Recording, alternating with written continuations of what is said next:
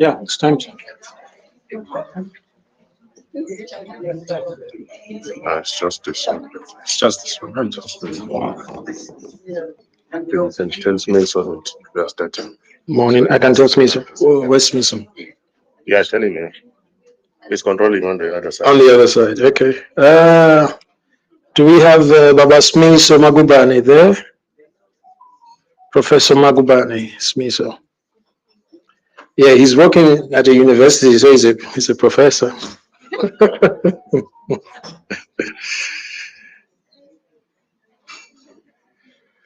Smith, Let me call it. this is a shout out to Smith Magubani. Hey, I'm so long. Two of us, we are so long. You say it's covering our head. It's me. Spotlight. But I can't spotlight without him. With something on. It's on, I think it's on the other side. It's not yet because it should say to me and share. Maybe it tells me so. Smith, we are ready when you are ready.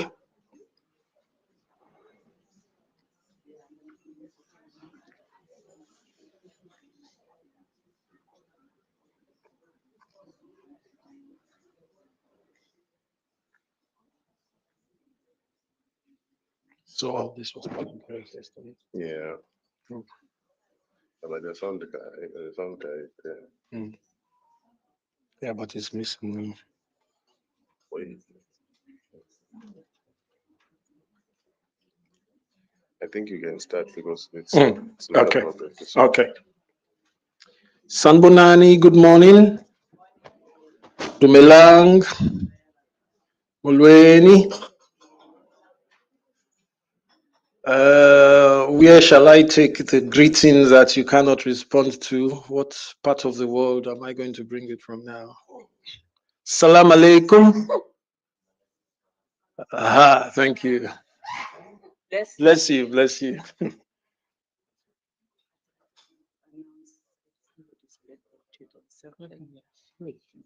Yeah, we are going to start in a very special way today, and Prof. Ntambela will lead us. In song. In song. Yeah, I'm singing a solo. Good morning, colleagues. I hope everyone is well. Can you please join me in singing Happy Birthday to you? Happy birthday to you. Happy birthday, Prof. Mhlongo. Happy birthday to you. Yip, yip, hooray! Thank you. I just wanted us to honor her. It's her birthday and we are here with her. We are her family. So let us, yeah. Thank you. Thank you. I don't want to sing the second verse. No.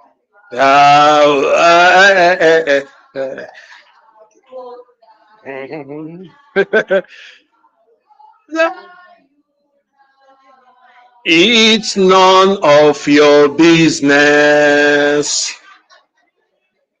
Hip hip. Pray. Yeah. Bless you.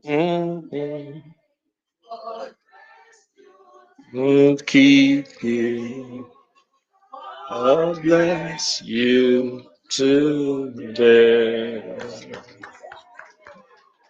We wish you a very happy day and many, many, many more years to come.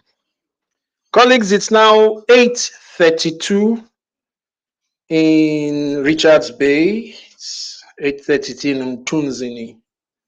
It's also 8:32 at Ongoy. It's 8:32 in Zululand, the center of the world. And I'm excited to welcome you to the second day of this very exciting workshop. And we also welcome our colleagues online. There's several of them now who have signed up. We thank you for joining us. We are going to try, as we suggested yesterday, to split the main presentation into two parts. So in the first instance, our guest speaker will have an hour, and then we will take a short break. We could use it for comfort purposes. Could be a bathroom break. Uh, if there's still refreshments there, we could grab refreshments, water, and then we will come back. That break would be for 10 minutes.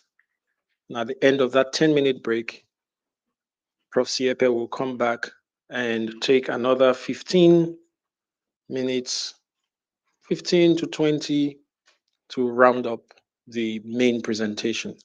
Thereafter, we'll take the formal tea break for 15 minutes. And after that, we are going to collapse the Q&A with a roundtable session. So the roundtable session will precede the Q&A, and we will try to make the roundtable session truly interactive. And I think that's the very idea of the roundtable sessions. We're taking Prof. Ntombela's suggestions very seriously, and not make the, but it's up to the panelists. But we want to make it more of a conversation, more interactive, rather than a presentation response type of interaction. It can be as spontaneous, as free flowing, as not compulsive, but yes, I think we get the point, as we can make it. And then after the panelists kick off the conversation, then all of us will join for the Q&A session. That will take us then all the way till lunchtime. And after lunch, we'll have the breakaway sessions. Unlike yesterday, when we return from the breakaway sessions, in the hope that the expectation that we'll save time, that we'll manage the time optimally, when we come back from breakaway sessions, because the discussions in the breakaway sessions are held in different groups, the corporate group would have an opportunity to engage the ideas from the individual groups, and that will take us to closing. I am quite excited. I'm quite expectant that the conversations today would be at least as stimulating, as in-depth, as profound, as eye-opening, as invigorating as they were yesterday. I also have that very same expectation of our speaker. I do not expect that he will lower the bar. As a matter of fact, he, in my experience, has always raised the bar. And therefore, without further time wasting, I have pleasure to invite our dear main facilitator and speaker, Professor Sipo Siyepe. It will be good if we clap. Yeah.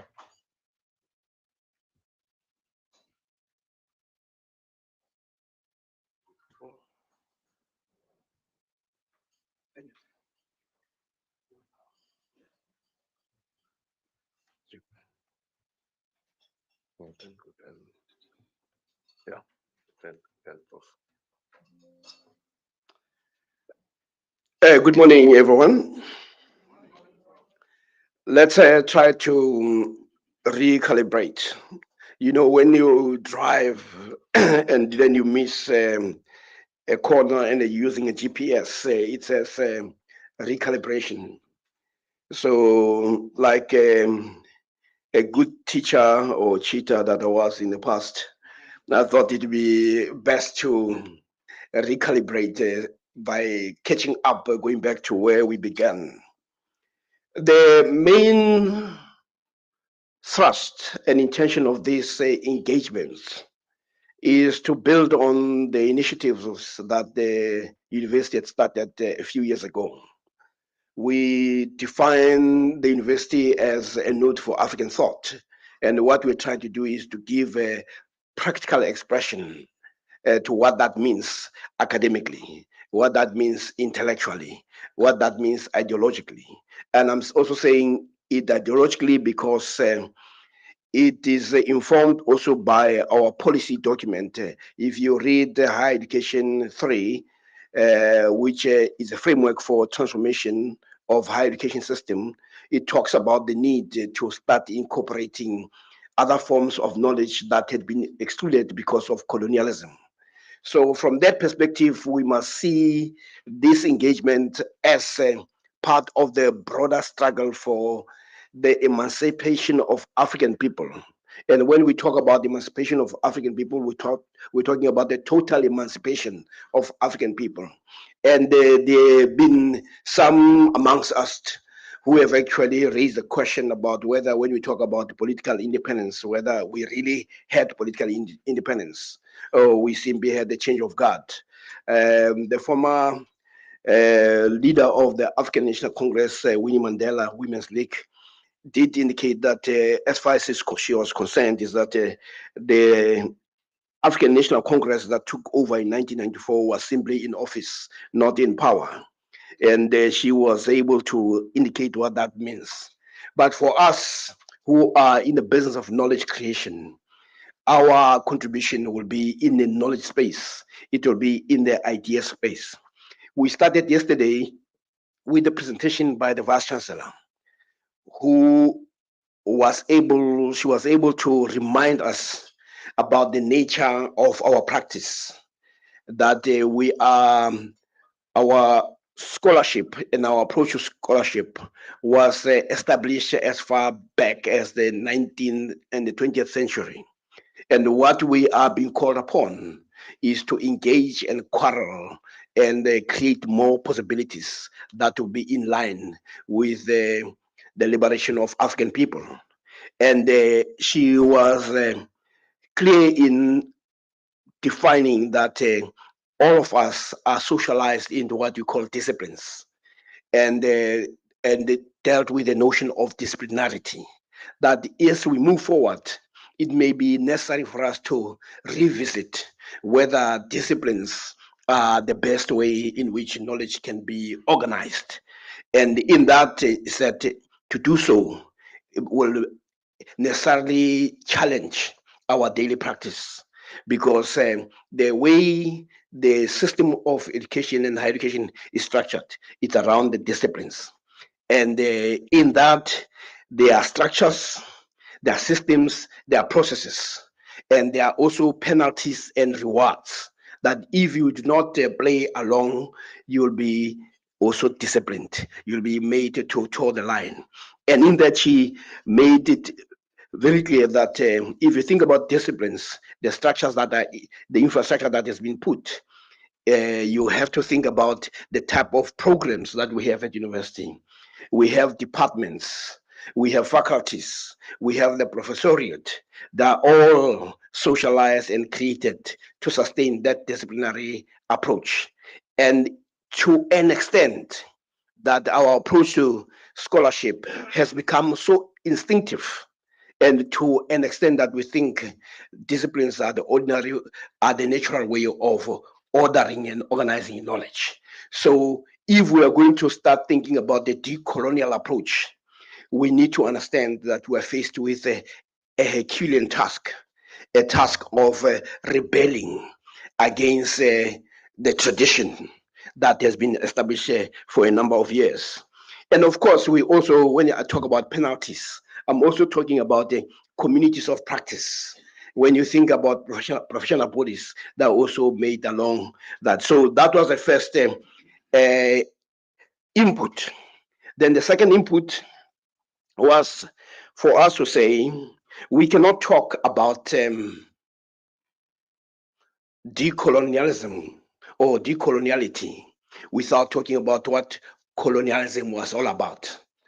And what was suggested by myself is that it will be important for colleagues to make acquaintance with the works of many African scholars, Mudumbi, Chinwezi, Fanon, Biko, and the list is long. And that list is a list that we don't even have, and those are not even studied as we should actually study them at the university. And there's a reason, it's a more political reason why we don't do that. But what is vital is to understand that in Fanonian expression, colonialism was nothing other than a violent encounter by the colonizers against the natives. It involved the invasion, the conquering, and the ruling of the whole, if not, and sometimes partial, part of the people. But the intention of colonialism was never to be very nice. It was violent and it was a death project. It was informed by a certain form of superiority, where certain people could create social hierarchies and could categorize certain people as those that can be dispensed with. And when I say dispensed with, I'm talking about those that can be killed if need be for the sustenance and the promotion of the colonial enterprise. So that is what we needed to understand. But what is also very critical in the colonial project is the element of the dehumanization of the people who were colonized. And the idea of dehumanization serves two purposes. One is to answer for the people who are treating others like animals. Almost provide them with an alibi that if you call yourself civilized, if you talk the language of liberty, if you talk the language of equality, the question will then arise: how come you treat people like you did? How come you had slavery? How come you had these mass pogroms? How can you have these genocidal acts? So to justify your actions, you had to say, but we are not dealing with human beings. We are dealing with people who are subhuman. And therefore, that will justify or gives an excuse to how you actually treat them. So that was the first part of the dehumanization. The second aspect of the dehumanization was to ensure that by the time the colonial project is finished, those who are dehumanized have accepted their status of being subhuman. And they doing so, then they will always look up to the people that have colonized them, and they would always try to behave according to their image. And the last point that I raised yesterday was the notion that as we stand and as we speak, we are victims of what you call Verwoodian prescription. When Verwoerd went out to say, by the time we're done with apartheid, we will achieve two things. One is that Africans or natives will know from childhood that equality with white is not for them. That's the first one. The second part, he said, we are going to ensure that we implement this policy in such a way that no future government will be able to reverse it. That you can change government, but the apartheid colonial imprint will continue to be sustained. So that is what Verwoerd has bequeathed us. And in a sense, you can actually see how profound it is, because today, Africans spend most of their time trying to pursue and that sense of equality. And that sense of equality is pursued by the fact that we want to do everything that white people are doing, because we are in a psychological trap. It's a psychological trap that creates a sense of doubt amongst ourselves. It's a psychological trap that forces us to try to be white. It becomes the main existence of especially the privileged class who are educated are the ones who are the most colonized. The most colonized Africans are the ones who have been schooled, and they are also selected, as I said in many of my forums, that whites choose their blacks carefully. And the blacks who are in power choose the other blacks carefully. They don't want people who are going to disrupt the system of colonialism. Then the moving from the Verwoerden entrapment, I also pointed out that contrary to the myth that is being put out there, and this myth that we must quickly disabuse ourselves of, is that all South African universities are products of apartheid.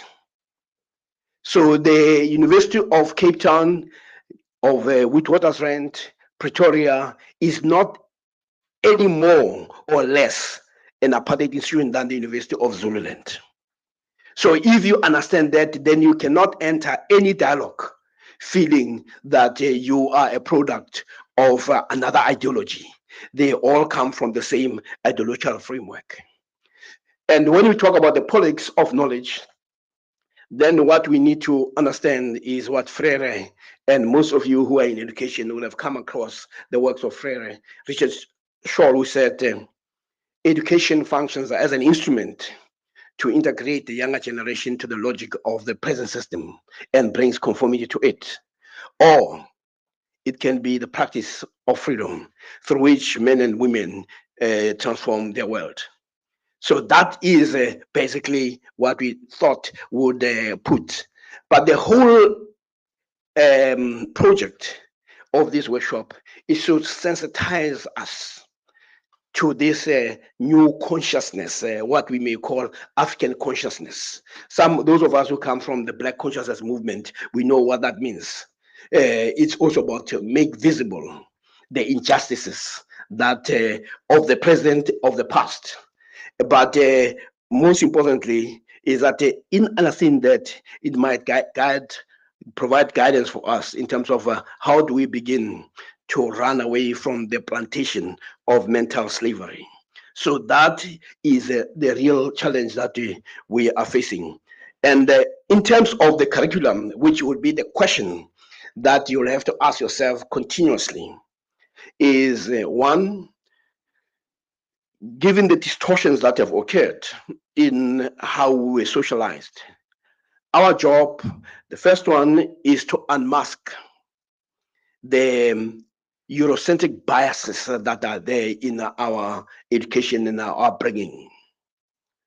And I'm also saying those because even how we conceptualize things like justice, we actually think that there are certain people sitting somewhere who have a monopoly of wisdom on what justice means. But we know that as human beings, all of us are imbued with that sense of what injustice and justice is. We don't need to be told by anyone what that is. This is why people were agreeable in rebelling against the apartheid monstrosity. The second thing from unmasking the Eurocentric biases is also to reverse the erasure of African knowledge systems. No people have existed for 1,000 years without having been engaged in some form of knowledge affirming activities and life affirming activities. Our people were able to live and with the natural world and survived. I mean, one of the examples that Ramos indicates is that if you take, for instance, childbearing, all people all over the world have mastered the way of bringing life to the world in such a way, even before there was a science of obstetrics, even before people studied gynecology, that you still find that people have a science of dealing with that, effectively meaning that the aspect of knowledge creation is not a monopoly of any group. Even our approach to things like to make sense with the meaning of life, you do find that philosophically and religiously, all people have tried to engage with it. For some, the death is simply a celebration where people depart from the world that is unfair, unjust, horrible. So it's almost, for some, it's a painful experience. And when you look at different religions, you'll find that they all had to grapple with that, what that means. So the nature and notion of being human is not a characteristic of one grouping on one location. And as we concluded, and we will continue today, is really about dealing with what we call the coloniality of knowledge. And effectively, today, the discussion will be around how knowledge is colonized. And there's a reason why we deal with that aspect, because if you're going to talk about that knowledge has been colonized, you need to, or if you're going to deal with decolonialism of knowledge, you need to also understand how the knowledge has been colonized and the processes and systems that are put in place for that colonization. But to do that, I thought it would be good to cast our minds to the statement that was made by Winston Churchill addressing University of Harvard in 1943. He actually said, when he delivered his speech, he argued that the empires of the future will be the empires of the mind. I want to leave it there. One must understand that when we talk about empires, we still talked about colonial empires that came as a result of the meeting of Europeans in the Berlin Conference 1885, when they decided that we are going to have colonies. But with the anti-colonial struggles, those empires were collapsing. They were under threat. And this is why Winston Churchill said, in the future, these colonial empires will be on the retreat, but they will be replaced by the empires of the mind, that you can control people without having to be there physically. And the Woodrow Carter had actually put it very nicely, that Carter Woodson, that in the book, The Miseducation of a Negro, that if you control the person's mind, you don't have to worry how he's going to act, because that control will show him how he should behave. And if he should be at the back of the room, because he has been socialized into he'll do that. If he has to come through the back door, Carter says, if there's no back door, he'll create one for himself, because his education makes it so necessary. So when Winston Churchill said the future empires will be empires of the mind, this is what he was talking about. That you need to, it becomes very important, and to control people's minds more than any other thing. And of course, there are many other people who have actually said that in our own country, people like Biko, but I'll come down to that. But so that we disabuse ourselves of the political arrangements that have taken place in the continent, following what Kwame Nkrumah said, Africa must unite, and also making statements to the effect that it would be important that when we put it different, to say Ghana will not be free, or is not free until all of Africa is free. And hence he called for the unity of Africans, and the whole speech that he gave, which you must read as scholars, Africa Must Unite. It's a very important speech. And as some of you will be celebrating Africa Day on the 25th, some of us celebrate Africa Day every day. There should not be any other time where a day is not Africa Day.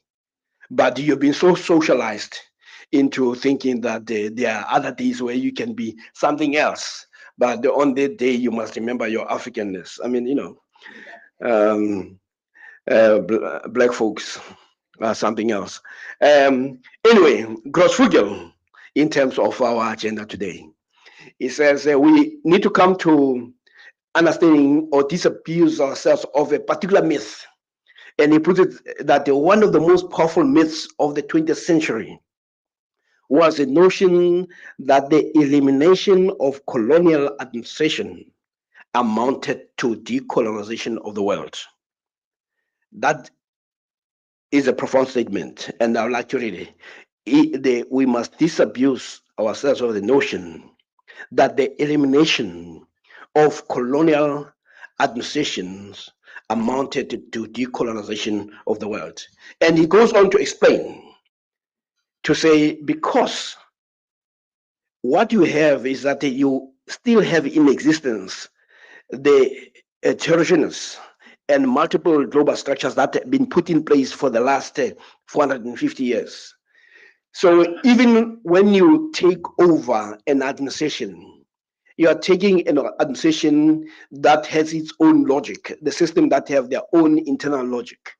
So removing individuals and putting others, you are not changing much until you dismantle not even the structures, but the logic embedded in those structures, because those structures will continue. I mean, you know that what you do, those of you who are into trying to create or modifying your cars, you'll change the engine and give it, if your engine was 1600, you'll put 1800 because it will perform differently, you know.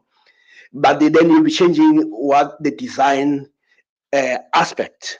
But if you adopt what is there, I mean, I always say to people that the revolutions, by definition, cannot be brought about by parliament. And it also comes down to what a revolution is, because structures like those are meant to be structures of containment. So if you think there's going to be a revolution in this country through parliamentary politics, then you need to have your head re-examined. But the point I'm also raising is a point that was raised by Karl Marx. And it's very important. You must keep this wherever you go. What Karl Marx says is simple, that the ideas of a ruling class at any time are the ruling ideas. But then he goes to say the class that controls the means of production simultaneously controls the means of intellectual production. Let me try to put it much more simple. For as long as you don't control the economy, you don't control any ideas. Those are not the ideas that are there, are simply an expression of the material and economic power relations.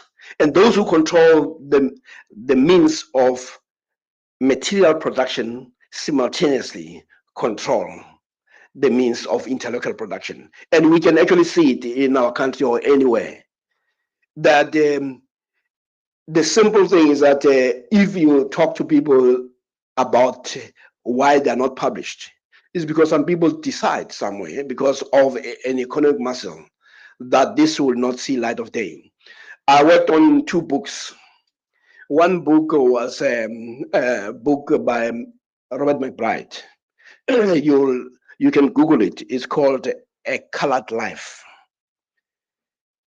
When I was head of Vista University, I had the pleasure or displeasure of meeting Robert McBride. And when somebody gave me a manuscript of Robert, which was lying in my tray for 2 years, 2 years later, after it was given to me by Dr. Mkhumuli Omukai, I asked him, so what happened to that manuscript? He says, no, the last person to have that manuscript was you. And I thought you will come back to me, and you didn't. But when I read the manuscript, it was unputdownable. It is one of those dangerous things to do in the afternoon. It was 3 o'clock in the afternoon when I started it, and in my office, and I left my office 3 o'clock in the morning.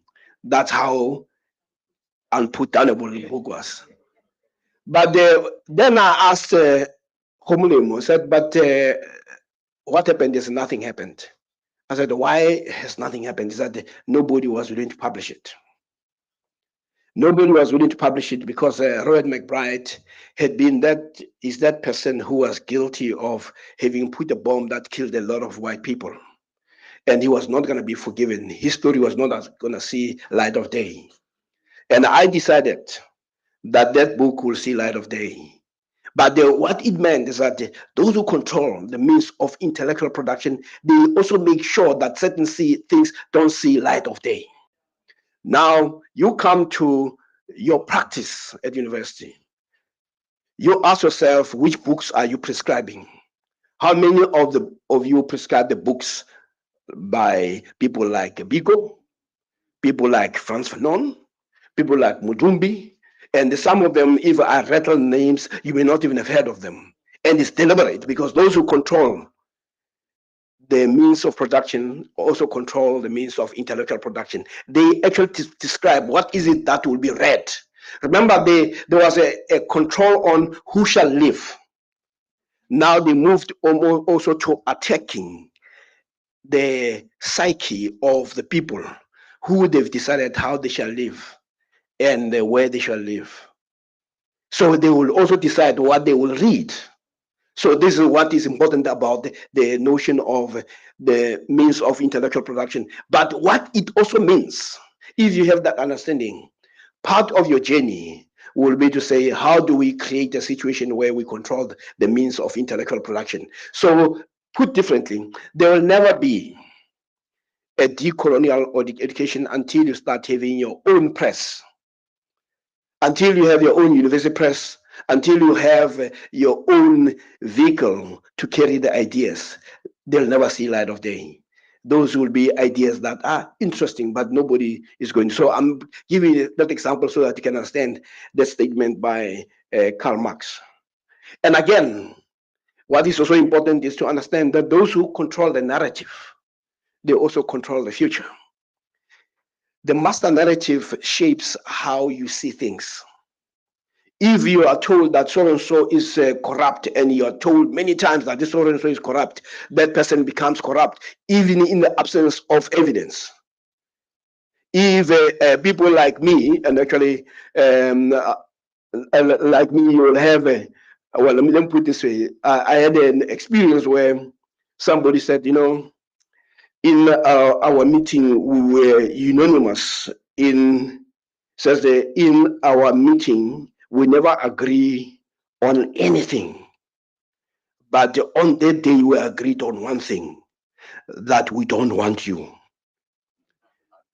I said, oh, and the person said, I have such respect for you. And I said, then she explains. She was heading another institution. I mean, this is how you must understand the politics of power and also of ideology. He says, the Afrikaner grouping and white grouping did not want you to come and lead the institution because you're talking about this Africanization, this decolonization and all that. So I said, what about the black grouping? He said, no, the black grouping. He said, no, you were critical of a black government. So he says, for the first time in that meeting, the meeting I had, I never had the possibility of any chairs flying across the room. There was a unanimous agreement. That's why I'm saying that the choice of leaders is also carefully managed. It's managed not to disrupt the system. That's why I said the whites in the US and here, they choose their blacks carefully. They choose those blacks who will not be disruptive. As soon as you become disruptive, then you will be set free. Then the second thing that I also want to emphasize, that as we deal with this struggle for intellectual liberation, we will also need to find the tools of engagement. You need to understand that battles are fought using weapons. And our weapons are nothing but words, words that carry concepts. And some of the concepts that you will have to put for yourself and look at what they mean are the following: the cognitive empower, the coloniality of power, the coloniality of knowledge, coloniality of being, cultural schizophrenia, colonization of the mind, and also the global economy of knowledge. These are some of the concepts that when you are a decolonial scholar, you'll find yourself having to engage with those. Now, going back to how knowledge is colonized, we should go no further than what Biko said when he said the most potent weapon in the hands of the oppressor is the mind of the oppressed. That if you control the mind of the oppressed, you control everything. And this is also what Verwoerd was saying when he says, I'll make sure that you understand that equality with Europeans is not for you. But what he was doing was controlling our minds. Our minds were controlled in a sense that we have spent many of our time and resources trying to achieve that equality. And every time you think you've arrived, you find that you've not arrived. Actually, I don't know whether it was in Ngugi, it is probably in Ngugi. We said we must try not to be English because even the lousiest hobo in Europe who sleeps on the parks will still be more English than you. That even the most how to put Englishman who has never attempted anything in their lives, they will still be more English than you. So why do you even try to be what you can never be achieved? Because as soon as you try to do that, there will always be something that they will ask. But if you think you are English, where were you born? If you think you are English, where is your traditional this or that? You'll always, there will be something that they'll find that will make you to feel that you're not good enough. So what is the point of trying to be what you can never be? You know. Now, again, for the purpose of this is also to understand or to emphasize the point that I'll try to put, that part of the colonial process is that of erasure. That the system of violence was not only physical, it was also an ideological violence. And it was also what for decolonial scholars is called epistemic violence. And that epistemic violence leads to also epistemic injustice. And there can never be any epistemic social justice until we have dealt with epistemic injustice. That what it does, what colonialism does, is to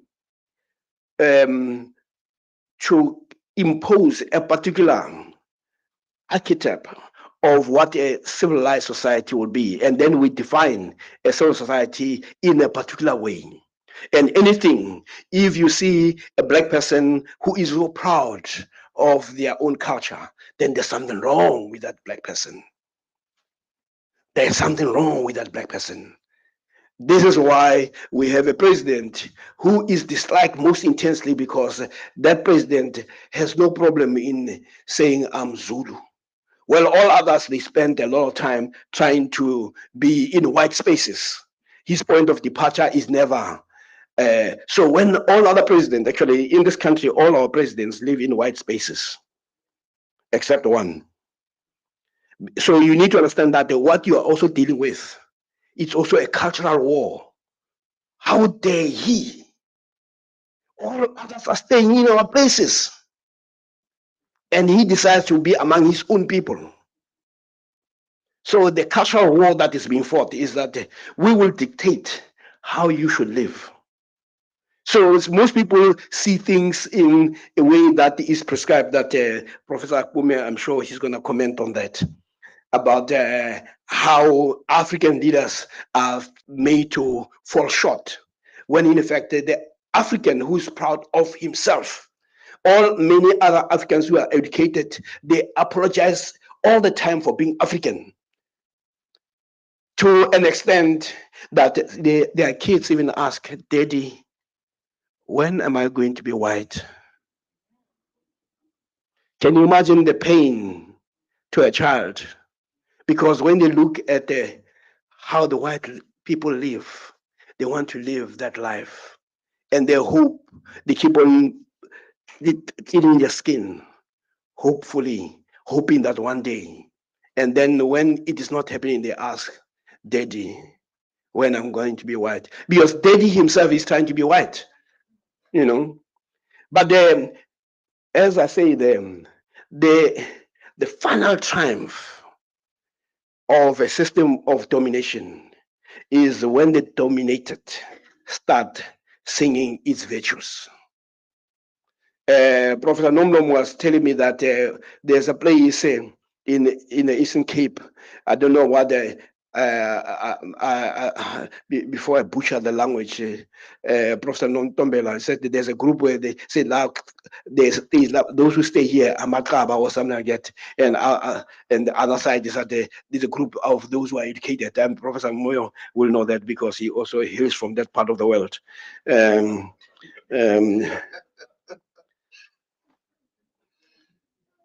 no, it's true. He is from that part of the world. It is true, and he knows what I'm talking about.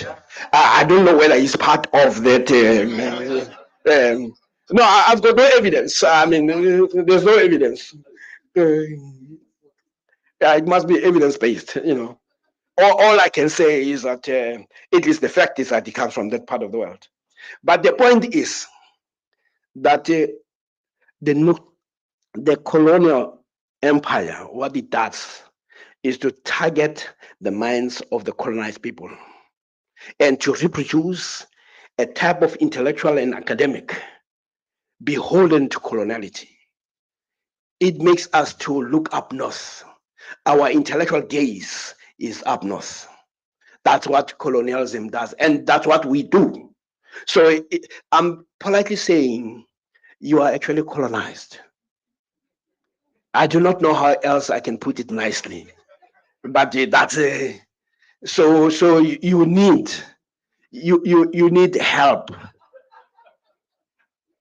So these engagements are really about assisting the patient to understand your goal.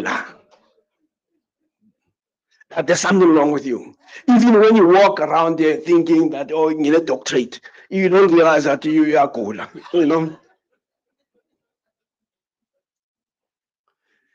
So decolonization means it becomes therefore a terrain of struggle.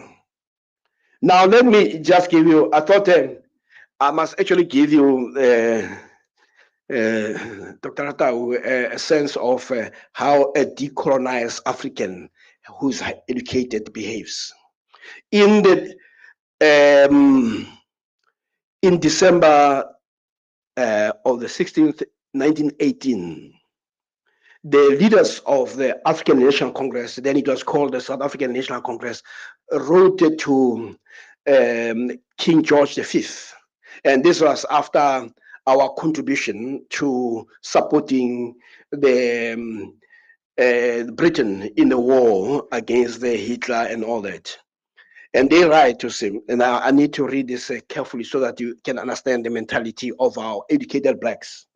There's we, the chiefs and delegates, assembled at Johannesburg this 16th of December 1918 in a special session of the South African Native National Congress, a political body representing the various tribes of the Bantu people in South Africa, record the expression of our satisfaction and thankfulness in the triumph of righteousness in this great war by the victory of the forces of Great Britain, her noble allies, and the United States of America. We beg to convey to your majesty our affectionate loyalty and devotion to your majesty's person and throne, and the sincerity of our desire that the divine blessing and prosperity may attend your majesty and all your majesty's dominions in the dawn of a better age. This is the educated amongst us who beg to convey our affectionate loyalty. This is what colonialism does. When it is targeted the victim can no longer disassociate himself or herself from the perpetrator of epistemic violence. That letter, you can get it, you Google it, you'll find the whole of it is actually depressing. And when you read it, it will make you change about all the things that you thought about certain people.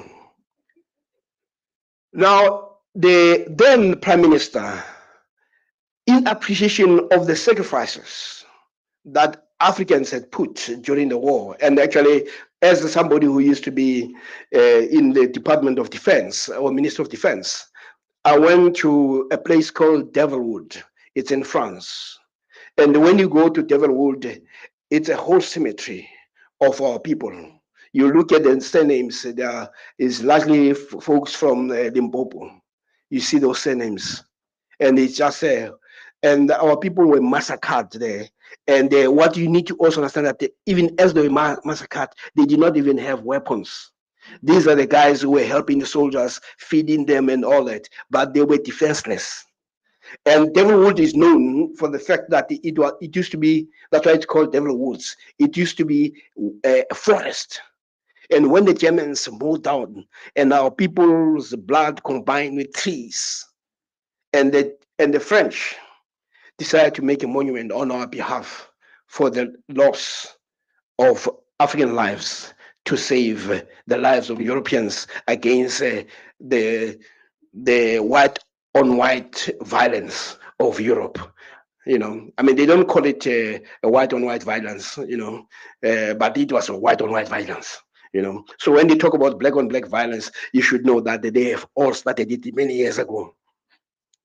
So he says in Parliament, in appreciation, he says, if we ever lived in times when native people of South Africa have shown great and true loyalty, it is in time like the present. Ever since the war broke out, the natives have done everything possible to help where such was possible in the struggle without ever doing that which was in conflict to their loyalty to the flag and the king. It says during that war, when the white people were quarreling with each other, we showed our loyalty. And we showed it with our lives. And the person who was in charge of South Africa at the time, who in perpetrating the colonial violence on our people, was thanking us for our stupidity.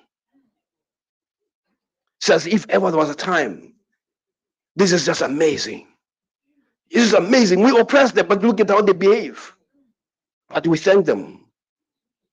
It says it continues. It says, nearly all my life, my life long, whatever, I have had to deal with the native questions. But I have never experienced a time when the natives have displayed the greater tact and greater loyalty than they have done in the difficult and dark days through which we are now going.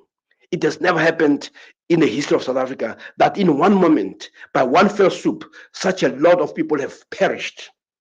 And I think that when people have died as they have done, it is our duty to remember that they have come forward on their own accord, of their free will, and they have said, If we can help, we'll do so, even if we have to show our loyalty with our hands and lives. This is the power of the attack on the colonial mind.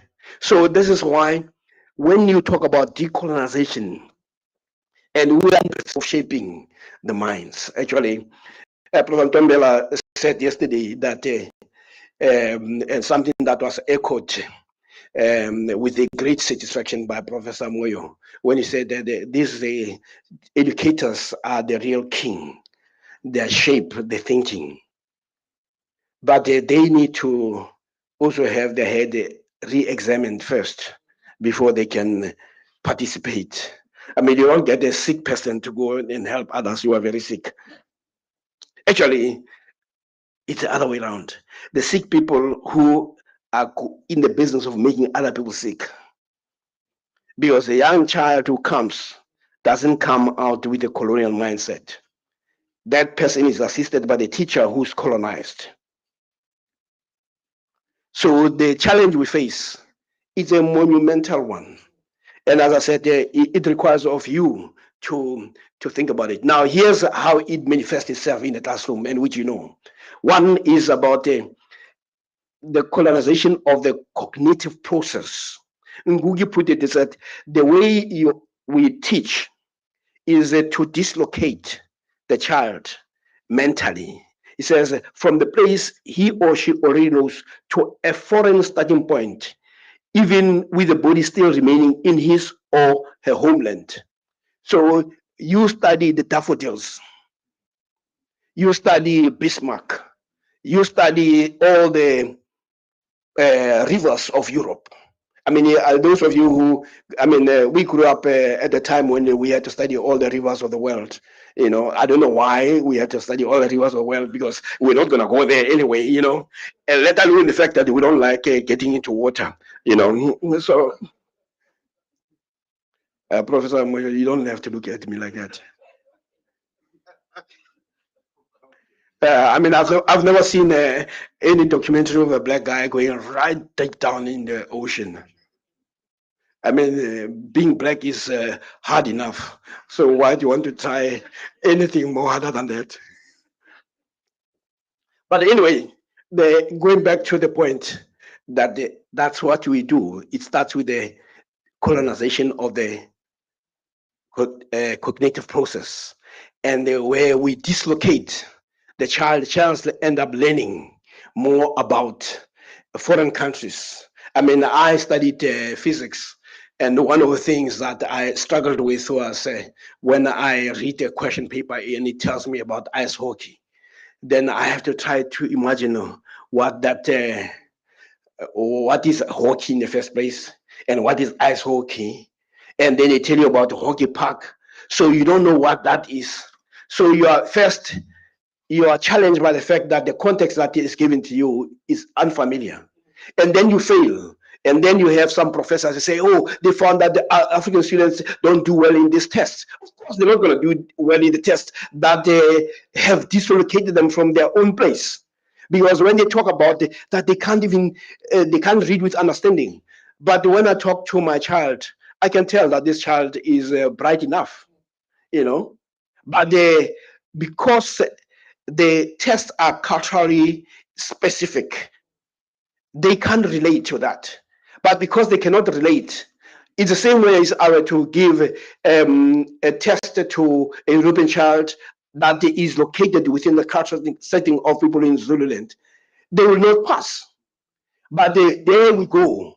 We start there thinking that our children are not bright, you know. And if you look at the conditions as well, that these kids have been trained and where they've been tested and to learn to reproduce what they're given. And you compare them with our kids who every morning before they come to school, they have to deal with many other challenges. And then you want to compare, it says, no, they're not bright. So effectively, we must also question some of these tests, not subject our kids to tests that they will tell them that they're not bright, and they start believing that they're not bright. But it is necessary because it fits with the colonial problem that says you must, at the end, know that you're not equal, that you must look up to those folks. So that is the whole thrust of what, and as I said yesterday, giving people the same type of education does not make them equal. You must also look at what is hidden curriculum, which you guys at least have been properly trained. Let me just give you, I thought I should overemphasize this point. And Professor Akume, you are correct that every time I give these presentations, there's always a refinement. But here's Malcolm X talking about colonize the Negro. He says that too, during the slavery, there were two types of Negroes. You know, you have the Negroes who lived in the house with the master, and you had those who were what you call field Negroes. And Malcolm says, you know, we used to call them field niggers and house niggers. And he says, no, we have a lot of house niggers. And I do think that we still have a lot of house niggers in the continent. But he says, here's the difference between the house Negro and the field Negro. He says that the house Negro, they live in the house with master. They dressed pretty good. They ate good because they ate his food, what he left. They lived in the attic or in the basement. But what's important, they live near the master. And they loved the master more than the master loved himself. They will give their life to save their master's house quicker than the master would. If the master said, we got a good house here, the Negro will say, yeah, you got a good house here. Whenever the master says we, he said we. That's how you can tell a house Negro. You know. Then he goes, he says, if the master's house caught on fire, the house Negro will fight harder to put the blaze out the master's out than the master would. If the master got sick, the house Negro will say, what's the matter, boss? We sick? We sick? He identified himself with the master more than the master with himself. And if you came to a house Negro and said, let's run away, let's separate, the house Negro will look at you and say, man, you crazy. What do you mean separate? Where's a better house than this? Where can I wear better clothes than this? Where can I eat better food than this? That was a house Negro. In those days, we called them a house nigger. That's what we call them today, because we still got some house niggers running around here. But you see, the same way he says, if the field Negro on the other hand, acted differently. If the master's house was on fire, he will not extinguish the fire, but he will pray for more wind. And if the master was sick, he will not say, we sick. He'll pray that the master should die. That is the difference between the house Negro. And we have a lot of house Negroes. So that's the impact. That is when you target the mind. When you target the mind, then the target victims knows how to behave. So our behavior is not any different. I mean, the president of Rwanda was asking African leaders when they were called to meet in France, and the discussion was on how to help Africa. And they asked, but do we take ourselves seriously? That we always have to be called by a European president or prime minister to come and discuss African affairs? What is that prevents us from talking about our own issues? What prevents us from calling a meeting so that we can discuss our own issues? But that's what Malcolm X says. That if the mind is targeted, it does not know anyhow. If you should come in through the back door, if there's no back door, you'll create one for yourself. because your education makes it necessarily so. So that's why we saying it's very important to understand the colonization of the mind. In the same way that I was pointing out how our people, when our people were killed in wars that have nothing to do with us, we went there and we showed our sense of gratitude and expressed our loyalty and also wish the king very well, and also that he must prosper in all the dominions that he controls. And so you can see, and of course, Biko put it very nicely, is that in the end, this is what should be the effect of proper colonized mind. And there's a statement that I would like to say. It says, celebrated achievement by whites in the field of science, which he understands only hazily, serve to make him rather convinced of the futility of resistance and to throw away any hopes that change may ever come. Now, this is a challenge that we face.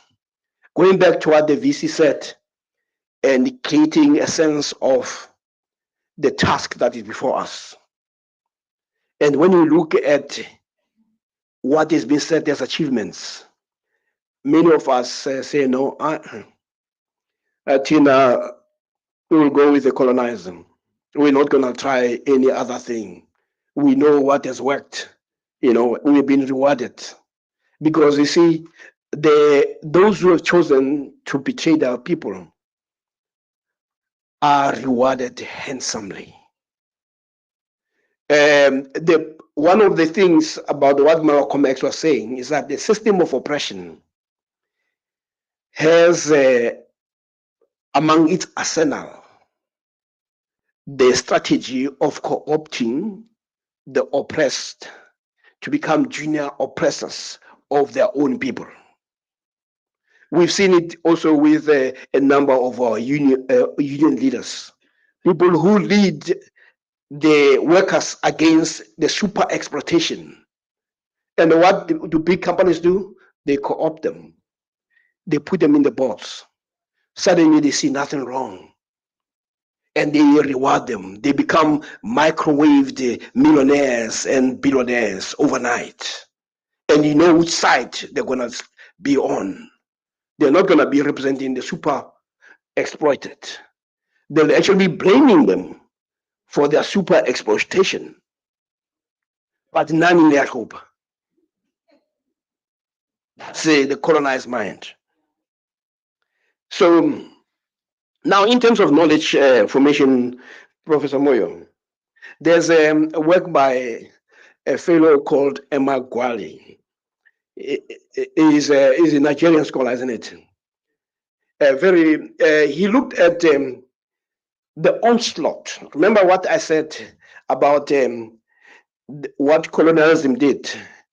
Beyond simply the physical violence, there's what you call also a pesticide, which is really about the destruction of the knowledge systems, but also the distortions of the African reality and African history. And what Emekwali did was to look at how the colonial administration embarked on this process of destruction and distortion of African knowledge system. It says one of the things that they did was to first colonialism it did was to inhibit the development that was taking place anyway within the African society. And in doing so, undermined Africa's own technological prowess and development, and also its own manufacturing capabilities. There are a number of instances that have actually, if you go to Niger, you go to Nigeria, you go to Zimbabwe, you go to Swaziland, where you see the African genius. But we don't know about that because it has been suppressed. Then there's a second thing that they use is also selective omission of information. That where they find themselves having to accept certain discoveries and certain knowledges, they would actually omit them deliberately. so that you sustain the notion that in Africa there was just darkness. And where some people even say we must be very grateful for having been colonized. We have people in this country who believe that the colonization was good for us. And actually, I met one supposedly brilliant Nigerian, very um, sophisticated in mannerism, what you call suave. And I was so impressed, and his diction was so perfectly English. And when he spoke, I've now been so disappointed. I wish he didn't offer an opinion, but he was one of those who were so happy that they were colonized by the British.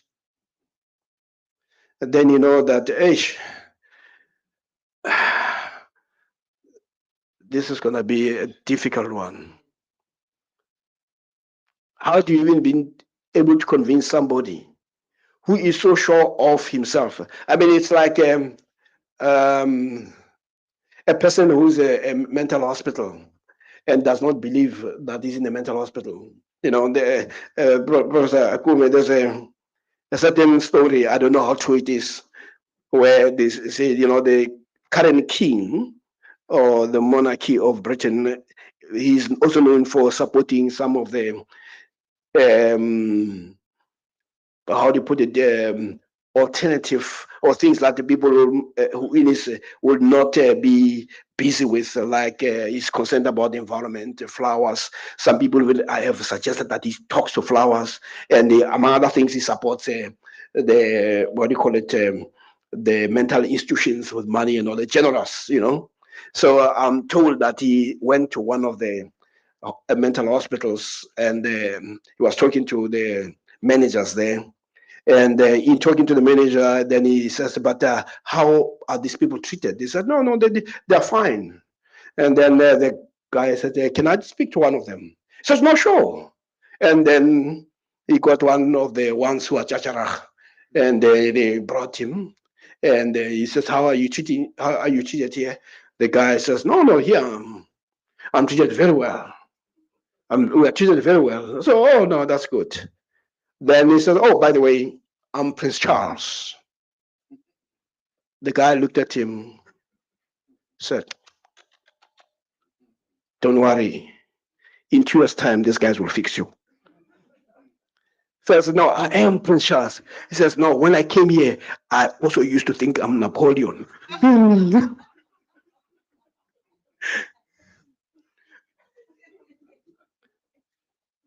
But of course, Prince Charles never won that one. But the guy said, "No, don't worry. In 2 years' time, they'll fix you." Says they're good here. But with the brother from Nigeria, I just don't know how to help him, you know.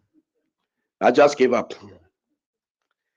Anyway, the other thing that they do is where there's findings that they cannot refute, they'll give them names.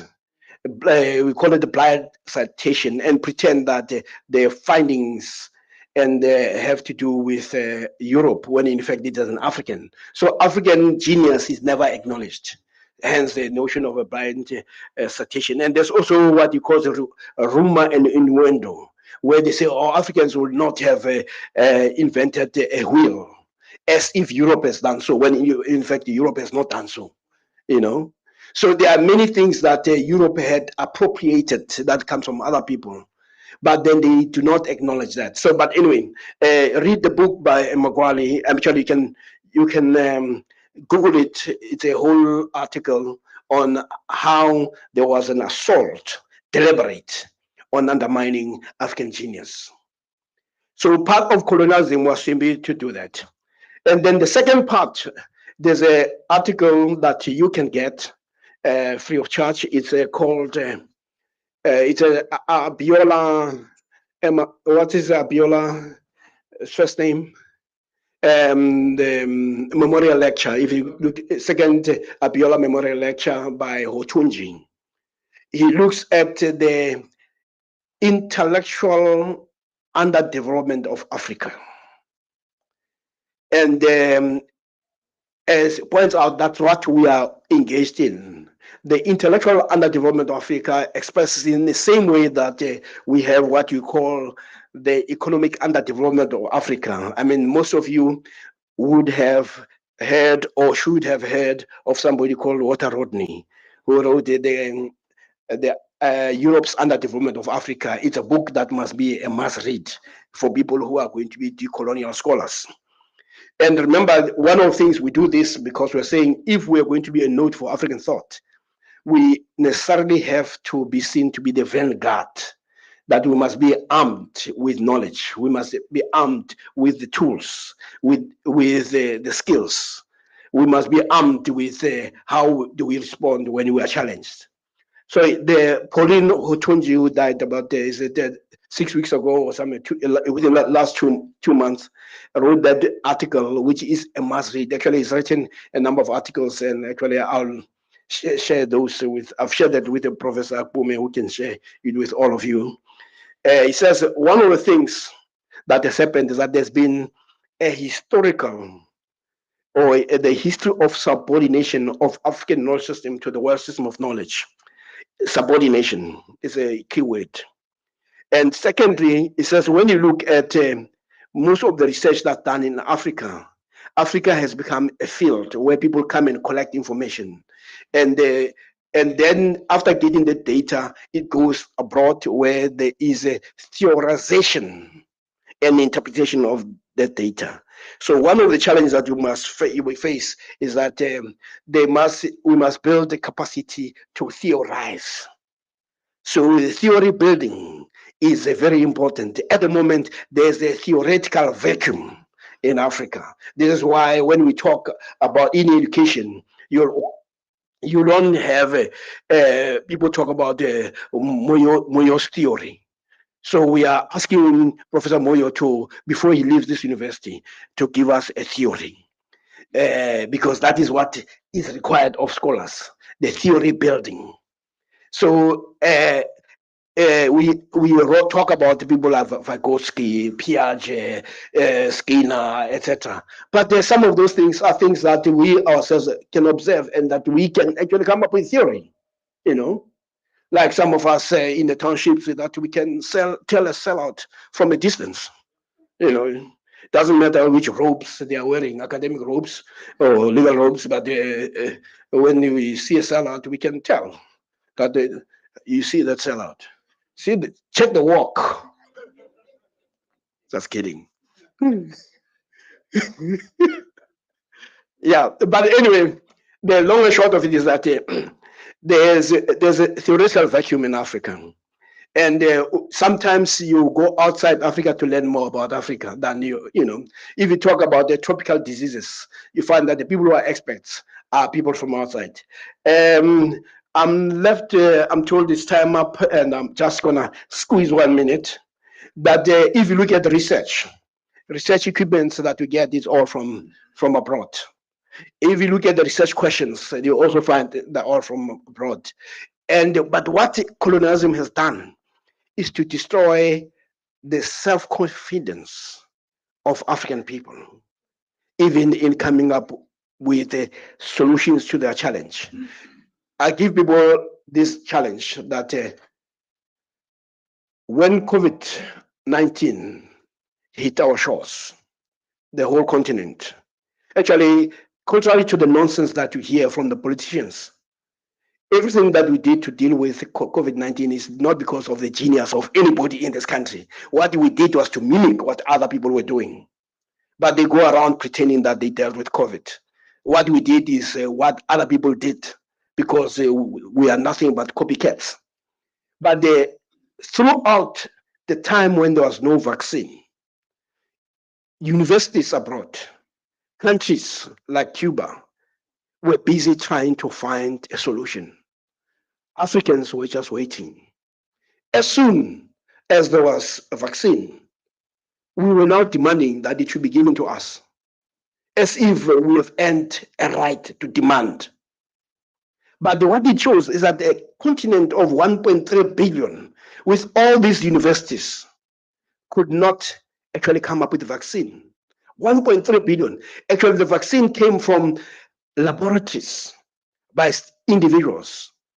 But all these people, universities, because all of them, they mimic, they're into the business of mimicking because there's no element of social confidence. So when we talk about decolonization, we're talking about reclaiming the right to think for ourselves. Because what colonialism did is made us to be so connected with the master that if the master has not decided to think, we can't think. And if the master is sick, we sick. And if the master's house is on fire, we will be the first to extinguish that fire. But what we are looking for is a decolonized African who, if the master is sick, will pray that he should die.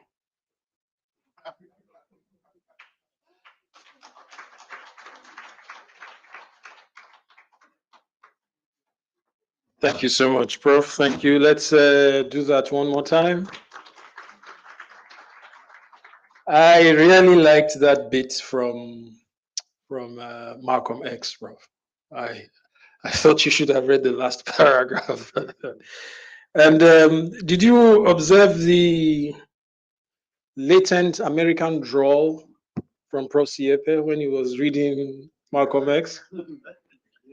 Do you know that he was sent to the US to study physics? Yes. Yeah, I'm doing a group to demand a refund for what was spent on his studying physics. Thank you very much, Prof. CFA. Thank you. Colleagues, we now have a short break. We want to stretch our bodies, stretch our flex a bit. I think there's still a bit of refreshments there. There will be a proper tea break. Then Prof. CFA will come back after 5 minutes, and then he will have another 15 minutes before we go into the roundtable reflections and the question and answer session. So we have 5 minutes to do that. This is to ensure to our colleagues online as well. We're taking a 5-minute break. We'll be back at 9:55 for another 15 minutes of Prof. Siepe. Thereafter, we'll proceed to the roundtable discussions and the question and answers. Thank you.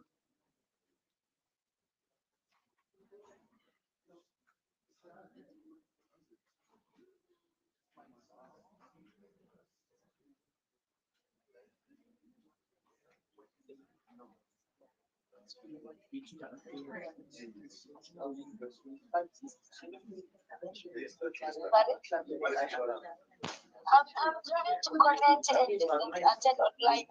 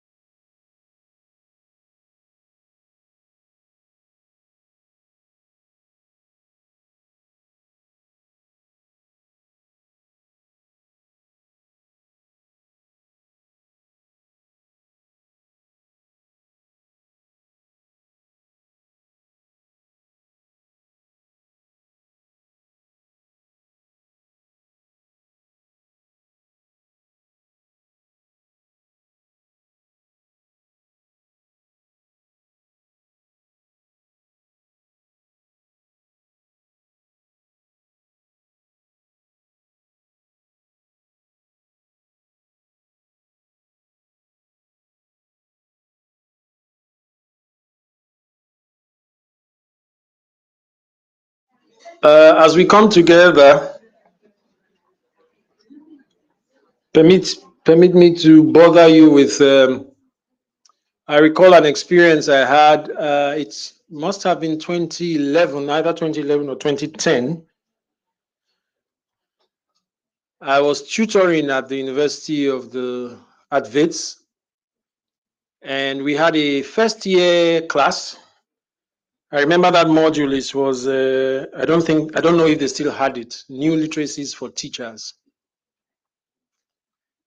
And I had a very vibrant first year class. I really loved that class. Very, very vibrant class.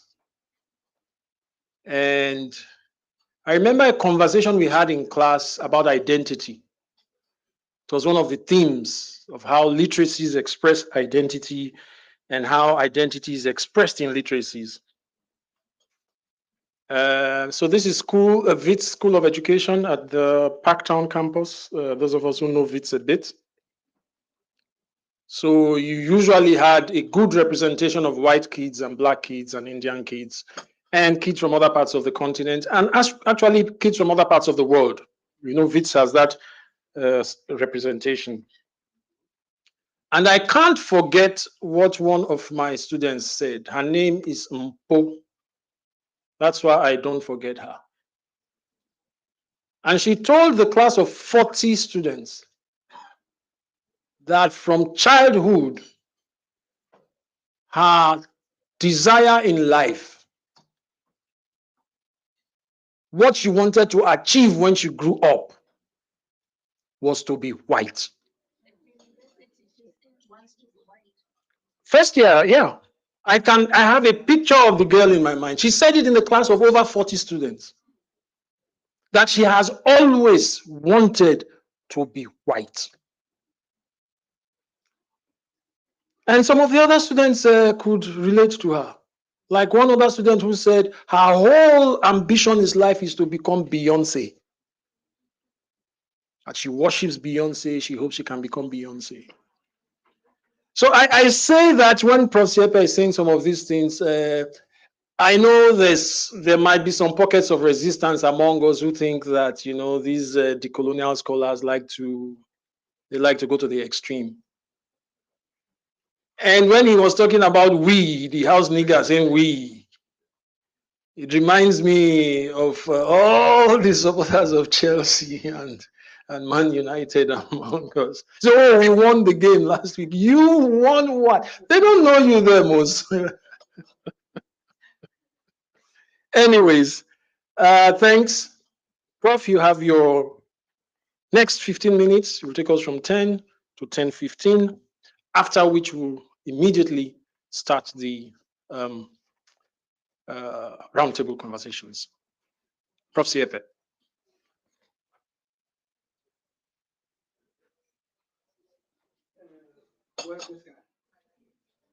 James? I can share. I think first we go to share screen. Where is that screen? USB. It's your presentation here. Day 2, this one, right? Day 2, yes. Yeah, that's right. And share mode. There you go. Is it share? It's sharing. Yes. Okay.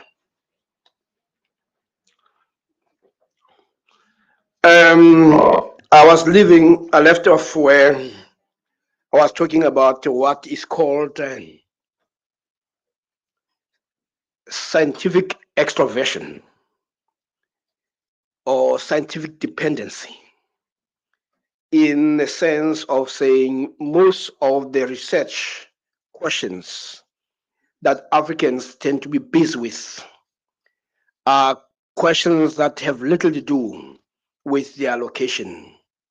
They spend most of the time answering questions that are largely questions of the West. And in doing so, they even pride themselves that when they say, I'm internationally published, they don't say they were published in Nigeria or in Swaziland. It becomes only international when it is US or anywhere in Europe. But if you say you publish in India, they start, it's no longer international. If you say you publish in Mexico, but it's the nature of the colonial imprint that continues to guide our gaze, that the intellectual gaze and our source of intellectual inspiration is never related to what our people are faced with. And if you go to those countries, like some of us have done and have lived and have taught, you will always find that the questions that they ask are the questions that have to do with the challenge that they face. They are not interested in studying malaria because they've already sorted out that in the United States. Instead, they will, some of them who are nomadic, they will come to places like this to try to study all those diseases out of curiosity. But the most important challenges that they face would be the ones that they invest heavily in terms of their scholarship. They use what the university is supposed to do. And it's a simple thing. Universities are social institutions established for a simple purpose of identifying the challenges that their societies face and finding resolutions to those challenges. African scholars are unable to do exactly what a normal university does. At the University of Zululand, we should be looking at what are the challenges faced our communities and resolve those. But what we tend to do is to mimic their scholarship elsewhere and reproduce, because you must also understand that if you're going to talk about the challenges that we face at the University of Zululand or around the surrounds of the University of Zululand, the people in Massachusetts are not going to be interested in your problems because they cannot relate to them. But because you want to relate, you want affirmation, you want to be published there. So this notion of saying we want to be published internationally is also part of the problem. I'm also pleased that people like Professor Kutame, when you look at the research he does in education, he tries to answer, to find answers to the challenges that the teachers face in the classroom. And if you do that, then you are responding to the challenges. The university does not become irrelevant. This is why University of Zululand was correct to say it was restructured for relevance. And you will find that everywhere where universities are, they tend to be irrelevant. Only African universities tend to be largely irrelevant. So, but the part of it is part of a colonial imprint. It's a part of what has happened to Africans. Then the second thing is Africans suffer from what you call institutional nomadism, where we tend to be moving nomads, and we go largely to European spaces. I must say, Professor Kutame was also in another place. He was in Sweden last week, and the dean was also there. Oh, he left you. Yeah, and he was telling me that he ended up becoming quarrelsome because he was now being asked questions that he knew are unrelated. And he was also told to approach certain things from their European perspective because they were addressing their own issues. But we seem become there as drum majorettes to things that have nothing to do with us, you know. So, and you also find some of us who suffer from what in Ngugi, or was it the Chino Achebe? I think it's in Ngugi, the Bintu syndrome, that have been to New York. You know, you're sitting there in Quadrangues, and you're sitting there instead of dealing with issues that have to do with the challenges that the students face. Talking about, I was in Japan, you know, I've been to London, and they call those people the Bintus. And they all share about where they've been to, you know, but you don't find other scholars being so obsessed about Bintu, you know. they are more interested in what are the ideas that are more important. So when a person says, I've been to, you say, but what ideas have you brought that would be uplifting to your own community? So the impact of a colonized mind is that it becomes useless when it comes to Africa's development. And the reason why Africa remains underdeveloped is because of this mimicry that we find. So Otunji says our research programs are still not aimed at answering the needs and concerns of the societies that host them. We have a challenge of poverty, but you'll be surprised that the people who write about poverty is not us. Other people define us, they write about us, we don't do that. Then, and even the reward system is the same, that we reward when you at the university or even the NRF. I'm told that if you've published in the West and all that, you might end up with an A.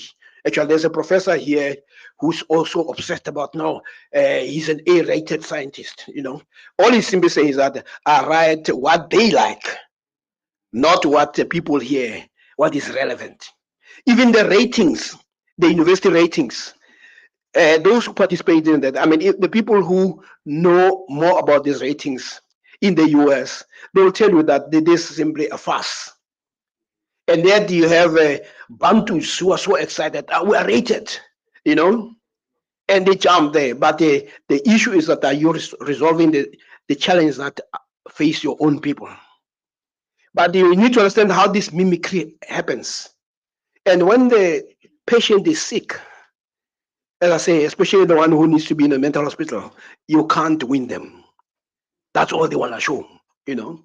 And actually, some universities abroad, like actually one of the first universities that started this, has pulled out of this notion of ratings and rankings because they're nonsensical. And also even the notion of NRF, what do you call a rating, A, B, and all that. You know, it's a South African thing.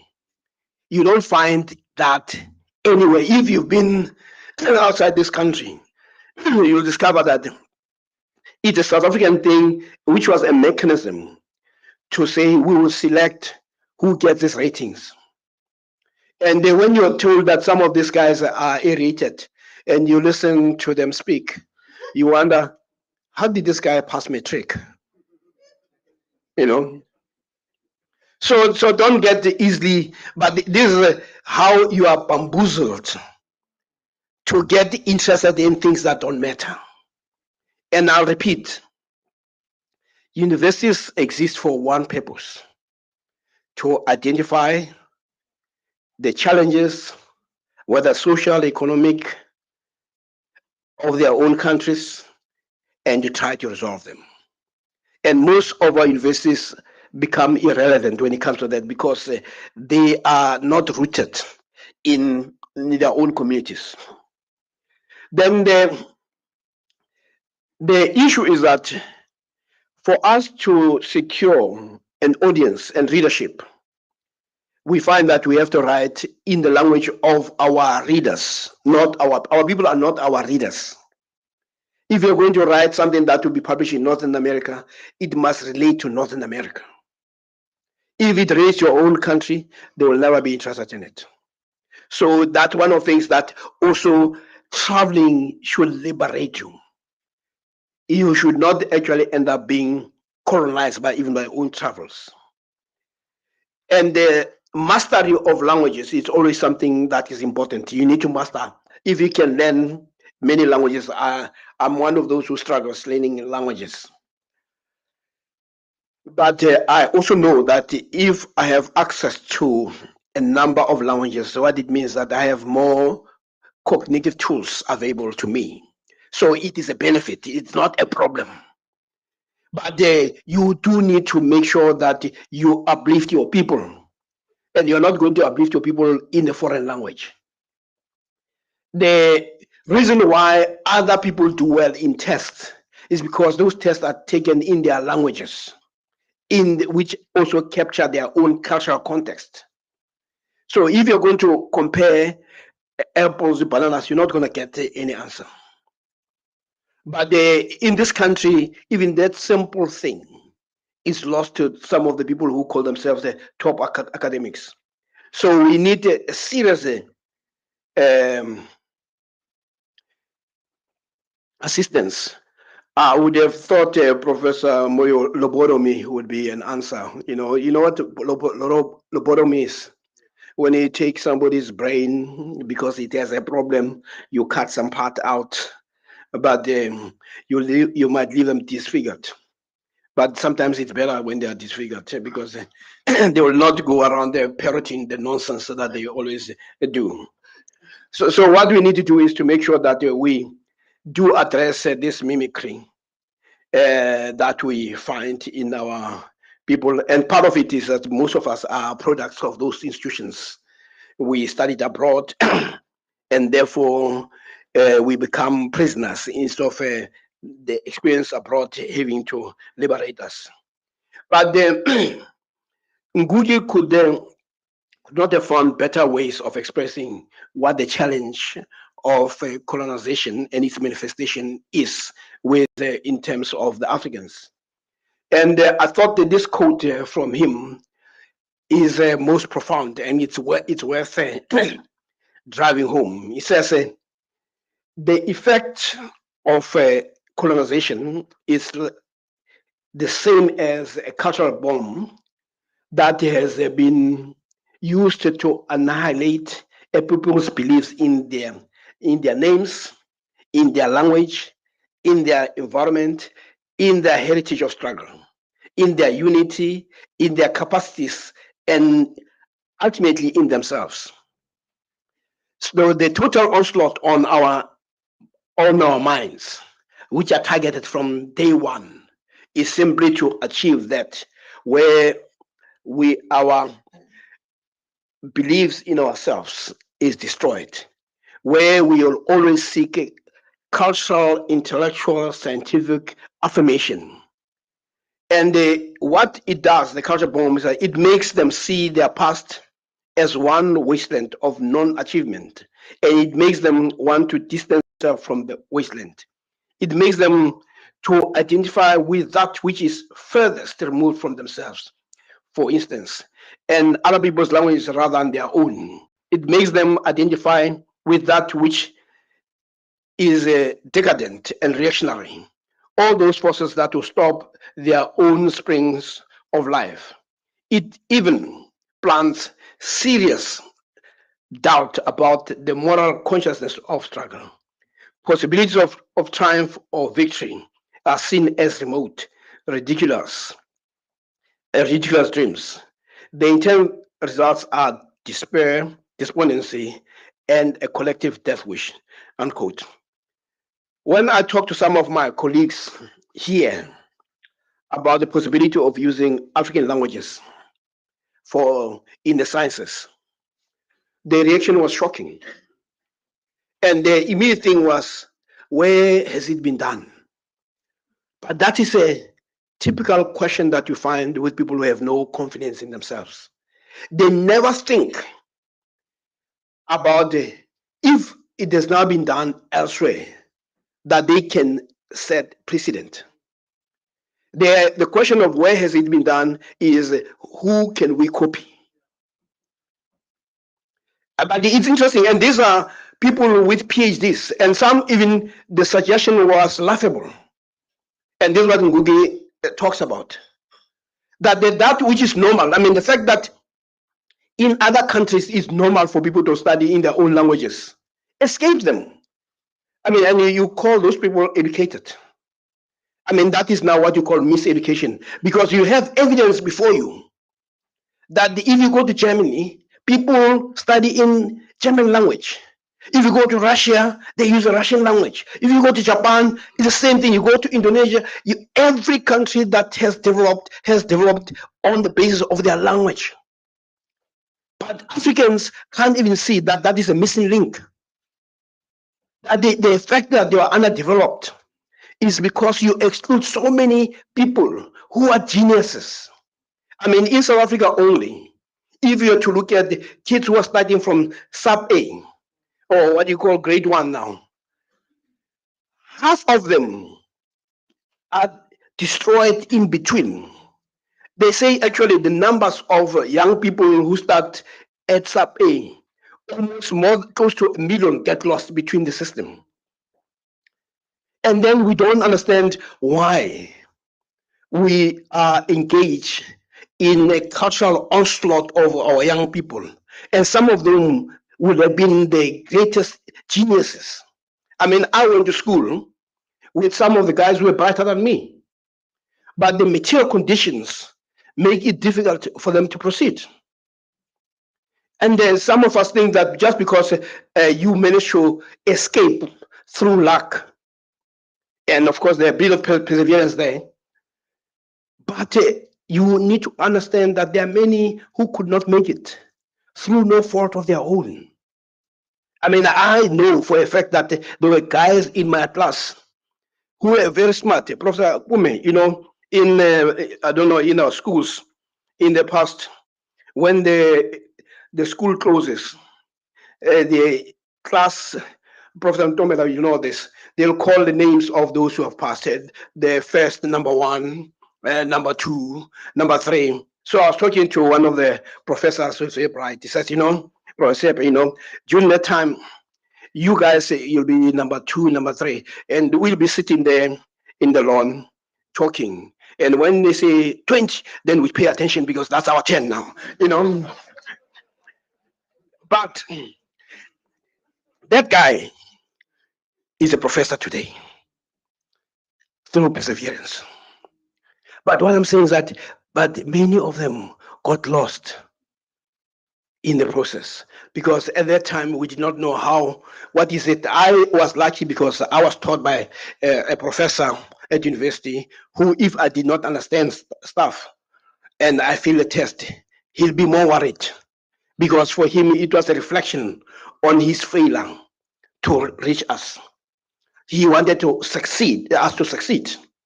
Our success was also his success. But there are other professors who came from other universities who failure was their success. I mean, a certain professor of physics in another university, I shall not name, apparently but Professor Moyo was attached to that university, I'm told. This professor who was the dean in welcoming students will talk about the beauty of science. And students will be so motivated by the submission about why you should study science. And as he walks out of the door, he says, oh, one more thing. The Bachelor of Science at this university is a 3-year degree. But the first 5 years are very difficult. And students will immediately change when they think, because he's not saying you'll get it in 5 years. He says the first 5 years are very difficult. So if you do the maths, he said, no, I'll do a degree in Xhosa or in Pedi, because you have to be realistic, But I was not taught by those. I was taught by people who were concerned, who loved us. So one of the challenges that we have is that we must be able to love our students. If we love ourselves, we'll love our students, and we want them to succeed. But the effect of colonialism has made some people to think that there's something special about them. And there's one of the things that Professor Apumo was saying, I should have read the last one. And this is one of the things that is very important when Malcolm X says. It says, the modern house Negro loves his master. He wants to live near him. He'll pay 3 times as much as the house is worth just to live near his master. And then brag about, I'm the only Negro out here. I'm the only one on my job. I'm the only one in the school. Then he says, you're nothing but a house Negro. And we know how many of our people are like that. That, I'm the only woman there, and they're so proud about it. And I'm the only black kid there. But I know other groupings. When they open door for one, they bring others. It's called lifting as you rise. But the African seems to suffer from this inability to love himself and his own people. Hence, you have this, I'm the only one here. And hence, you also find that the point that I had traced yesterday, that one of the things that happened in 1994 is the stampede with which most of our kids left our schools to go to white areas. And the stampede with which most of us wanted to be accommodated in white spaces. And when you talk about accommodation, is that yes, you are tolerated. Professor Eskiam Pakele, before he died, who was a great scholar, when Makhoba had these problems with the University of Witwatersrand, he made a comment that he has far greater respect for Makhoba. And I asked him why. He said, because he is one African who chose not to suffer in silence. And his colleagues were shocked that, how can you say this, Prof? He says, no, ever since I came to this university, the 9 years I've been here, I felt like I've been watched. He says, to make it more dramatic, that even as I walk, I could feel the piercing eyes on my body. But that's what our people go through when they go to those places where they're not wanted. Those places have become what you call slaughterhouses for black talent. Whether you are a professor, whether you're a student, if vets could do what it did to Makhoba, a fellow who is the top in immunology, but he's also, even this country did that same. When COVID-19 came, Makhoba was one of those who was asked by the US to be part of their team. But this country could not do that. When they was dealing with HIV/AIDS, he advised the US on how to deal with it, not this country. So there's a double jeopardy of being a black scholar. One is to make sure that you are not a victim of Eurocentrism, but also, unfortunately, you might also be a victim of your own government. So that is a challenge. But for us, for the purpose of this engagement, we do not want to produce house Negroes. We do not want to produce people who do not understand that the responsibility of being a scholar is the upliftment of your own people. So, Professor Kume, I think I've satisfied your point. Now, the thing that Biko says our challenge in Africa and in South Africa is that we have been onlookers in the game that we should be playing. Says until we participate in the process of idea formation, we'll always be the recipient and always the type of people who mimic others. And this is our struggle. The struggle to decolonize ourselves, the struggle to decolonize education, and also to remove colonial domination so that we can also participate as equals in the formation of world knowledge. The idea is not to replace knowledge that exists elsewhere, but to say, this is our humble contribution. Because if we do not do that, we'll still be on the margins, watching other people play the game we should be playing. That's Biko paraphrasing what Ngugi, what Aliu Mazrui, what Chinua Achebe had actually said, that the business of idea formation is so critical. And it also, when you talk about participating as an equal player, it is really about making sure that you have something to provide. But what does that mean for us? What it means for us is about that we need to start creating a new ecology an ecosystem that is very supportive. One is that we must understand that as matters stand, we have not gone beyond what Kara Asmal described as the geopolitical imagination of apartheid. And this geopolitical imagination of apartheid is sustained by corporate interests, by media, and unfortunately by our political players. And it is all about the master narrative.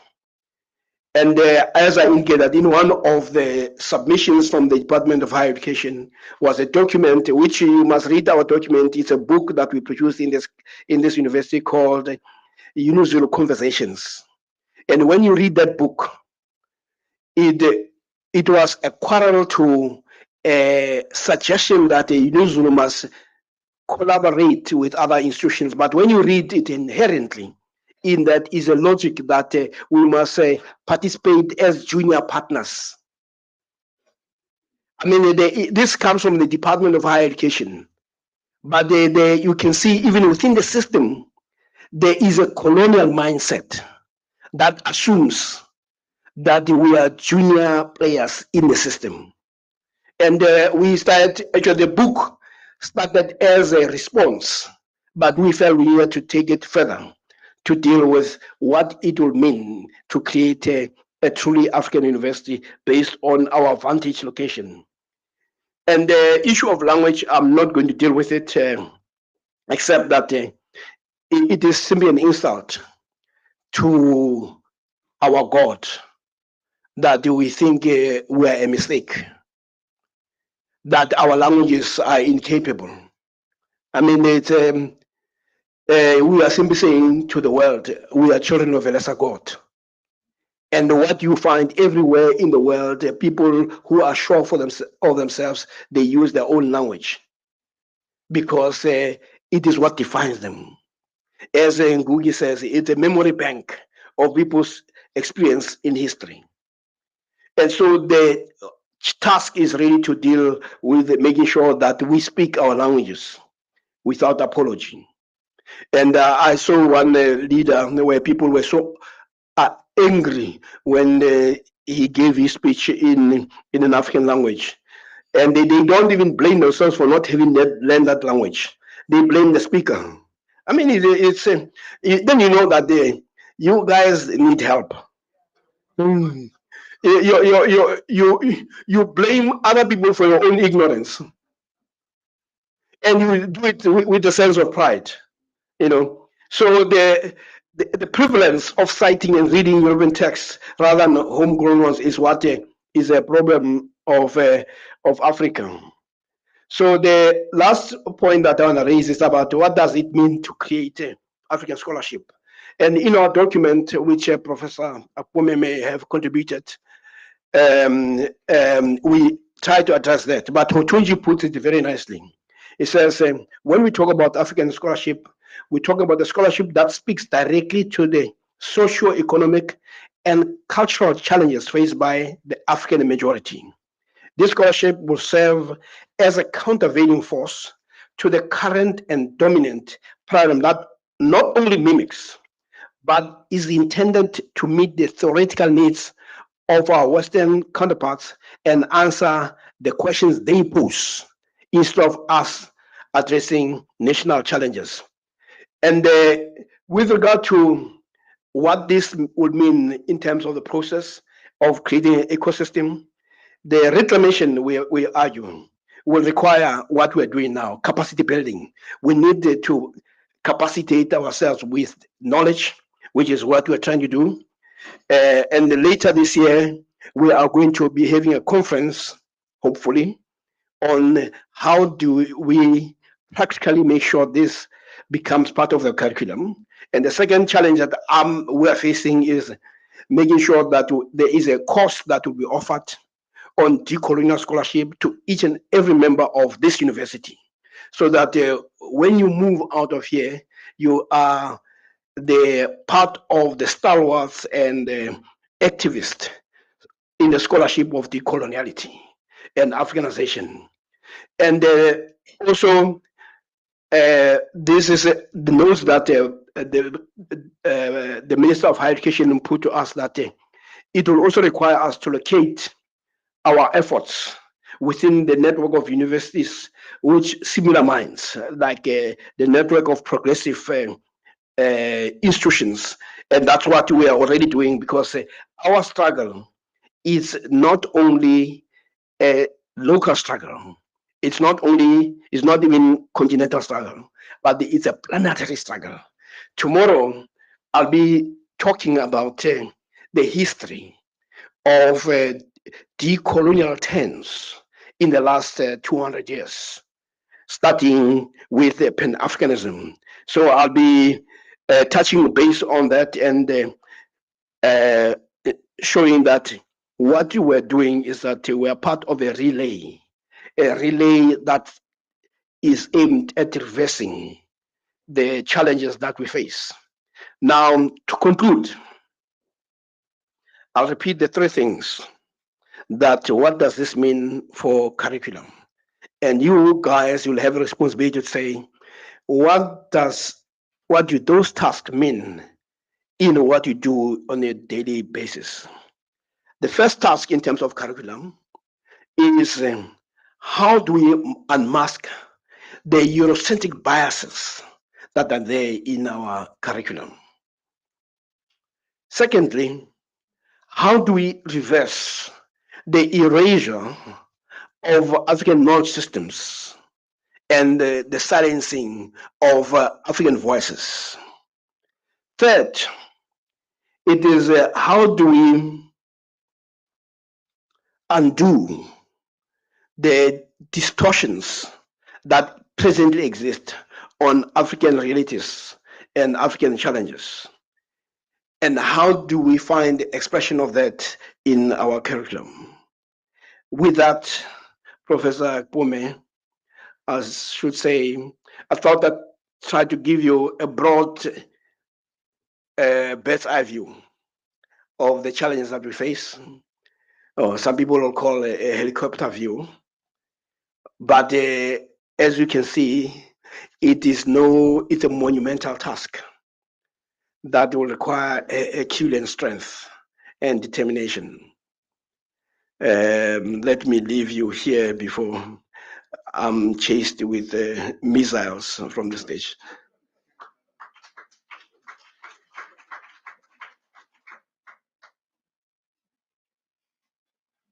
Thank you so very much. If you had not said yesterday, Prof, that I tend to like fighting, I would have said instead of a helicopter view or a bird's eye view, it is a drone view. But since you said what you said yesterday, I'm not going to say it, Prof. Yeah, because I don't want to give you evidence against me.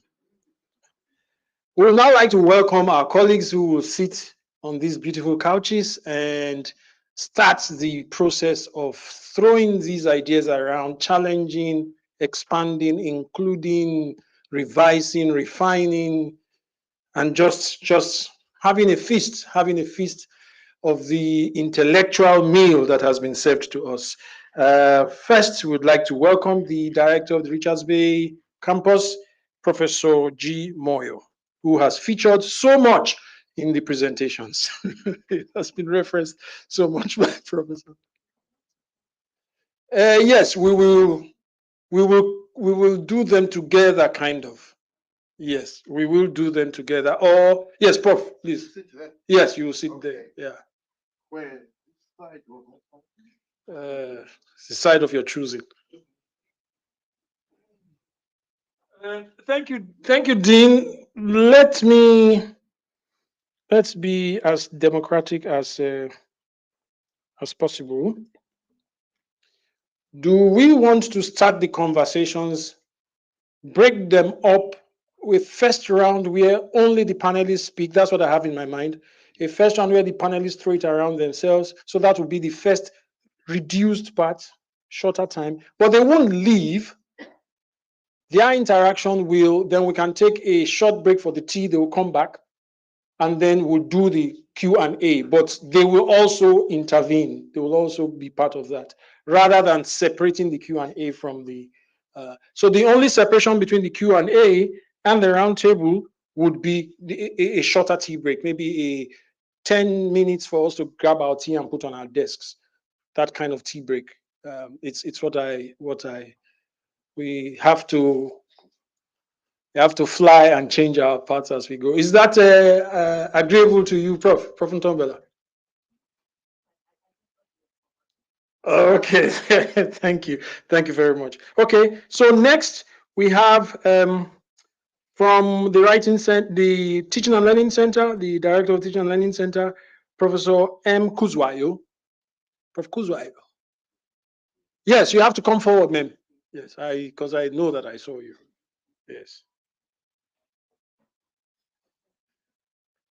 And from the Faculty of Education, we have Professor Klengi Wimklongo, Prof. Mklongo, the birthday girl.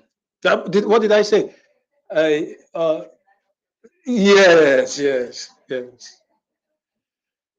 Prof. Mklongo.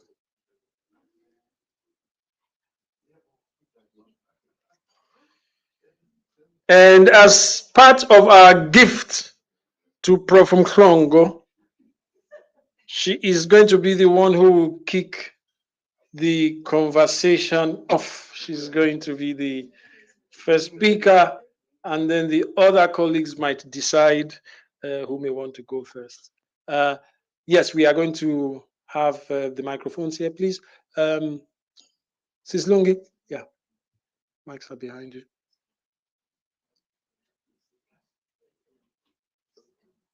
Yeah, well.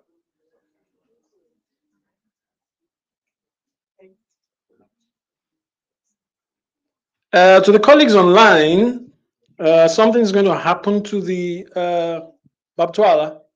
This will go into the. We are trying to avoid that. That's okay. Yes. No, I think we decided to have. So please give us 2 seconds to just set this up properly. Can we move this?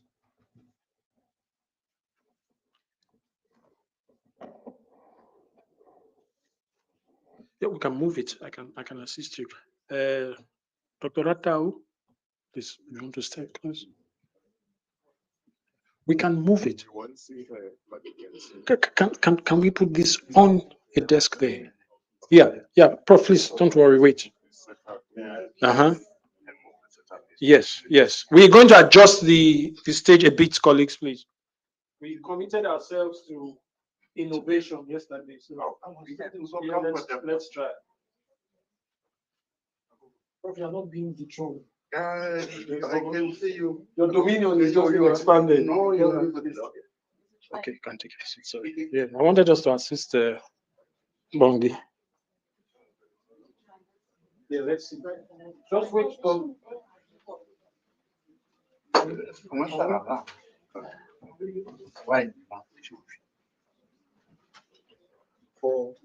What we can do, colleagues, we are taking that 5-minute break. You can grab your. No, it's not been said, right?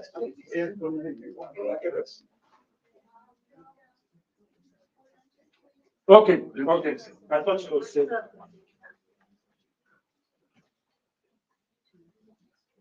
Can't we have the picture? Yeah.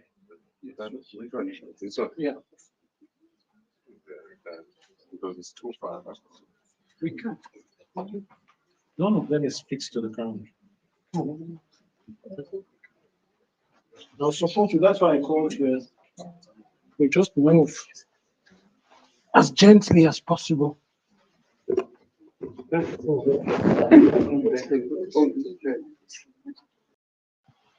Yeah, but it also has to have a kind of panoramic view. So that these are very. No, but this is the camera. No, it's not this camera. No. Should have told me last week. So we can move this back. Sorry. So this camera already covers it. Yeah. Okay, let's see. Can you double check both if you don't need? Okay. Yes, I can see the thought of there is what you need to do. No, while we are sitting. No, I just want to see it. So you want to stop sharing. Yeah, Oh, yes, this one. just like that. So this is yeah. No, I'm not going to. No problem. No. Can you check out the camera? Yes. Yes. Yes.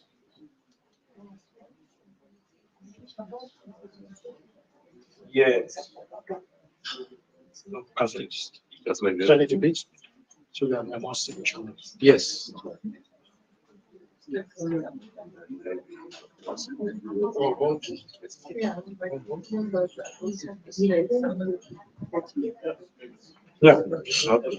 it's good.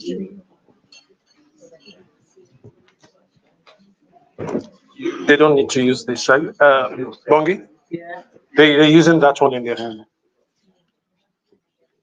The stage is set for murder. Good day, colleagues. Thank you, Program Director. Thank you, Professor Siepe, for the powerful presentation on the issues of colonizing the knowledge. When you started presenting, I was just asking myself, do we really know what knowledge is before we even go to it being colonized? And I was thinking, when we say we have knowledge, we should not be colonized and think that having access to information means that we are knowledgeable. We may be so trapped in the coloniality and think that if we are provided access to information, then we have knowledge, as we know that knowledge is power. And when I tried to understand the concept knowledge, I realized when you say you have knowledge, you are not referring to the opinions that you have, but you are saying, I have mastered some facts, I am aware of issues, I have information, I have skills, and having all this may not mean that I have knowledge if I am not able to apply it in my practice.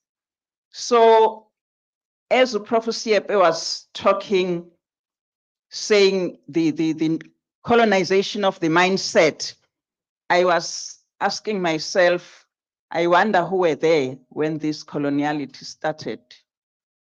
But that does not bail me out, because the coming generations will judge us for the current situation that we are still facing after so many years after colonization.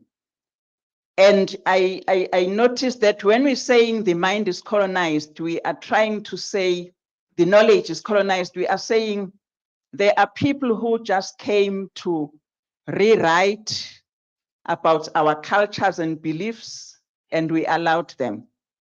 They came here to practice and translate how our cultures and our practices should be shaped, and we allowed it. And before we knew it, we were so colonized. And I was looking at the stance that we are trying to take as the University of Zululand, where we say we want to be known as the university that recognizes the node for African thought. And when Prof. Siepe was saying the colonizers were able to control the mind, and I was asking myself, as scholars and academics, do we have that ability of controlling the mind? And I was thinking of our students who are at our hands. How do we control their minds so that we are able to reinforce the culture of Africanism? And I found that to be a very hard task to embark on. And I thought, as we have started, we are somewhere. But the issue now is the how. how are we going to try and make these young people who are coming behind us understand that what we are obsessed about is not what we should be obsessed about. What we are saying to them as lecturers is not what is the way we are saying it is the way that was rewritten on our behalf by the colonizers. And when I thought of the social construction, as we are expected to start constructing knowledge that is aligned to the issues of our own beliefs. And as we look at those beliefs, we will somehow be asking ourselves, are these new beliefs that are aligned to our African thought? What is the rationality of our beliefs? What is it that we're going to say to these young minds? And when we were told that we have the cognitive tools, how are we going to use these cognitive tools that we have? So my take so far is that we are now expected to start using the multidisciplinary lens, as we were advised even yesterday, that when things come to us, they don't come arranged and packaged so that we can just implement them or employ them in our practices, but they just come to us, and it is us who arrange them in a way that we think they will be fitting to our own context and to our own practices. I thought it is the same thing that we need to try making now, trying to rearrange, wearing the lens of multidisciplinary approach. Maybe for now, I may pause there and allow the colleagues to. Yes. Thank you very much, Prof. Yes, Prof. Yes, sorry, colleagues, I am processing Prof. Ntombela's suggestion, and I think we don't want to repeat what we were doing standing, sitting. Yeah, so so I think this is what you envisioned, that we just talk. You don't have to speak to a prepared text, and you can interject and you can take from where the other person has stopped. But if you want to read from a prepared text, that's fine, Prof. Moyo. Well, I'm a person who takes copious notes, and I may not remember everything, you know. The other thing I want to say is that Prof. Siepe and yourself are characterized as quarrelsome. You seem to have converted everyone, judging by the way people say, You know, although they were not taking notes, Prof. CFA, but see, they were saying right from yesterday. So that's a sign that people are converted, you know. If it was a church, they would be saying amen, amen, amen.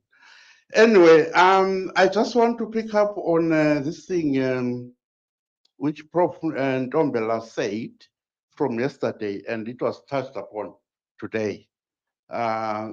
The idea of capacity building, I think it is really very, very important. And also the birthday lady here alluded to it. You know, as I've said, I think we are converted. I have not seen anyone opposing this. It is so compelling that really I don't hear any debate to the contrary. But the debates might come from outside, but not from, you know, this is the third faculty so far. And these guys are great converters, you know, they are, I sometimes wonder whether they're in the right profession. Anyway, capacity building, Prof. Ntombela, is absolutely key and close to my heart. That is why we took time, myself and Byron, to sit down and try to distill in this book. Right from 2022, There's been webinars, there's been seminars, and we said, hey, you know, this thing is so all over the shore. Can we at least as a start, we are not saying this is the Bible. You know, Kachen said, look, this is a university and it's not a church. And therefore, but we are shocked that no one so far has come up and said, but you got it wrong here. And yet, all we were trying to do, in line with Prof. Ndombela's concern, is to say, let's distill this so that it becomes manageable. So that you know what chunk to pick at what time. I will tell you what I mean by this. Capacity building can be seen in two ways, you know. You can think of capacity building as training. Training can be a problematic term because do you actually train a human being like a dog? Or do you do something else? Then the other leg of it is experimentation. To get to try to start doing something. I don't think we should be in a position where we are waiting to be necessarily trained. I'm not sure whether this workshop is part of the training. That's debatable, Mr. Quarrelsome. We can debate on the corridor somewhere, you know. I'm not sure whether it's part of training. But you see, what I mean by training is if you look at page 27 to 29 of this book where we tried to distill. I want to get arrangement. You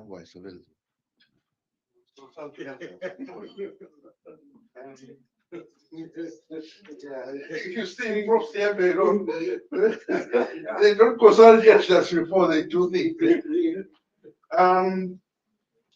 Here on page 27, we zero into curriculum. I know, I think this was distributed yesterday. Maybe people may not have had a chance to engage with it, you know. I would, persuade people just to look through. And I'll be very happy for people to come back and say, but here, no, man, you know, you are misrepresenting. You know, but nobody has said that. And you wonder whether anyone is reading. And a lot of money has been spent publishing in this glossy kind of picture. Now here, what we were trying to say is that, look, we are in the business of curriculum. And we then tease out from the scholarship, from decolonial scholarship. It wasn't our ideas. As I say, we were trying to distill to make it manageable. So, thank you very much. On page 29, for example, there are examples of people, scholars who have been attempting to do this thing. I think we should not think of a big bang approach to this. How you eat an elephant, you eat it in small bits. So on page 29, we're talking of pedagogies based on certain kinds of curriculum. I mean, we are in the business of producing teachers, you know, and pedagogy is one of our central business, one of our core business. There are scholars, you can critique, read and critique. And I say, read, read, read. If you do not read, then, and you wait for training, it is not going to work. or wait for money to be allocated. You can read without any money being channeled to this project. So you read there about pedagogy of insurgency. Very fascinating reading indeed. I didn't know about it. I myself was in teacher education and I was producing teachers. I never knew about insurgency because I was trained in, in the what Prof. Siepe said, my mind was controlled, was disciplined, yeah, by that discipline. And up to now, I was expecting that in the Faculty of Education, I will hear a question on, I don't know whether it's still there, when I was in teacher education, whether Mr. Tech, as we used to call it, is that so, Dean? Yeah. I remember in 2011, when I myself was a dean, we were grappling with recalculation. The recalculation based on minimum requirements of teacher education qualifications.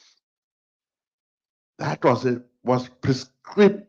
It was prescribed, and the programs which were not aligned to Mr. Tech were actually discontinued, and there was a teach-out plan. So why I'm bringing this one up is that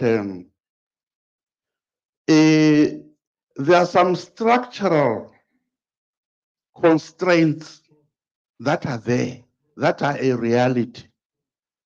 You know, I think my colleagues in education are even afraid to say, we are going to change Mr. Tech. I think you can change within, in an insurgent way. When I'm saying in an insurgent way, you do a little bit within Mr. Tech, and yet you change.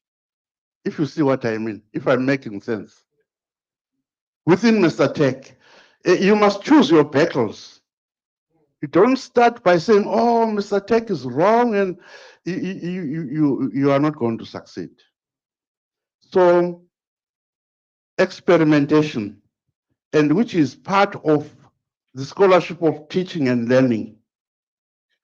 You try out, for example, on the previous page, I think, yeah, it talks about, no, go back there, I think, yeah. People who have researched, who have tried out things like defamiliarization. As a research, you teach defamiliarization, what is familiar, is part of delinking. It's part of a strategy of delinking, it's part of a strategy of border crossing, it's part of a strategy of epistemic disobedience.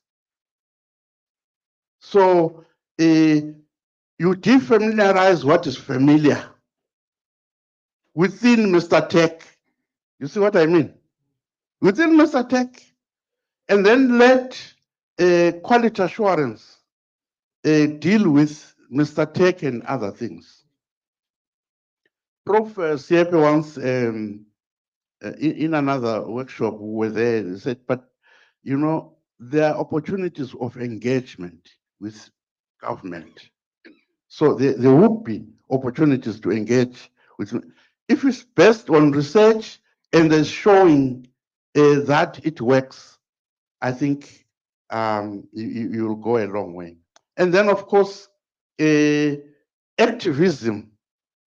The VC touched on this in her presentation, that you must identify sites of disruption to disrupt the hegemony, the colonial hegemony that has entangled us for years. We are entangled. This is an entanglement. And it needs to be disrupted. If you don't disrupt it, it will consolidate and reproduce. So politics of activism One of the sides, as I've said, is curriculum, but the other one is ourselves, the being. You remember again on page, there's a diagram which, not this one. You see, if you were in my class, I would say, so you haven't read, you haven't done your homework. I would say that, which show how the colonialities are interrelated. Yes, it's there in the book, if you can find it. Yeah. Yes, this one. The foundational coloniality is a coloniality of power, which is achieved and which achieves compliance through a number of strategies, a lot of which are ideological and discursive. The discourses, the discursive strategies that the colonizers deploy are so entrapping that our epistemology derives from there, and then in turn that epistemology frames our ontology, the way we see reality. Epistemology frames ontology. The way you see reality, it becomes your world. That's the world, there's no other. So I'm trying to say, go back. Sorry, I am making you work in your birthday. Wait, 27, I think? Yeah. You see, I miss teaching now because I am now.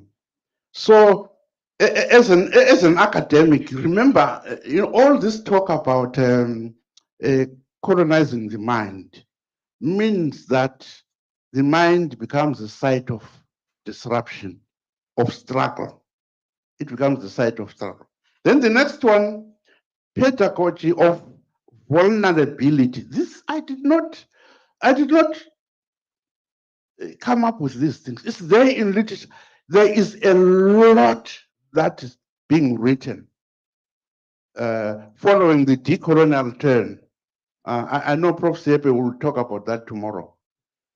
A lot of people are writing who are not even, if we are going to call ourselves not for African thought, there should be many more articles that come from here. But there's a lot of articles that are coming from elsewhere. Stellenbosch, of all people. This defamiliarization, Professor Wahid, whom I used to think was sort of on the right, now he's writing decolonial, He's the one who has done experiments on defamiliarization. So the education for liberation, the pedagogy of co-vulnerability, it means that you as an educator, as an educator, you are mutually vulnerable. Place yourself in a vulnerable position that you can be challenged. You must be challenged, so that then that leads to what Paulo Freire said, problem posing, dialogical type of education. A mutual vulnerability. Because you see, the banking concept puts you into a position of power. Because you are saying students don't know anything. They are empty vessels. You pump knowledge into them. The program director yesterday said, Prof. Moyo is saturated, and I said, with what? That is a loaded statement. Maybe I was saying you are saturating me with what I don't agree with. Okay, so the next one is a humanizing. Remember that diagram on that page, because we've been so dehumanized, right? So you need a humanizing pedagogy and a humanizing everything, a humanizing administration, humanizing human resources, humanizing institutional culture, indeed, indeed. So the whole of section 6 talks about these things. The whole of section 6 in this ignored book is trying to say, let's sober up. I'm not endowed with preaching or converting people. No, we're saying let's sober up and let's do something. Okay, I've over elaborated that. I think put that book, people can read, and I emphasize read. The next one is idea of self-doubt. That's a fundamental idea, right? But it also breaks down into two, maybe two trajectories. There's dehumanized self-doubt. Rob said yesterday, talked about Spitfires, which were flying up and down, and you were trying to overthrow a regime which has Spitfires. That's dehumanized because you doubt, you say, no, I'm not able, I'm better, I'm safer. Otherwise, they will bomb us. In a way, that is what is happening in Zim today, where you have people are so thoroughly beaten and dehumanized that they don't think that a regime can be overthrown. So that's one part of self-doubt. You doubt. If you are doubting, you can't. I'm not sure whether you have seen a comedy. I'm not sure which comedy was there, where people were put on a stage, fighting stage. You know, when people are doing boxing, they try to intimidate. So this guy was coming, and the opponent was so intimidating. In one point, he ran away, and then the supporters took him and said, "No, no, no, no, you'll be fine, you'll be fine." You know, so that was a classic example of self-doubt. The other one is a progressive self-doubt. Now, this is where problem posing comes in, progressive. This is where, I'm sorry, program director, inclusivity. I agree with you, Prof. You know, I argued with him when he said yesterday, remember he said inclusivity, because he had the chair. He had the privilege of it. And we were silenced, you know. Afterwards, I said, no, man, no, no, no, no. But, well, I know we still don't agree, but it doesn't matter. Inclusivity, you see, that's not the point.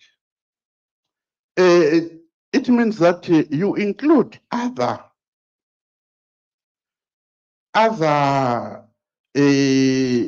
perspectives in knowledge building, in teaching, in pedagogy.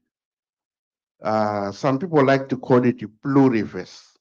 They say the world is pluriversal by its nature, you know?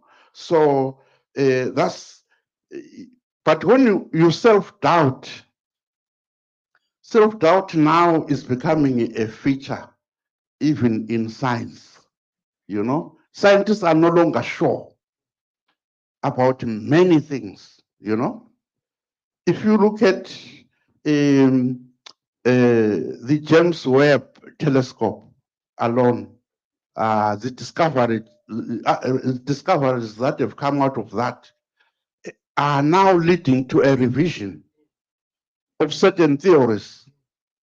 People, you know, self-doubt is part and parcel of knowledge growth. So in this sense, self-doubt must be celebrated. So that's one thing I wanted to highlight. Then the other one, I think I've already touched on, is the language issue. Language, I think, is talked about a lot, you know. Here I am talking about decolonial, I'm using a decolonial language, but I don't think that is the point. You know, I am communicating, as you always remind us. I am communicating. and I think we all understanding. But the problem is that it carries with it, or it is laced with. When you lace someone's tea with something, you know what I mean. It is laced with discursive power. You know, discourse is a system of a way of talking, constructing, and representing the world. The way things are discursive. You know, when I came into this room as an educator and I saw the way the setup arranged like this, I just don't like it. You know, I would like either a horseshoe or a round table. But once it's set up like this, there's a problem already. It's a discourse. So there are many discourses that the colonial master deploys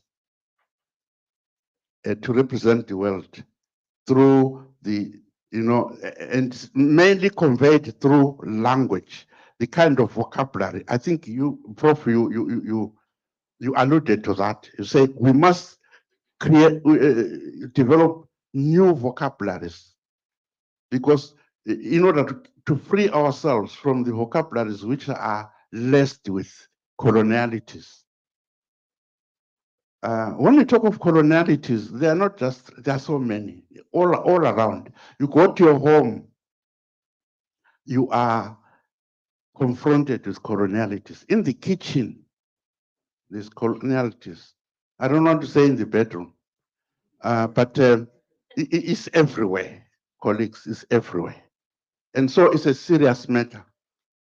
And then lastly, all of this, I think, is really could be summarized as a struggle between agency and a structure.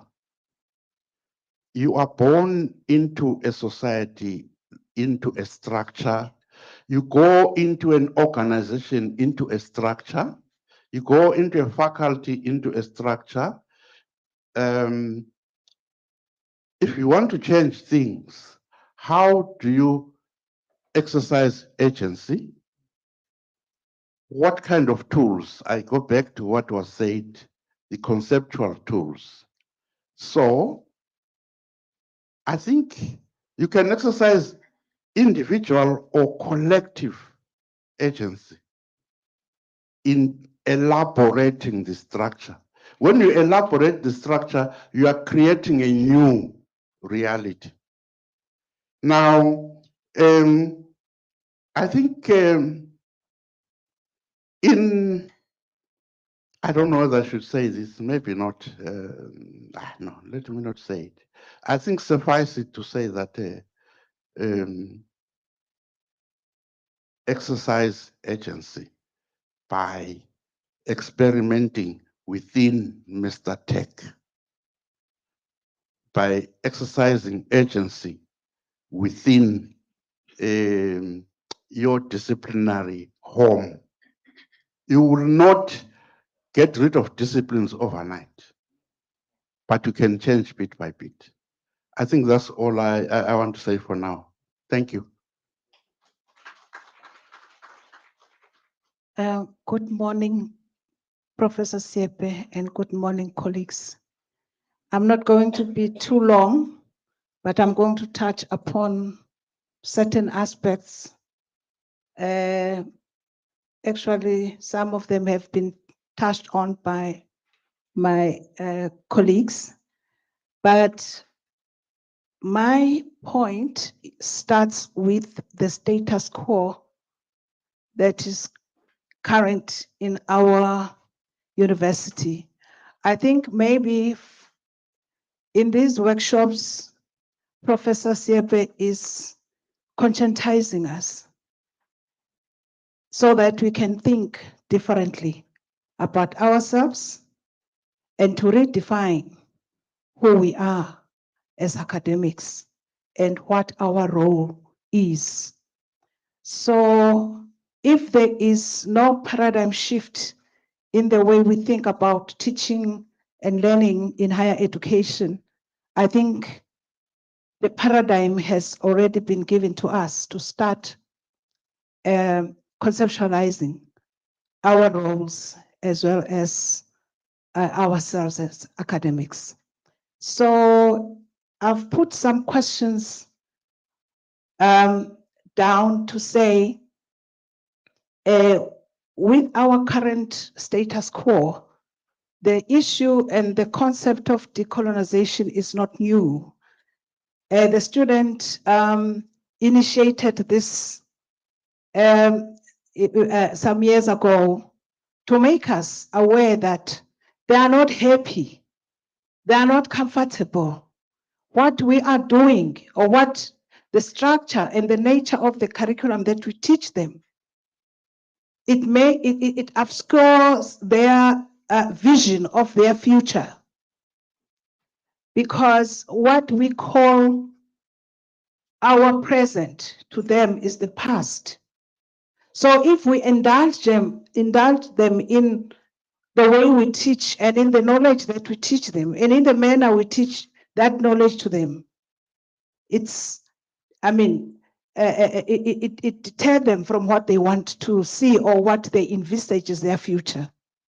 In my understanding, for students to take it to the street to say, wake up, you university academics, we are tired of being indoctrinated. We are tired of being sidelined when you decide on what to teach and how to teach it. So my passion is with the students who initiated the whole move. We are just followers of what they have started. So my passion is with the students. So when I wrote a chapter on the student perspective of decolonization, I learned a lot.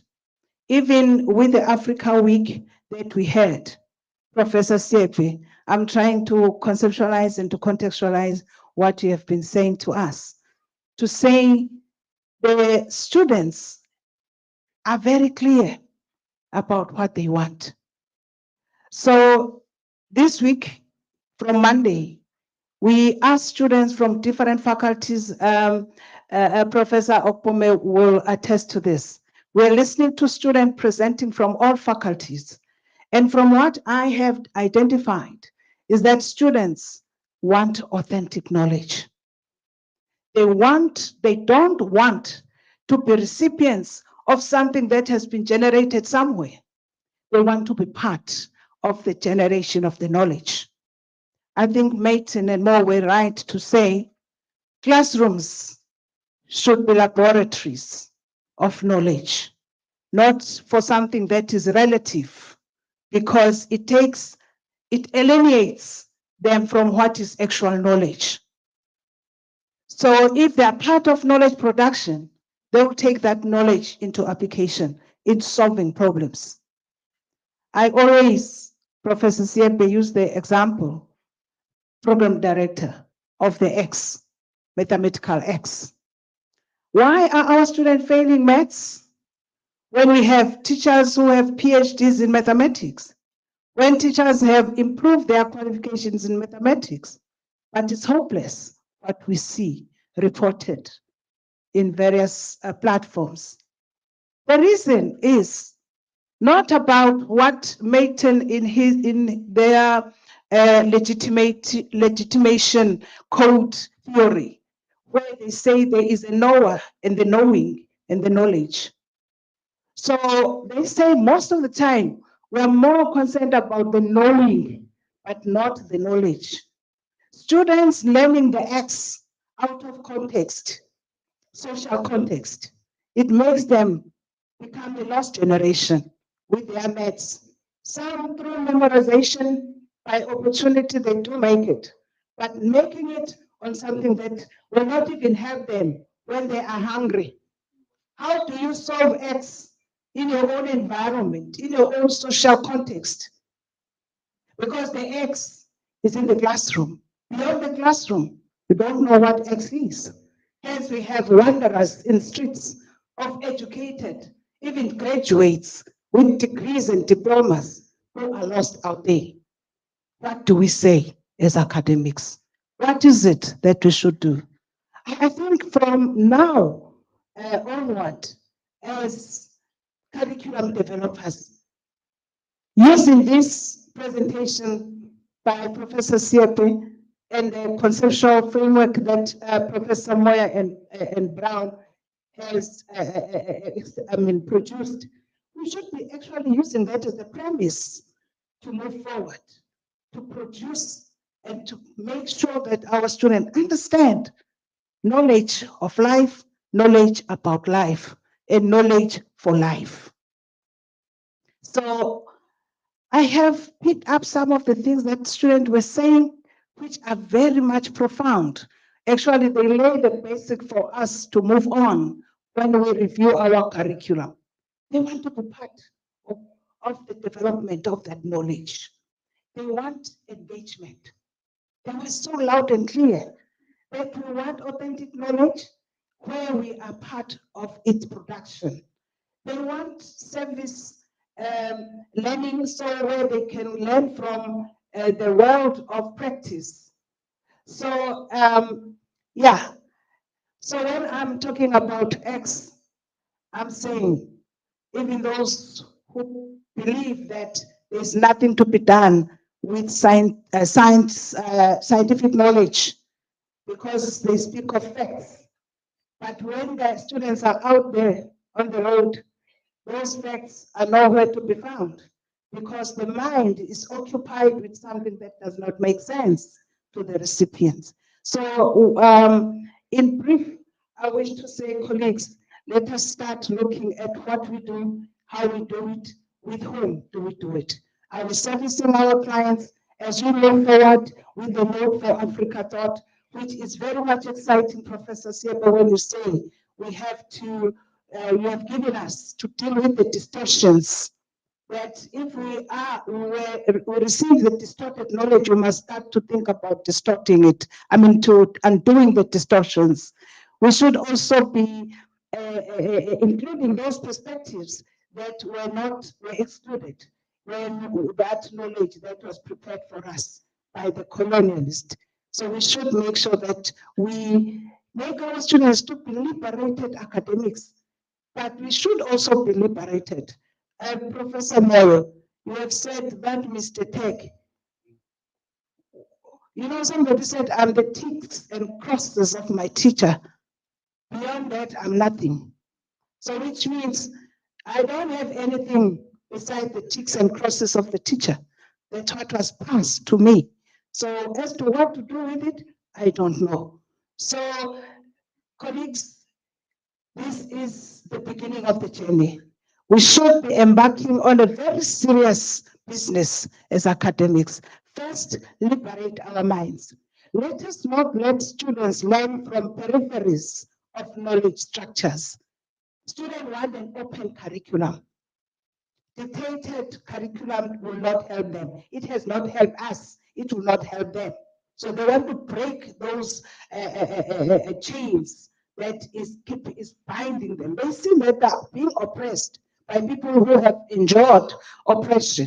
So these children want to be free. They don't want to be oppressed like us. So they want to go out and do things the way they want to. So we should not, they should not resemble us in our oppression. So, colleagues, speaking here as somebody who is in the Teaching and Learning Center, it is my wish to see all of us starting to engage on our online talks about issues that are oppressing us as academics, so that we are radical sometimes in changing the status quo for us and for students. Thank you so much. Thank you very much. Thanks a lot to our panelists. It is by this thing on my wrist, 27 minutes or so past 11. I don't know what the state, I do not see. Is it saved already? Yes, there's tea saved. Yes. Again, yes. I don't intend to quarrel with that, Prof. We may decide to, I think for the sake of our stomachs, it's a good thing to take that 10-minute break to grab something to try and get it on the desks.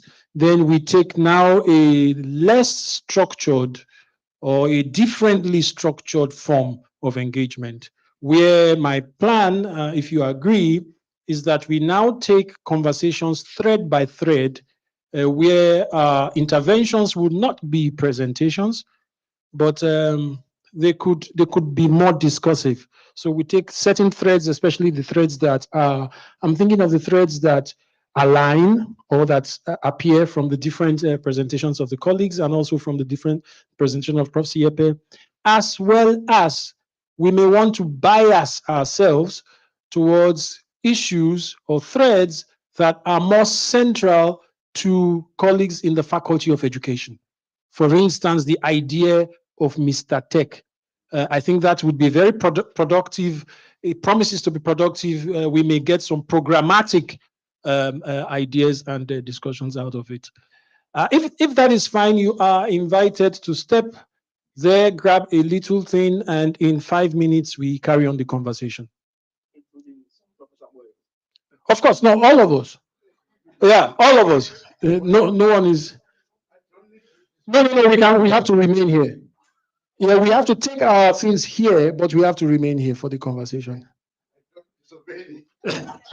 Or would you prefer to go back to your seats? Okay.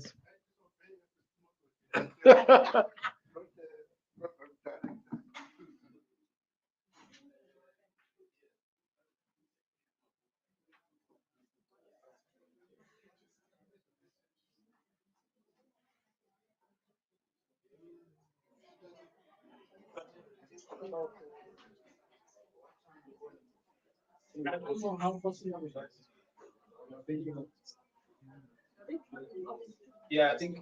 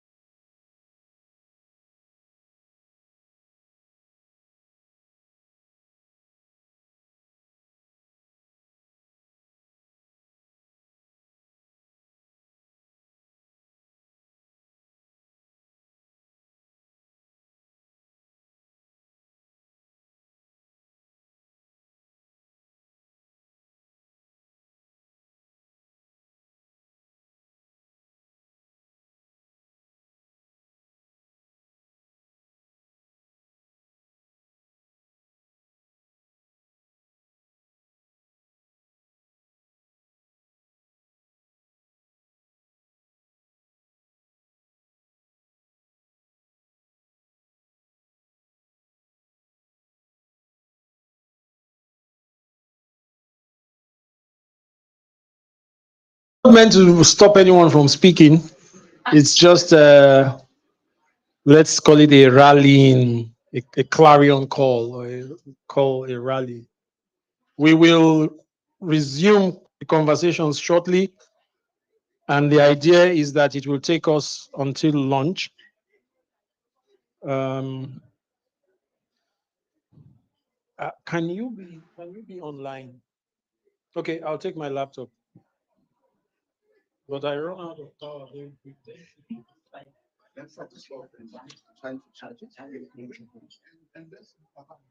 Yes. But I know this is. But you also suggested that maybe they are not doing it. Absolutely. Yeah, that's very There's no test yes. which is without fault. Yes. So Yes. you're still there, can be charging. Yeah, you know my problem with my charger. The charger is not a very mobile one. I need to borrow a writing pad that has not been claimed. Claim this one.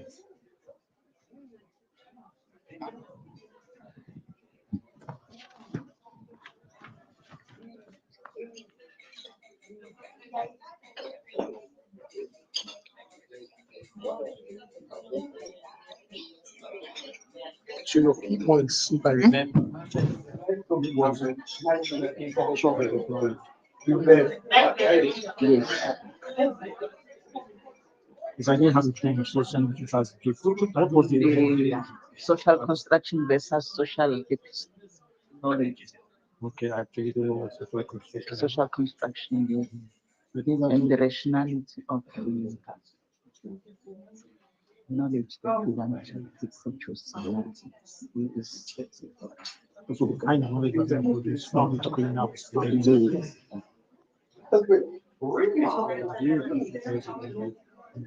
Wow. Teacher preparation. yeah.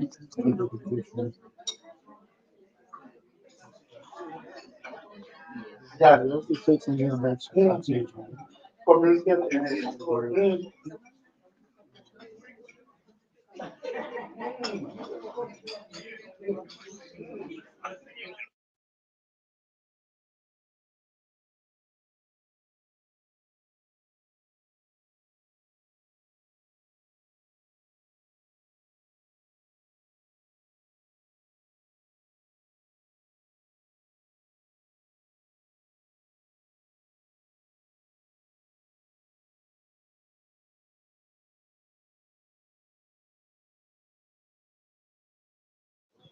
we hope that in the next hour or so, um, this should take us to 12, half 12 at least.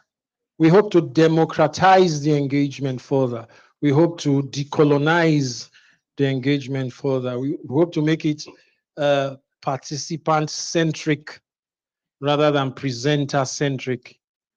We want to subvert the physical arrangement that suggests that these are the bankers and that is the account into which the deposits must be made. Which maybe we'll start there. And I don't want to. I want to carry on from Prof. Moyo. I'm doing the PG Deep now, so it's the first time I'm a student for a long time. And my colleagues who are part of it, Dr. Rata, is part of it as well. This thing we talk about student-centricness, I think it's only in the papers, even those who say it. It strikes me very strongly, especially as a participant in a PGD program, where some of the colleagues are older, more senior.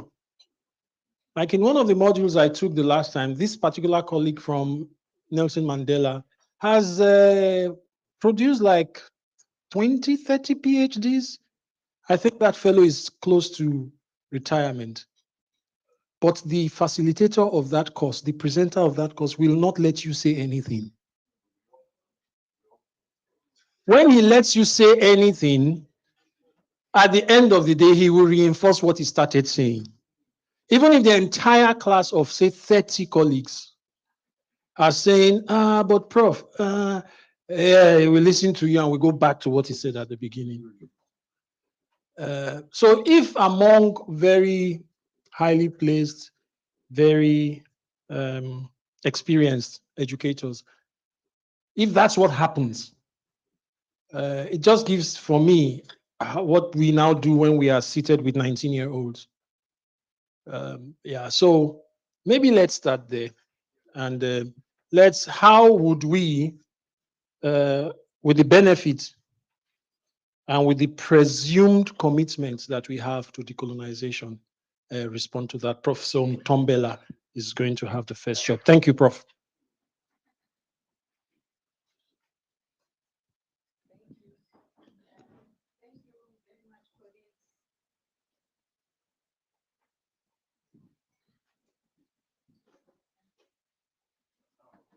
Just hold the bit. Yeah. Now it's on. Yeah, thank you very much, colleagues, for your reflections. I want to pick up on I want to pick up on the issue of a paradigm shift from Prof. Kuzwayo, and I want to argue that a paradigm shift will not happen in class if it hasn't happened within me. I can't change my actions if my thinking has not changed. True. So that is why the issue of capacitation for me is very critical, that I am exposed to things that make me begin to question why I do things and why I do them the way I do them. You know, once I've started engaging with that, I'll begin to be critical and think about, since I no longer want to go, since I'm off the bus, Prof. Siepe, I'm off this bus. Then which bus do I take? What form does my bus or my mode of transport takes? So for me, I think that's the issue. There can't be an external paradigm shift. It's got to happen internally. I must admit that the way I'm doing things reinforces the coloniality of knowledge, reinforces my colonialization, and reinforces my colonizing my students. And begin to question that. And then as I engage with that, I'll be able to change how I teach and change how I choose what I teach. And then I want also to go to the issue. Prof, will you allow Sure. me? Let's exhaust that Sure, thread a bit. sure. Then we'll take another thread, Right. if you don't mind. Sure. Yes. Okay. Thank you. Does anybody want to carry on from there? Prof. Mabusela. I think I'm not carrying from there. I'm also responding to the issue of ITE being initial teacher qualifications, which is carried within the Mr. Tech. Okay. Okay, Prof. Then I'll have to stop you. Okay. And bring you back. All right. Oh, please, if you don't mind. I just want us to carry on from the things you mentioned about personal. Yes. You can just introduce yourself, Prof, if you don't mind. My name is Ntombi. Okay. Yes, Perfect. Prof. Maybe to make a follow-up, I would like Professor Siepe, maybe in the house, maybe to discuss, to elaborate on what is the desired state of affairs, how he perceived decolonization in our context. Okay. Okay. And again, maybe, But I don't plan to give Prof. Siepe No, the mic at once. Prof, ngicela uqedele. Okay. Oh, okay. Another thing is maybe if one can share in the context of Prof. Ntombela, Yeah. one has started maybe to do something towards that. Okay. Last year, let me share this experience at least for 1 minute. I taught my PGCE class after the capacitation by Professor Gumbo. Prof invited Professor Gumbo. And then I started teaching them 2 African philosophies in terms of teaching. How do they facilitate teaching and learning using Uchama and philosophy of Ubuntu as the PGCE teachers coming from an African perspective, cooperative, team playing, peer tutoring. Those are the strategies which are used, principles which of Uchama. And I found out that when they were doing it, writing, and then I assigned them a task on these 2 philosophies, how to teach life sciences. And the student who did very well are the science and life sciences teachers. But I don't know maths. But what I'm saying is, if you don't mind, I'm going to speak to Ms. Lungelwa and Prof. Siepe. We might need to recruit you when we have the workshop for science, this Faculty of Science. If you have that experience, I think it will be very useful experience to share with the colleagues who teach hard sciences. I just wanted to thank you for that. Okay. And put you on notice. So I'm saying, colleagues, we have started to do something. I think that needs also to be recognized. We may do it, we may not do it at one time, but just that there is a shift. We are trying our level best, but it can't be overnight. Definitely. That also needs to be recognized.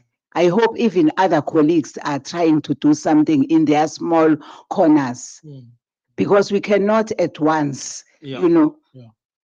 It depends how it is presented. Okay. You know, if it is presented in such a manner that we are not doing anything, blah, blah, blah, but we may be discouraged. Oh, okay. great. Thank you. Thank you. Thank you. Can I push you a bit before you leave the mic? Because Prof. Ntombela raised a very important point. She says, for the change to happen, the individual has to change. Do you maybe want to share with us how you came to the decision that, okay, I have to do this now? Your personal. Okay, Prof. Yes. It's because I like teaching and teaching thoroughly. Yabona, if student doesn't get it, I get frustrated too.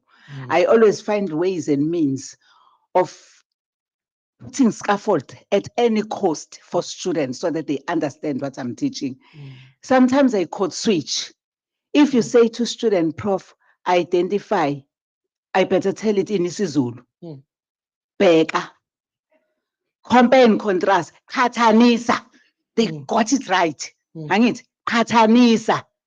Code switching with the action verbs. Maybe we for each and every action verb, I explain it in vernacular language.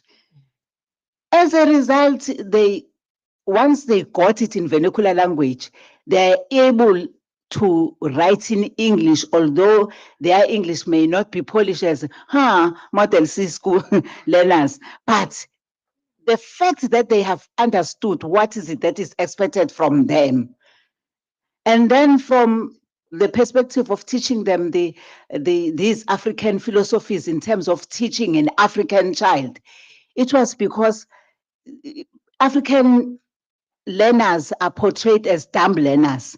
But if we use the methods of teaching as Africans, actually the old methodology, it's been there, it's just that it was not recognized. Then I got interested and learned about these African philosophies and also reinforce it with these students to say, you can use this strategy. So Uvigoski talk of cooperative learning. They also talk of team playing. That's learners from learn one another. A learner may not understand me as a teacher or as a lecturer, but she may understood the peer. Yeah. So reinforcing peer tutoring, encouraging them, reinforcing us. Now they call it self-assessment. Yes, students, they can exchange their answers and help one another. So that is how it happened. But it started with Prof. Gumbe emphasizing the importance of decolonization. And Prof, to be honest with you, students like it because now they can relate with, oh, this is how we need to do it. You know, they like it, they understood it, and even the philosophy, they can tell you what is it all about. Thank you very much. I would expect us to clap for that.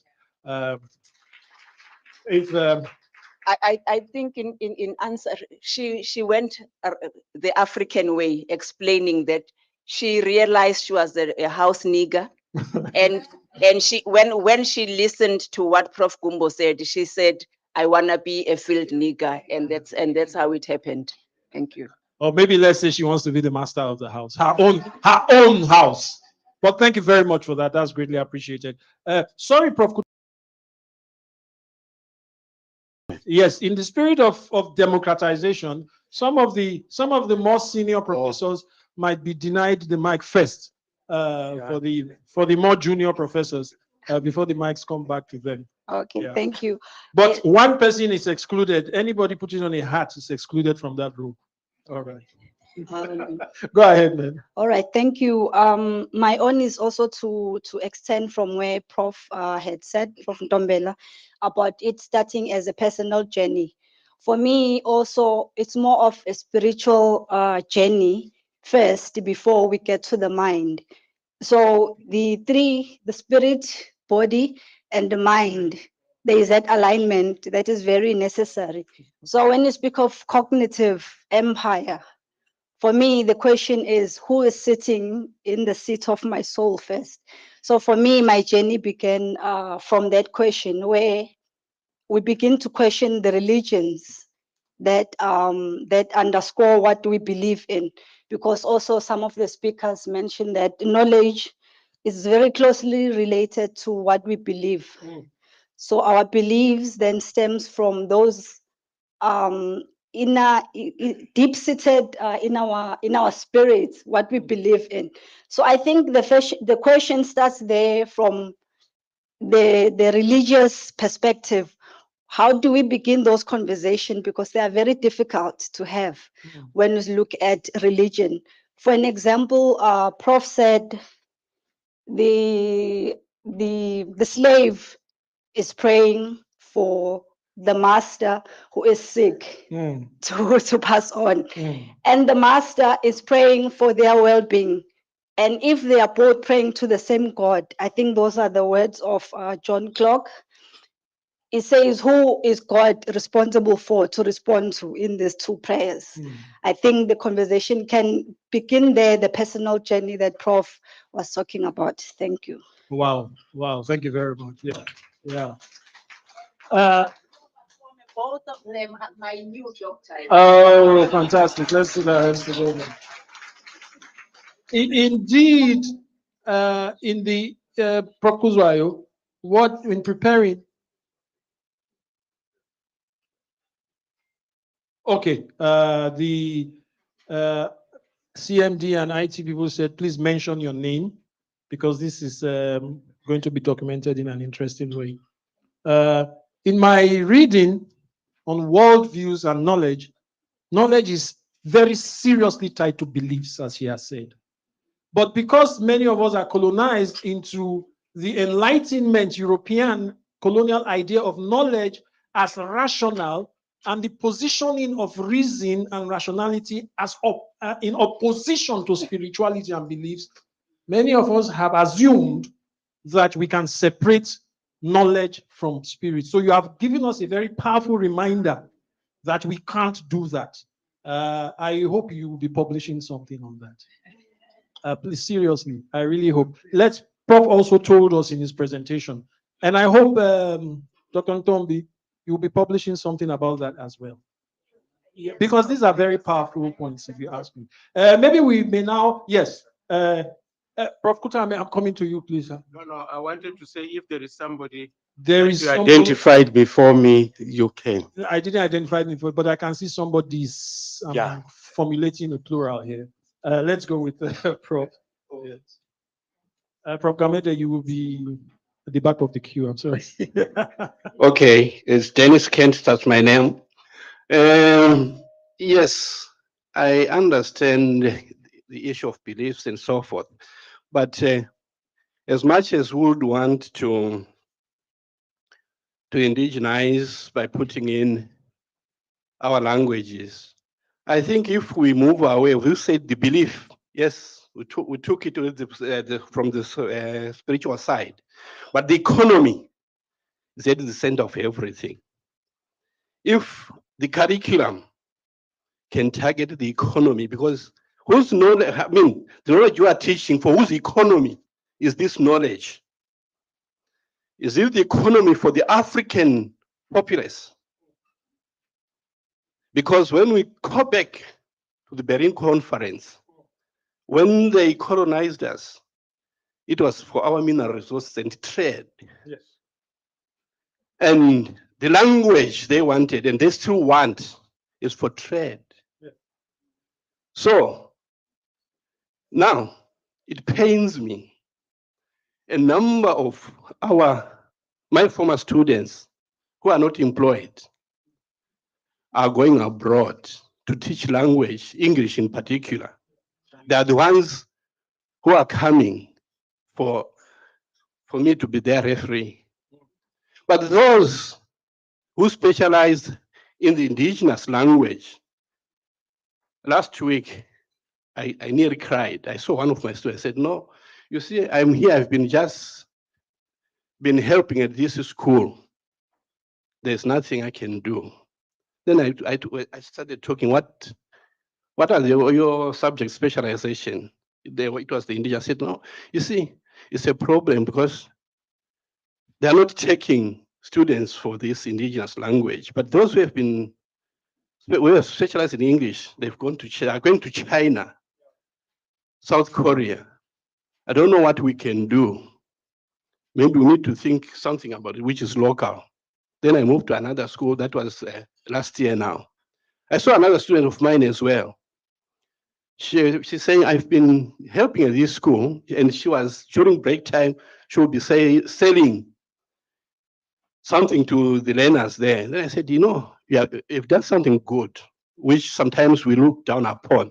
But can you start thinking big so that you can develop a bigger business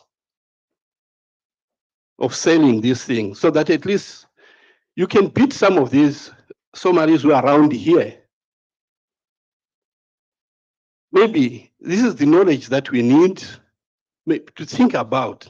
That yes, we're using our indigenous knowledge, but are we empowering them for the economy, to own the economy? Thank you. Okay. Before we give to Dr. Chibisa, I don't know, we can't answer all the questions at once. I just have an instinctive reaction to that. Because this question has been asked. Somebody asked it in a less sophisticated way in one of our previous seminars. Said, this thing we are doing, when we now produce our learners with all this African thing, where are they going to work? Yeah, the question is, those that were produced with the European knowledge, where are they working right now? Are they really working? I mean, the system we've used for 300 years, if it has really worked for us, why do we still have mass poverty in African countries? It's a similar question that was asked about those who adopt Marxist ideas. And somebody asked, but Cuba did Marxism, and Cuba failed. Then the person who answered him, I don't want to mention the name, he said, but Nigeria did capitalism. Has Nigeria succeeded? Zimbabwe did capitalist system. Have they succeeded? So these are some of the things we have to problematize. But I think my understanding of it is, as Dr. Ntombi has informed us, this is a very long-term project. It's quite a sophisticated project. We are dealing with issues at one level of it. There is a macrocosmic level that we must keep in mind. And I thank you for that question. That question brings it into mind. And at the macrocosmic level, the history of colonization, especially if you read Rodney, which Professor Siepe referred to, and somebody else referred to, if you also read Taiwo 1993, even Utunji also talks about it, that the reason economies of the colonized world appear as if the people have not done anything is that these peoples were drawn into a larger system that pins them systemically and structurally at the peripheries. It's like the slave in the plantation. There's no way a black slave in America in 1820, however intelligent that child is, he's not going to get a job as a CEO. He isn't. The system won't allow him. So even if you teach him all the best economics, he's black, he's in America, it's 1820, he won't be a CEO. And my sense is what we are doing with it, it will take a long time before it has significant macroeconomic effects. But what we know from 300 years is that what we have been doing has not really worked. We are not a represent. That's why I like working at UniZulu. Because UniZulu, more than most universities, the so-called black universities, they have a truer picture of what South Africa and Africa is than WITS. Because you go to WITS, you see all these ones with their fancy cars coming. That's not the real picture of Africa. The real picture of Africa that we came from is there's a majority of disenfranchised people, however intelligent, they can't get a good job. And so for me, the way I understand it, decolonization targets that. And unfortunately, we cannot say, I will let Prof. Siepe respond to this briefly before we carry on the conversation, or do you want to do it later? Okay. Okay. But thank you very much for that point. It's something we must engage. So we take Dr. Chivisa, then we can go to Professor Kutami. Right. And Dr. Ajayi. Yes. Okay. Professor Gamede. Okay, I'm Professor Gamede. In that order. And please do not let me interject any further because I'll delay this. So Dr. Chivisa, Prof. Kutami, Dr. Ajayi, Professor Gamede. Thank you, Chair. I'm a former new doctor of Prof. Ntombela. Yes. I want to extend the point that was brought in by Prof. Ntombela on capacitation. I believe that if we are going to take this project further, we need to capacitate the teachers, actually in our context, the teachers, the lecturers, so that they are able to decolonize the education space. Prof. Sibe yesterday mentioned that the colonial system was actually successful because it colonized the university system, the whole education system. That's where I think we need to start from, to decolonize and recolonize in our African way. So in that light, I'm looking at serious retraining in universities. Yesterday, there was an idea that was brought up to say, let's even have modules to do with decolonization in our programs, so that this idea sinks in the new generation of students, that we should not rely on external thinkers. We should think for ourselves and by ourselves. In that light, I think universities should put serious effort in capacitating the new generation of lecturers that are coming, that are being trained. Unfortunately, Prof. Ntombela, we may all know the old adage that it is very difficult to teach old dogs new tricks. It's going to be very difficult. I don't think this generation of doctors and professors may take us to the promised land of decolonizing. That's why my target is going to be the new generation of lecturers. The unfortunate part of that is the new generation of lecturers is actually being superimposed on the wrong curriculum. My feeling is that we need to start by decolonizing the curriculum itself before we get to retraining the movers of that curriculum.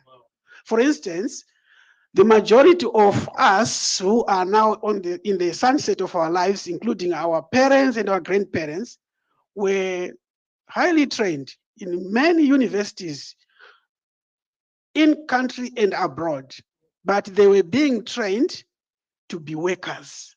They were being trained to work for the system that Prof. Sipe called yesterday. We want people who can who can align. If you do not align, if you're a former president and you choose to stay in the village, you are not identifying with us. So you are the wrong person. So that's the unfortunate part. So we need to start training lecturers, professors who can identify with a whole new curriculum that we must bring forward, not this old curriculum. That's my submission for now. Thank you. Thank you very much, Dr. Chivisa. Professor Kutame, you have successfully sophisticated and complicated the matter. Thank you very much. My name is Ajidowi, and my surname is Kutame. And each time I talk, wherever I talk, that is the name that I give because it identifies me. Let me just talk just a little bit about what I do mostly, which is research, which I see as a low-hanging fruit. The other time, some years back, 2 years back or so, Prof. Siepe, when we were going to line for graduations, when we were up there and we were just in that stage and we were going to line there, you said to me, yeah, hey, there's something that I like about you. And I felt very good and I wanted to hear what it was. And you said, most of your researches are about where you come from. And I said, yeah, no, you are right. Because I thought, and I've always been thinking about this, that through research, we can definitely make, inroads into what you are trying to talk, which is why, if I have to say anything about research, I will say, whenever you start with what you want to research on, tell us about the context. Start with your context. Tell us about that context because that is what matters. That is what you know most. And if what you know most is about what you have. Now, the only problem that we have, which last year, was it last year? I can't remember. I think it was last year when Prof. Gajen was saying something about decolonization and about us who are conducting research, was that the problem that we are experiencing, it's where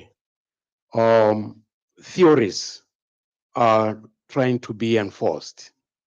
And when they are being enforced from our context, we don't have them. And when we don't have them, we end up with either taking the colonial theories and we try to enforce them in our context and they don't fit. And when we try to have ours, most unfortunately, some of our research lands in the hands of the colonialists. And when they see that you are not applying their theories, then it becomes a problem. But what I always, suggest is that let us listen to these students who are conducting research, who are looking at this from their own context, and to say, if at all they start from the theories, the colonial theories, but in the end, let us see them coming up with their own theory, which applies to their own context.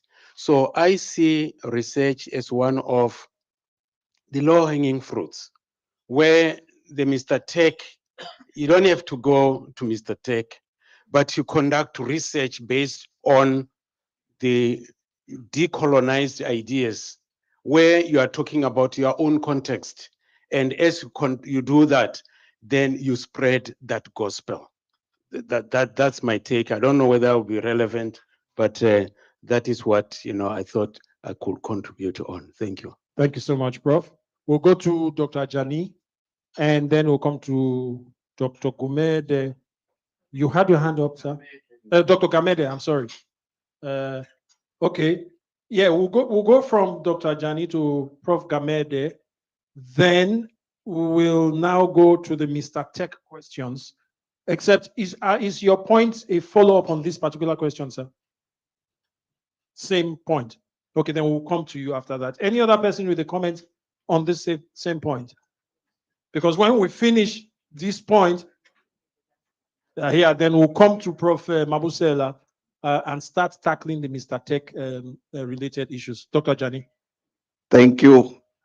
My name is Ajani, and I want to follow up on what Prof. Ntumbela said about decolonization, which has to start with we academics.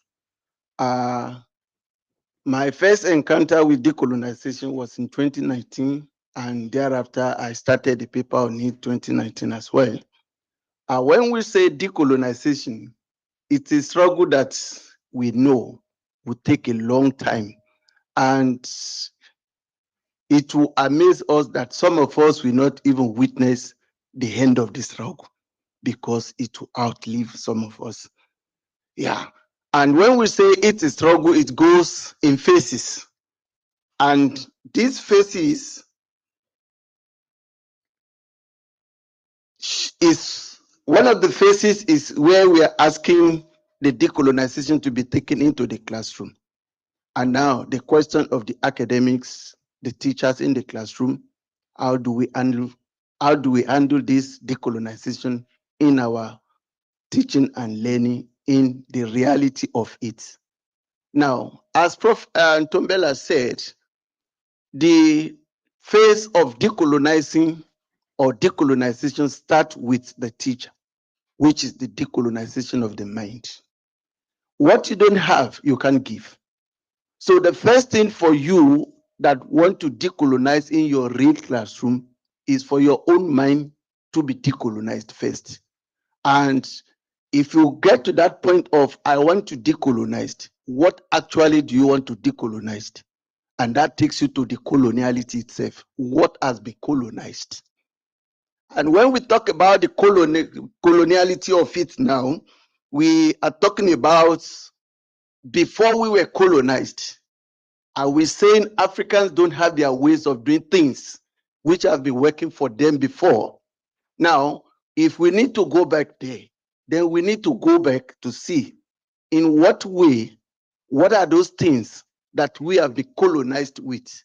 Then we can now start the process of decolonizing. Up until we get to that stage where you actually understand in what way have you been colonized, what aspect of your life, what aspect of the classroom do we want to decolonize? We look at the classroom from the content, from the method, from everything that goes into teaching and learning. How do we decolonize this to make our students to be relevant to the community? It is so pathetic or so disgusting to find out that sometimes most of these so-called graduates, they don't really fit into the work environment because what they are coming from is different from the reality that exists in their community. So there is need for that to be corrected now to say, how do we decolonize to make these graduates to be relevant to their community? But however, there are still many challenges to this decolonization. And one is institutional structure, but of which, thank God for UniZulu, is taking the lead by championing the cause for decolonization. So for each and every one of us here, we need to ponder on that aspect to say, what do I really need to decolonize myself on? Thank you. Thank you very much. I'd just like to highlight two things you said, which I find very profound. And I think it's very important to understand that it's not everything that is colonized. It's not everything that has to be decolonized. Yeah. Some people come with the impression that, oh, decolonization means when you see white people, you run away, or you fight white people, or once you see anything that didn't originate from Africa, you reject it. No. So I like that. It's something for us to think about. But what you have also said has also problematized further what Prof said earlier. Sorry, Prof, I missed your name, sir. Kent. Kent. Yeah, everything is like, I feel like I'm in Worcestershire. Yes, Dr. Kedge. But it problematizes it in a very interesting way that I don't think we can give easy answers to, but I think they should make us think. So he is saying the students we produce, and that's what Professor Epe also said. And he said that's what we are saying. A lot of what we do does not seem to be directly relevant to where we are located. But he is also saying in decolonizing, in preparing the students, are we sure what we are going to give them will make them survive in the reality, in what is happening, especially in a dominant, Euro-dominated, capitalistic. Prof, maybe you need to address the aspect of capitalism as a global system there.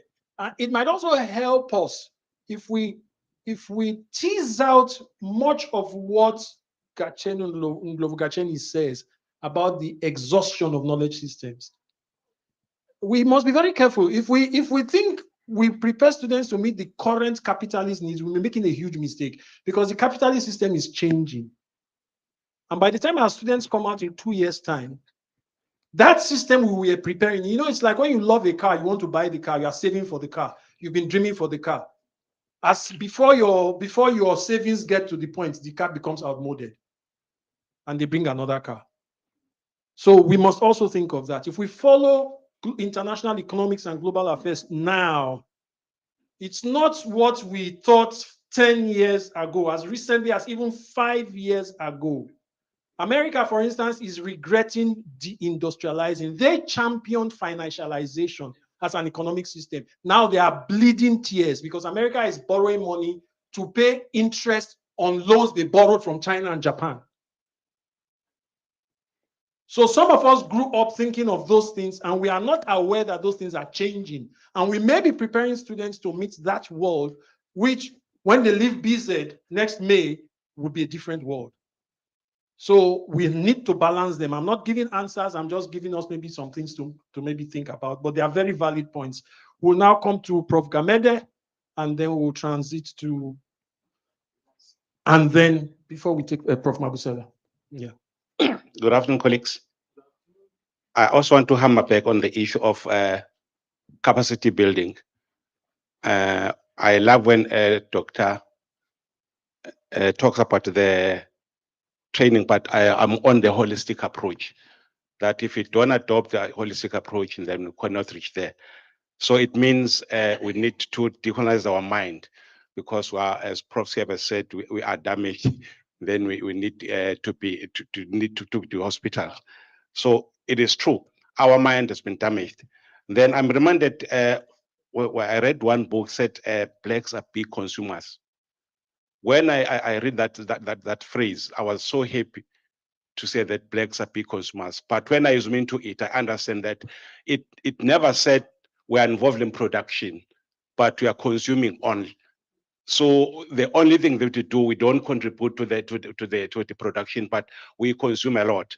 So it means we are. It reminds me of Karl Marx and Max Weber, where they talk about the class struggle, that they created a class of the poor and the class of the rich, and we are there. Even our education system is still there, and we need to say how then they come out of those classes, because as we are teaching our students, sometimes we are feeding them something that it's not needed by the work of work.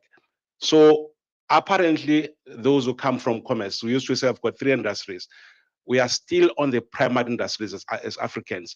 We extract raw material from nature and use them. But now we've jumped the stage, we are on tertiary. We talk about knowledge production and we talk about 4R.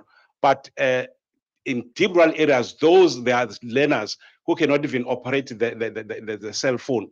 So I think we need to see how do we move from that one. We are living in a rural areas, but when we check, I have checked, I think in KZN as we are, how many agricultural schools, because we are living subsidized economy. So if we can start that, let us decolonize our mind and stop thinking as US in Africa. So and try to say the reality is this one. But I think what is done by UNISL now, we are saying we have realized the first thing is let us see where we are, identify ourselves, let us position ourselves.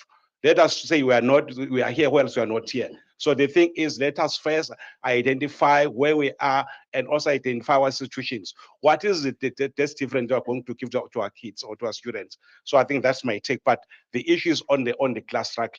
Then we know that our education system, it is designed so that there's a class of the poor and a class of the rich. And the class of the poor, it's us as blacks. So how then do you come off there? And you see, if at the ages of 30, whenever you are doing for your own kids, but at the ages of 50 to 60, you are doing for grannies. Let us say for now, maybe we cannot see the fruit of this, but let us do things for our grannies, because at the end, we need to say we are leaving the legacy for our own kids. I thank you. Thank you very much, Prof. Yeah, we can clap for that. Reminds me of Biko. Biko said the first thing is for the black man to come to himself. That's what you're saying. Achebe said, I realized, I became aware, and then I realized that I had a task. So what you are saying is that we are at that point, and that it's a significant point. Even if the final point is still far away, this initial point is an important one. Yes, sir, please introduce yourself. It used to be my name. Thank you very much. Good afternoon, ladies and gentlemen. My name is Dr. Patrick Masuelele. Already is my name. It's a Setswana name. You want to see me? Dumelara. Kiteng close. I am very, very, very excited and encouraged to see this undertaking taking footing or moving or taking the first step. We do understand and know that there is a proverb that speaks about the first step. And many people are afraid to take the first step because they don't want to be unpopular with the status quo. That is the comment I wanted to make. But most importantly, I wanted to come back to Prof. Ntombela's approach. And I want to make it very practical in a sense that we have already been injected with a very powerful medicine through the lectures that have taken place here. We are very fortunate that we have been put into the sea or into the river where we all now are swimming together with the big sharks, and they are sharing with us what they know. So we can't go out of here and start claiming that we are ignorant about the exigency and the importance of decolonizing. My view is that decolonization should start with us, and we must first be decolonized ourselves, because if we are not going to be baptized differently, then unfortunately we are going to go back like a symbol of putting new wines in old bottles, something like that. Here is how I see it. Number one, we can decolonize by making sure that we start talking about supervision of students that are doing postgraduate degrees. We now start to set as a faculty to say, guys, from now onwards, when we supervise, we first inquire about the students' approach and see how we can try to influence them to take direction towards some of the theories that are African, because they use these theories because those theories are available. Now we need to start making them aware about other theories that are actually pertinent and relevant in our situation, to start now knowing about them and how to look for them. That is the first part I want to talk about. But I want to agree again with Dr. Chivisa earlier on when he said that, or is it Dr. Chivisa? I can't remember, when he said that we need to start looking at the curriculum. We've got, it's a low-hanging fruit. We've got certain degrees that don't articulate here at the university. Or in the process, we need to find a way of coming up with a master's degrees and so on. We need to start that process with that in mind as soon as possible. We do have that opportunity to start mounting new programs. So curriculation is very pertinent. And lastly, I want us now to say, in order to do it, let's take the direction of evangelization. By evangelization, it means we speak about this thing, we make it a mainstream kind of topic because it is in the periphery as we speak right now. It is a nice thing to talk about. It is nice that we are here, we are being encouraged. But when we go back, what is there that we see every day? What is there that we read every day? We need to sit and strategize on short to medium term approach and look at those short to medium term things and make them immediate. They can be how small. They can include just how we assess, how we supervise, and then we go to medium to long term, and then long term. Then in this regard, we shall have now done what Professor Moyo said, eating the elephant piecemeal by piecemeal. Thank you very much. Thank you very much, Professor Dr. Masudwele. This thing about eating elephants, even chicken, are you going to put all of it in your mouth? The way we talk is as if we swallow a full chicken whole. But thank you very much. Brilliant point. We are going to take Professor Mabusela's comment to take us into lunch to think about. And my suggestion, if the colleagues agree, is we'll start the deliberation after lunch from there. Because I think she's just going to open that angle of the conversation. And then we may also want, before we go into the groups, to look at some threads to follow. It's what I'm suggesting, but if after lunch we think differently, that's fine. Prof. Mabusela, the floor is yours. Dumelang. Libitso la me ke Sewela, not Mabusela. I think Mabusela is my mother's surname, but Libitso la me ke Sewela. Sewela sa basetsana, meaning I'm the last girl in a family of 4 girls. Intombi zodwa. So I'm going to talk about the initial teacher qualification, which Prof. Kuzwayo and Prof. Moyo have mentioned that. I believe that the initial teacher qualification doesn't prescribe what type of content are we supposed to bring in. That's a fact. It's just a principle that guides us that there must be different type of learning for teacher qualification. They prescribe the different learning. That is the challenge. They will say disciplinary learning, but they don't tell us that we must bring in J.J. Rousseau, Montesquieu, and Plato, and leave Bigo and the rest. They don't tell us. It's for us to be capacitated in terms of redesigning our curriculum to speak to context. Mr. Tech allows that because there is situational learning, which either you can put a political content or you can put policy, even critiquing the very same initial teacher qualification, or you can bring in organizational context. Professor Sepi in the morning said a good thing, and it also addressed the issue of the minimum, Mr. Tech, obviously, that says that the way the system of higher education is structured through discipline.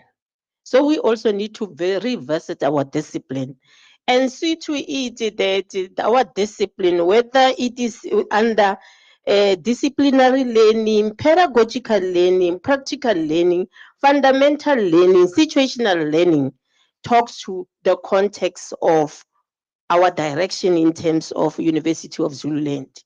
You have mentioned a module that is taught at the Wits University, but you have never mentioned what the content and who designed the module. Even as we need to talk about, when you talk about fundamentals, it must be issues that are addressing our initial teacher qualification, our postgrad qualification, the kind of fundamentals, meaning those are the basic learning, whether it's digital or language learning, be the kind of content that we want to put to address our context. Thank you very much. Thank you very much, Prof. Mabusela.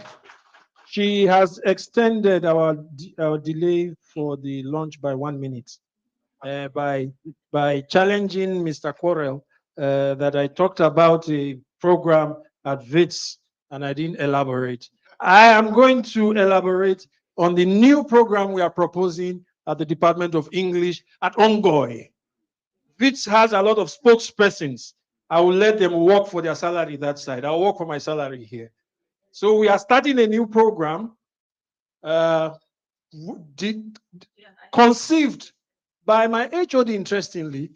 I thought I was the lead decolonialist in the department, but he gave me an uppercut.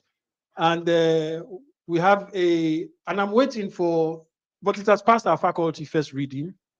Why I'm saying it here, I was really impressed. Our initial approach was changing texts and replacing more European texts with more African texts. And we thought we were very good. I didn't know the HOD was watching us. Then he came to say, okay, you are trying. He said, but what you are doing is cosmetic. He said, what we need to do is to reconceptualize the program in its entirety. And not knowing that while we were having all these workshops, he was working. Then he came up with a draft and shared with I and Dr. Ratao, and it is really fantastic. It's something I want to boast about, I want to brag about. And there'll be an article on that.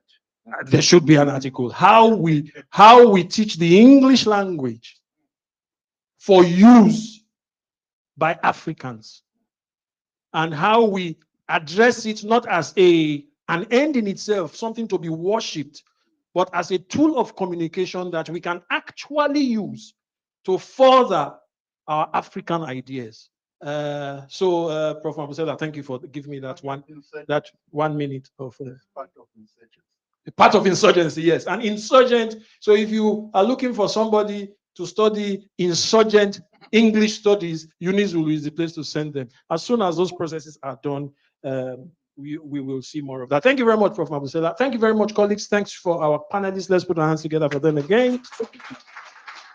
My initial assessment, I don't know whether Prof. Siepe will agree with me, is this past 40 minutes has been one of the most interactive of all the engagements we've been having this year.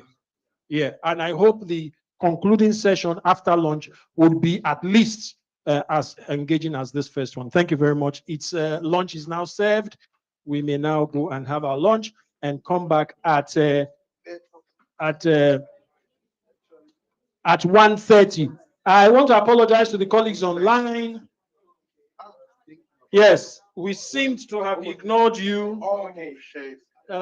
Please accept my apologies. The camera is on. Sorry? Yeah, I'm not seeing any line. I'm not seeing any hands up. But I want to promise the colleagues online that when we return after lunch, we will start with interventions from the colleagues online. But please pardon me, I got a bit carried away. I must admit it. I got carried away and I forgot you. But I'll come. We'll start from the online colleagues. I see Professor Koch. I see Professor Mkize, and several of them. I see Professor Ngadi, Professor Krishna, Professor Kumalo, Professor Mukwena. Please, we will be listening to you from 1:30 when we resume. Thank you.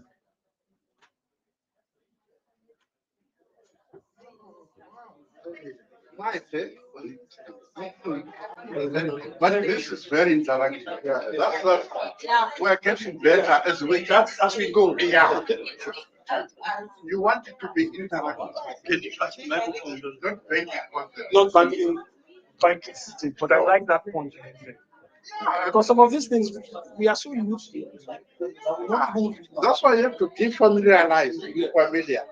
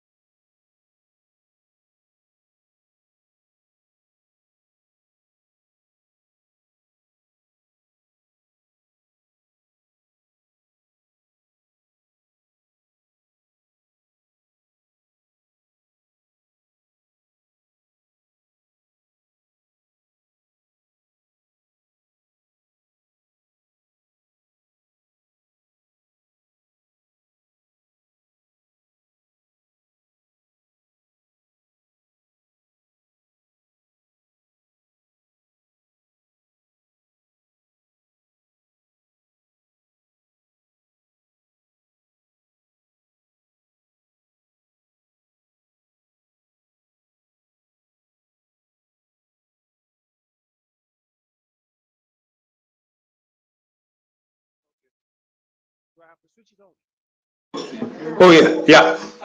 Got it now. Thanks. You want to move the camera? Oh. Good afternoon, colleagues. I hope the lunch lived up to expectation.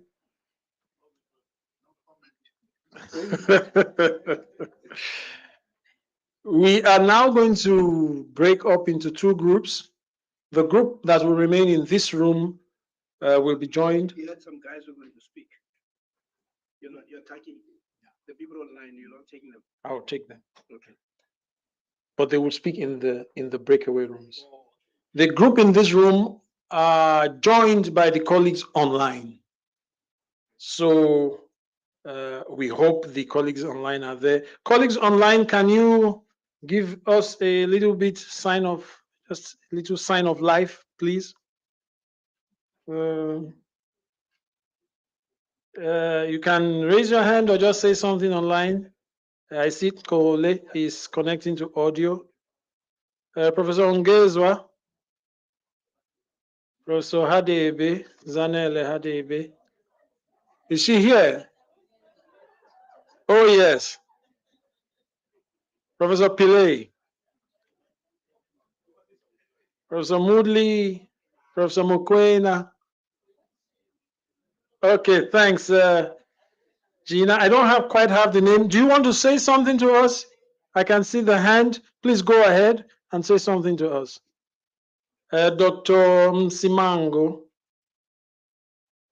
Yes. Who is Gina F? I see your hand is raised. Please go ahead and just say something. Fikile. Okay, it's Gina F. Gina. Professor Gina. That's what I do. That's what I do.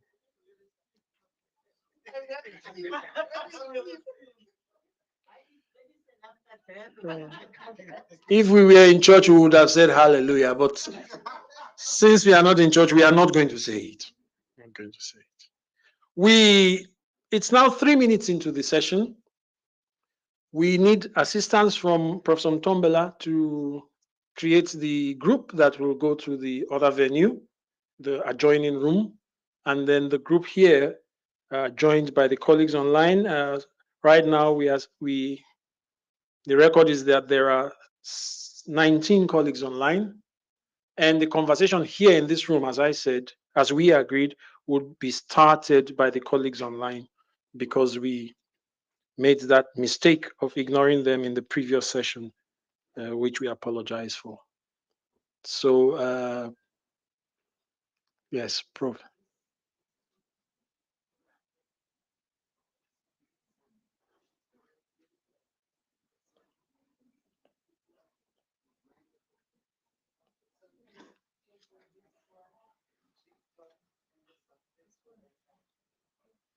Okay, as the colleagues move,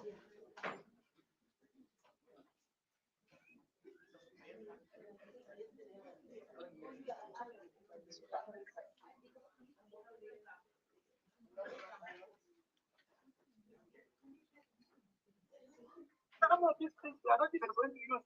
You have made that voice. okay, somebody is speaking. Can you speak louder so that we hear?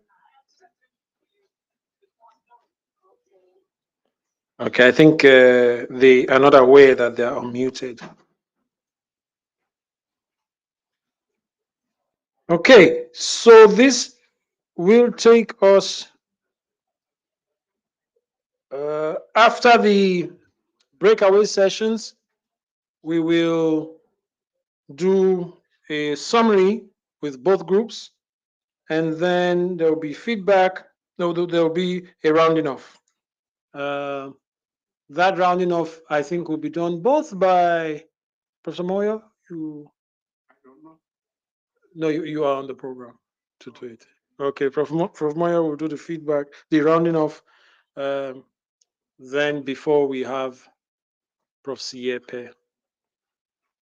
Our target is 3, is to leave here at 3-ish.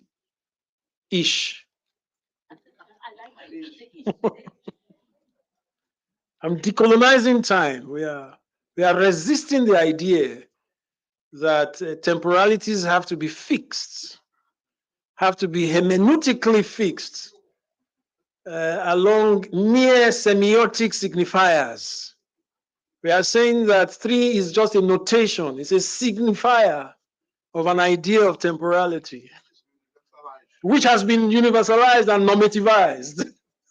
Thank you so much. We need to appoint a scribe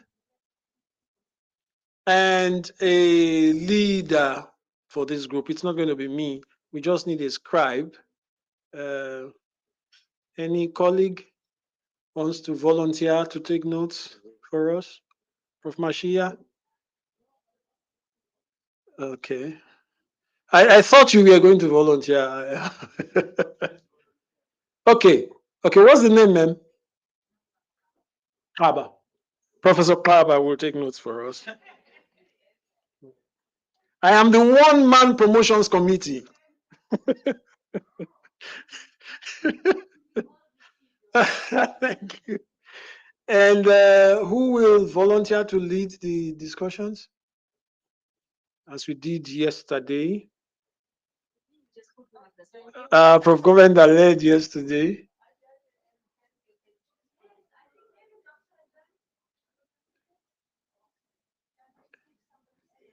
None of them has refused, so. Okay. Okay. Dr. Kent, please. Okay. Okay, Dr. Jani, you are going to, we are going to publicize that beautiful shirt of yours and the hat as well. Yes. Yes, you're going to contribute to the Africanization of today. Yes. Dr. Jani, please step forward. Thank you. You are not rejecting as well. So yours is just to facilitate the conversation, it's to chair the conversation. Ms. Kraba is taking notes for us. And we have up to, it's the way we proceed, but we should do this. We'll target doing this in 40 minutes. It should take us to 12:30, 2:30.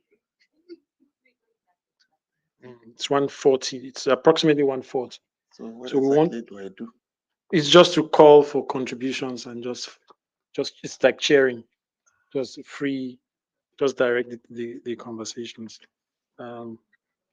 Okay, so do we want to make it a 30-minute affair instead? Okay, 30 minutes. That will take us to 2:10, 14:10.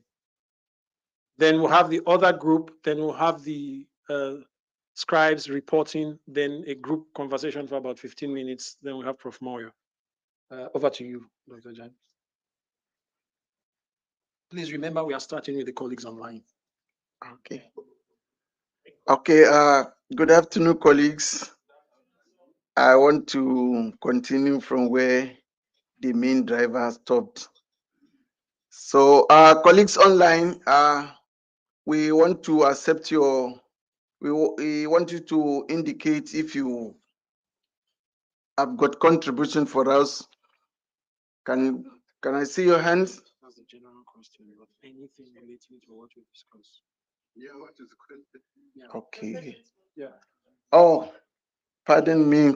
The question for today is, what are the implications and applications of contemporary politics of knowledge for the academic project at the University of Zululand? I take it once again, what are the implications and the applications of contemporary politics of knowledge for the academic project at the University of Zululand?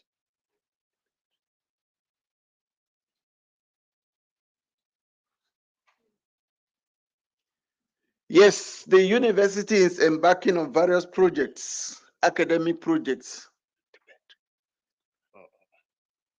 So the question now is, what are the implications of these various projects? What are the implications and the applications of contemporary politics. We all know politics exists everywhere. So in the process of executing academic projects, what are the implications, what are the applications, and what are the challenges, if I may put it that way, for the academic project at the University of Zululand? While we are waiting for colleagues online, colleagues that are physically here, can we contribute, please? Yes, ma'am.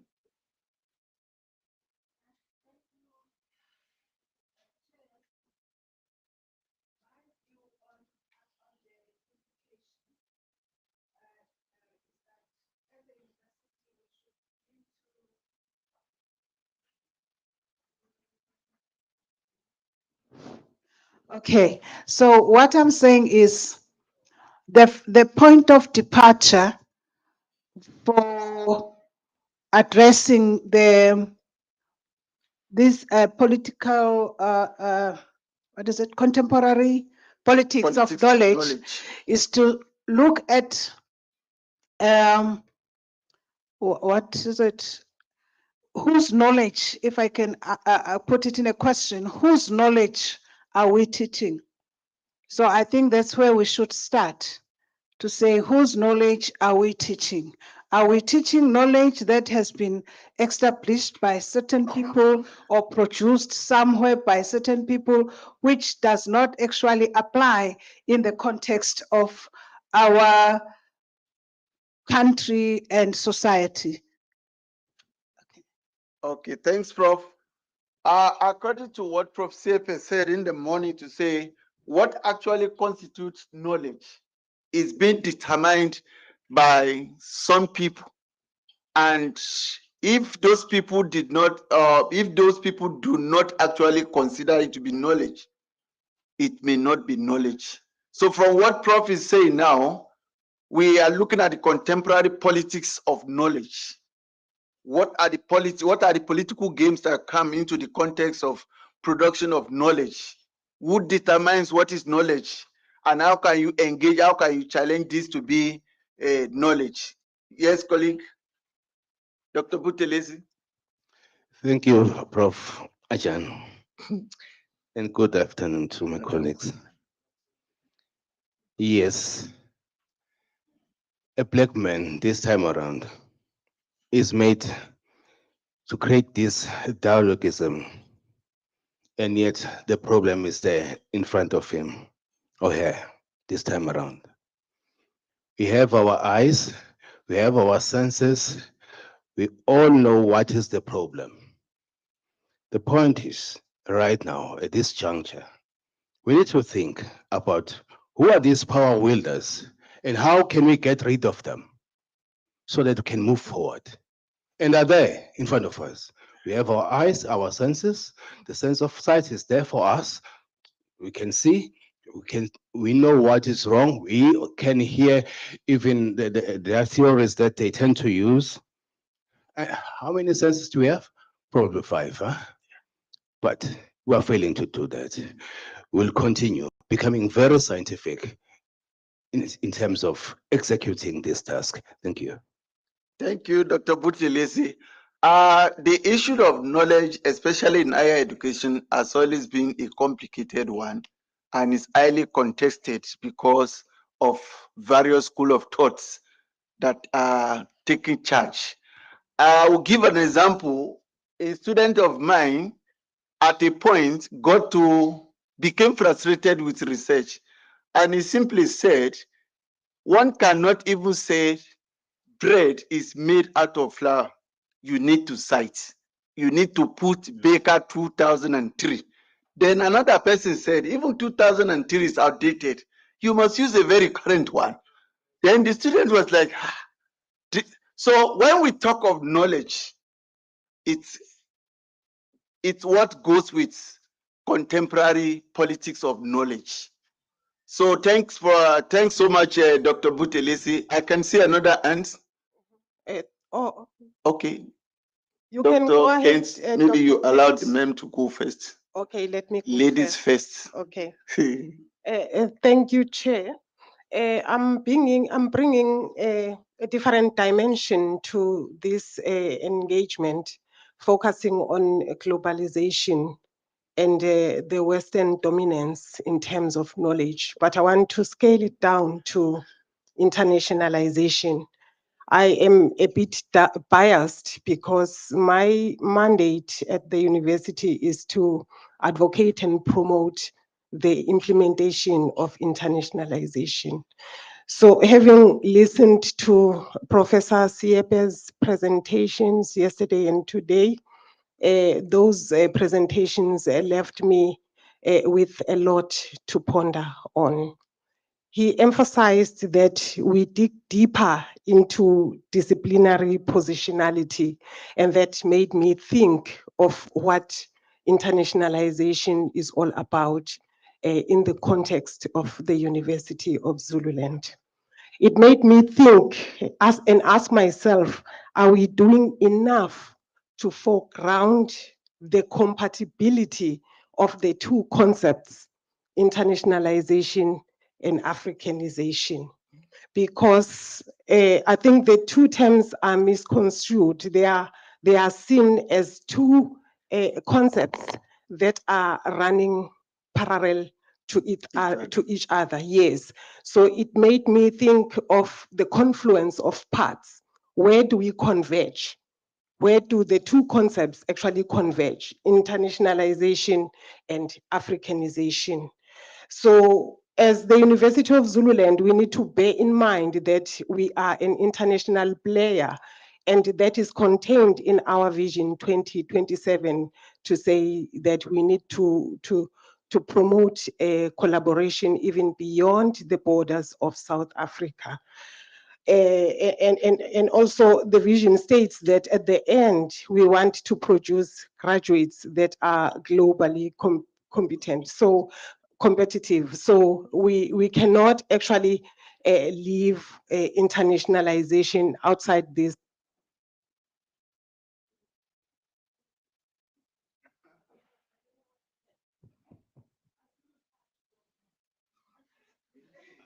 Are you done? No, the mic went off.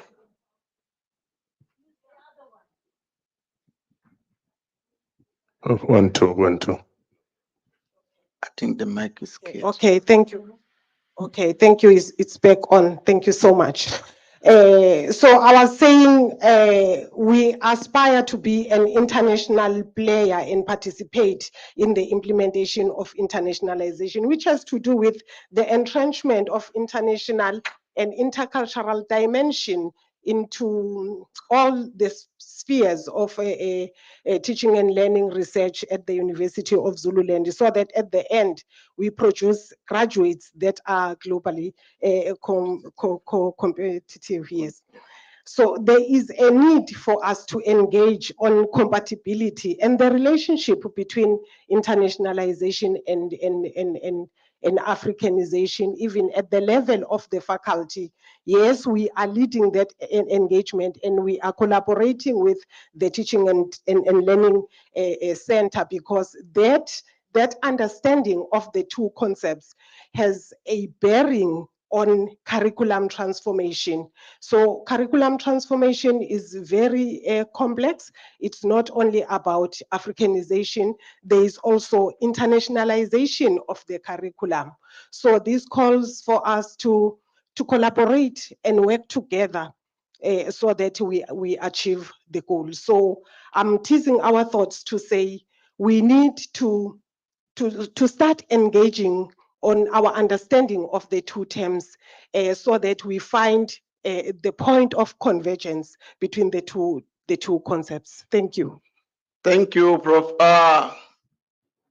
Internalization and Africanization, they are two critical notions which the University of Zululand has embraced. And we must know that as much as the two are very critical, they are also very complicated. We can go about internalization in African way, and likewise the other way around too. So thank you for your thoughts on that. Dr. Kent. Okay, thank you. As much as I support colleagues, I just want also to extend to say, yes, we have started the ball rolling. When we look at the implications, she has talked about the implications. I'm thinking that normally what happens is we start on big projects, but we don't implement them. So when we look at the application side, I'm saying as we have started now, what should follow is the financial aspect, time, and the knowledge should be put together so that at least we start developing the material that we'll use in the new curriculum or the envisaged curriculum if we were to implement it. Because otherwise, we will just have these meetings here and there without applying from one workshop to the other, but application will be zero. And so the way I look at it, that we need to have these three things in place so that we can write the material that we say ourselves. This is the way we are seeing our curriculum being Africanized, right? Then we can look at all these other things, because as we are discussing now, it would have been ideal as we are proposing to say, okay, can we start creating topics that can be maybe in a book so that we address, yes, globalization, internationalization, then how do we fuse them together? Okay. Thank you. Thank you, Dr. Kent. You have spoken so well, and we are glad the Director of Teaching and Learning is also here. So implementation shouldn't be a problem. And just like we know, decolonization itself goes in phases. So this is a phase now where awareness is being created, where people's initiatives are being sought. So we hopefully believe that from this we move to the next phase, hopefully. I want to call on Prof. Mabusela because she indicated before. Okay. Prof. Ago. Sewela, which is, I love my name, guys. As I've said earlier on, Mabusela is a surname that my mother has an understanding about it. Me, I'm Sewela. Okay. I agree with Professor Mashia in this sense. Yesterday and even today, they have mentioned that there are issues that do not need to be colonized. And for me, internationalization is one of those. Because once we touch that, it also affects the issue of our publications, because we need to be broad and share what we are doing. The issue of programs in South Africa, they want international comparability so that our, what do you call the program or qualification of our competitiveness. So if we don't have links and collaboration with our global friends, we're not going to be able to see the competitiveness of our qualifications.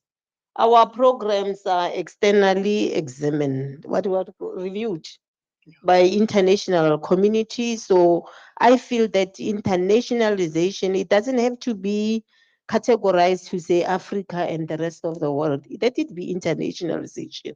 I thank you. Thank you. Internalization, it's a good thing. But in African, we always say charity begins at home. So we have to start from home, extend it to the world beyond. That's my view. Okay. Thank you, colleagues. I think she did say, where can we find confluence? Yeah, because the terms are not contradictory, except some people insist on describing. So let me ask: is Westernization internationalization? If somebody is Westernized, are they international?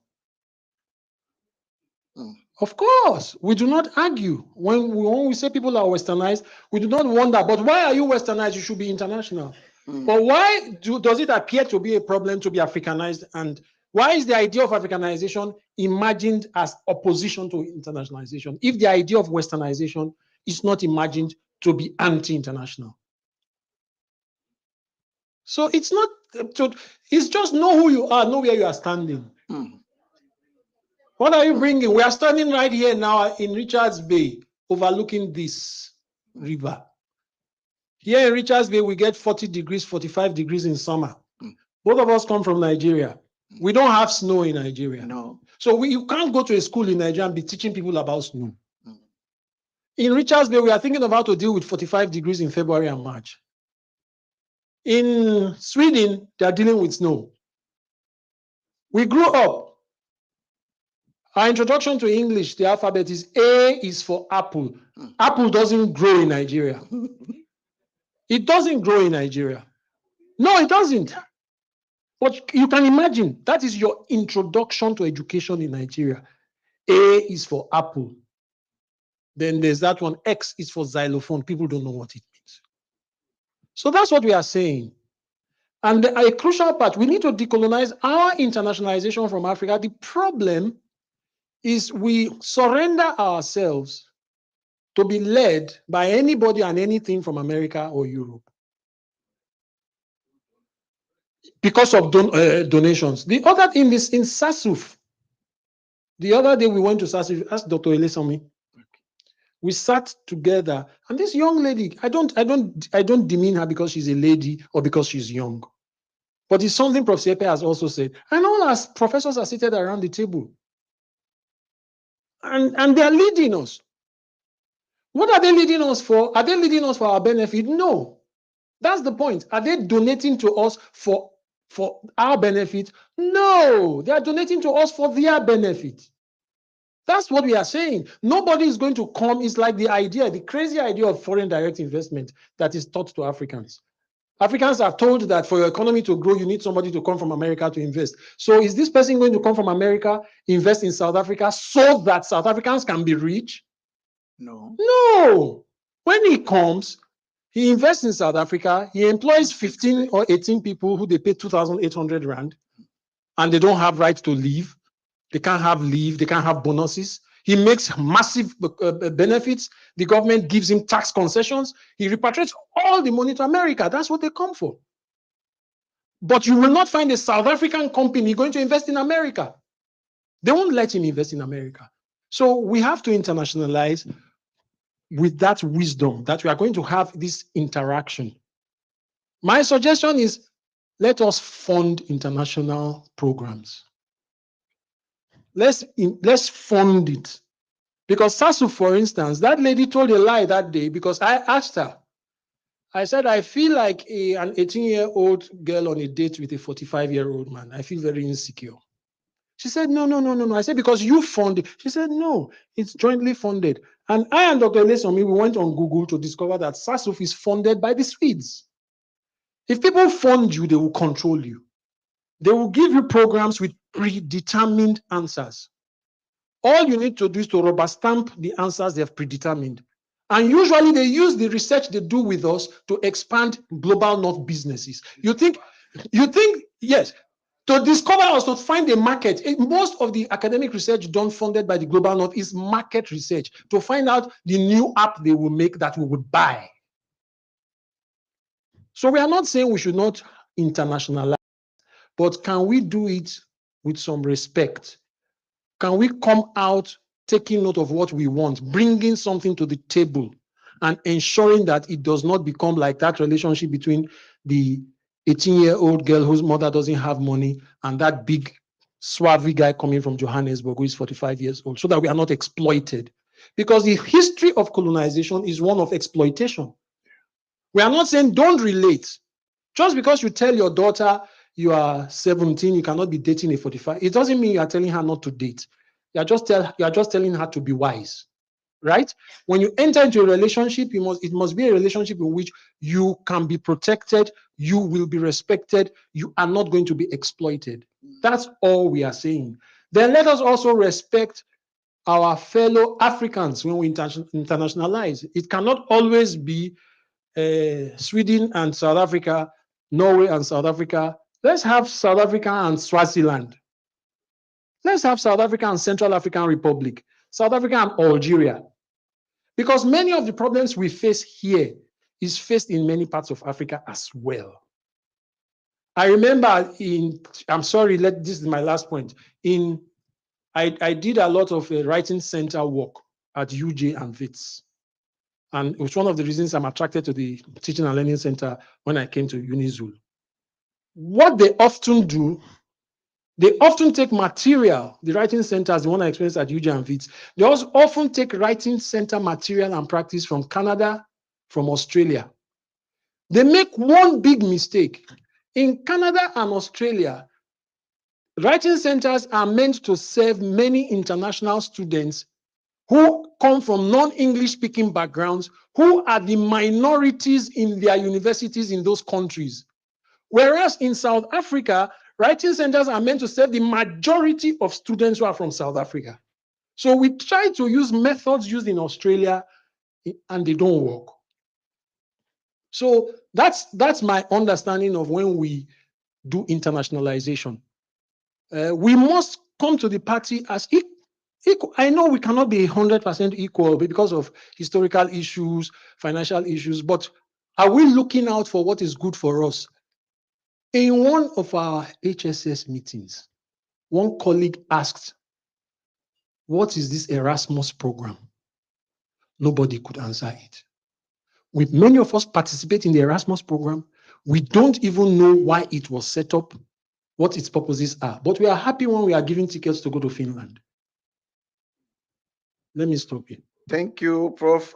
We have been able to identify various implications and applications of contemporary politics of knowledge for the various academic projects at the university. And I'm coming to you, Prof. Kuswayo. And Prof has indicated funding as one of the challenges. However, I want to challenge us for our colleagues to say, what are the other way outs? Because we have identified problems now. What is the way forward? Where should we go from here? Because as a researcher, you can't just identify without providing solution. So, Prof. Okay, thank you. I have just one question. It's actually, we can deliberate on it. That what will we teach if those books and textbooks are removed from us as academics? Because if we say for us to teach, we have to rely on the textbooks and the material. So we should, as I've asked the question before, that whose knowledge is it that we teach? So if we want students to be part of knowledge producers, we should be coming with context which we problematize, like what Paulo Freire says, that our students are seeing things around them. So if they see those things, you conscientize them so that they start to look at those problems and come up with methods of solving them. Like for instance, in the field of teaching, our students have been to schools as learners. So when they become teachers, they have something that we call the prior knowledge.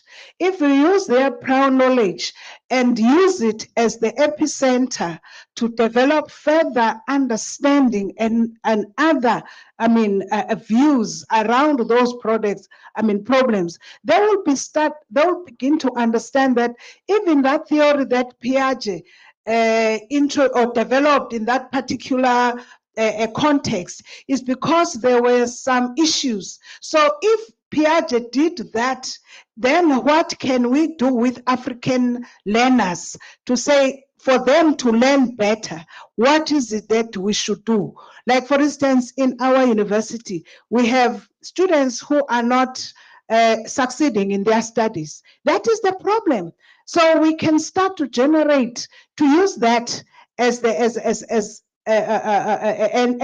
sort of an epicenter to create our own epistemes to say for this kind of problems or for that kind of problem, this is the theory. Because we are importing more of the knowledge that come from other countries that will not work for us because they are not produced within this country. So we are the university. There's no one pointing a gun at to us to say we must teach those books and textbooks that we order from. We are actually making America rich to produce more books, even maybe London to Britain to produce more books for us because we cannot do anything. So that's why I'm saying, whose knowledge is it that we teach? So if we can start to answer that question with students, then we will win. Thank you. Thank you, Prof. One of the things being considered in decolonization is for us to contextualize knowledge in African way, situated in worldview. When it comes to decolonization, we are not saying we have to discard totally. But you have just asked a very good question now to say, which book are we going to use if we discard those ones? But the reality of it is what we started in the morning to say, decolonization starts from each and every one of us, the mind.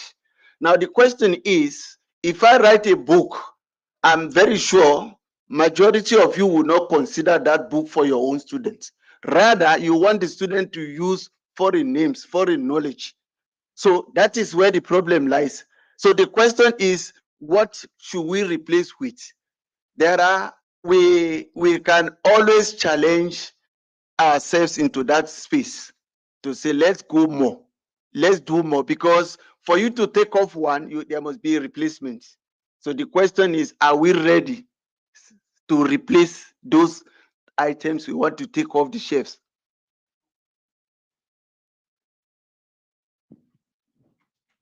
Yes, we want contribution, colleagues. Online, there's no one indicating there. No. No comments. Colleagues online, can you please come online? Be active. Because sometimes some people, one good thing with this is once you connect, you can just go away. So they may be online, but not also online. Hello? Okay. Can you assist with the volume? Let them raise their volume. That's all. Okay. Carry on. Yes, I can hear you, Precious.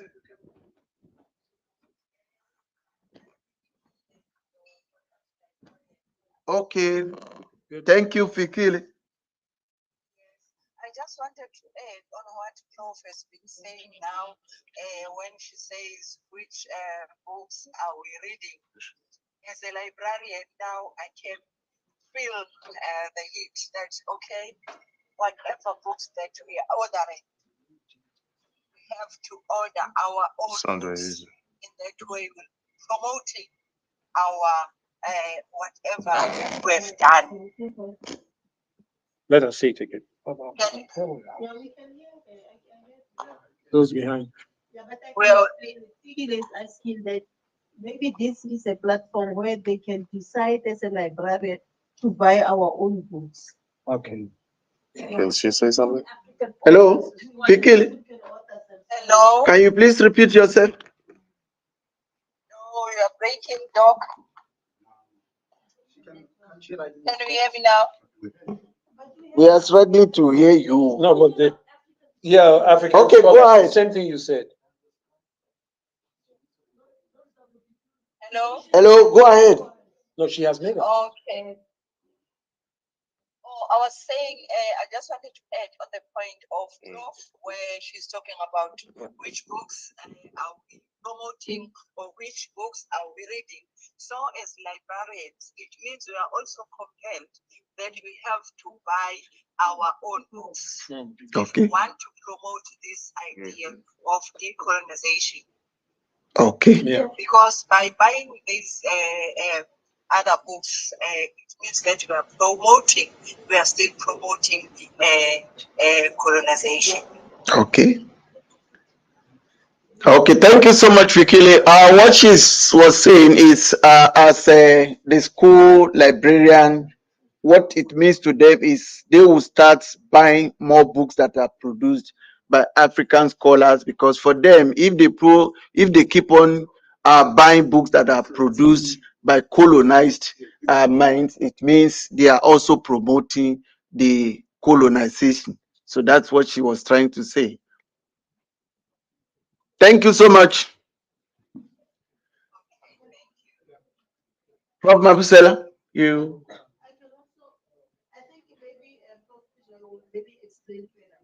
It doesn't mean our own, even our own people are still writing about the very same problem. So our own people are still writing about their own problem, depending on the color of their skin they are. And they will write things that they want us to believe. I think maybe, Prof, you also maybe need to expand it. Okay. Prof. Kuswayo, I think you need to provide clarity on that.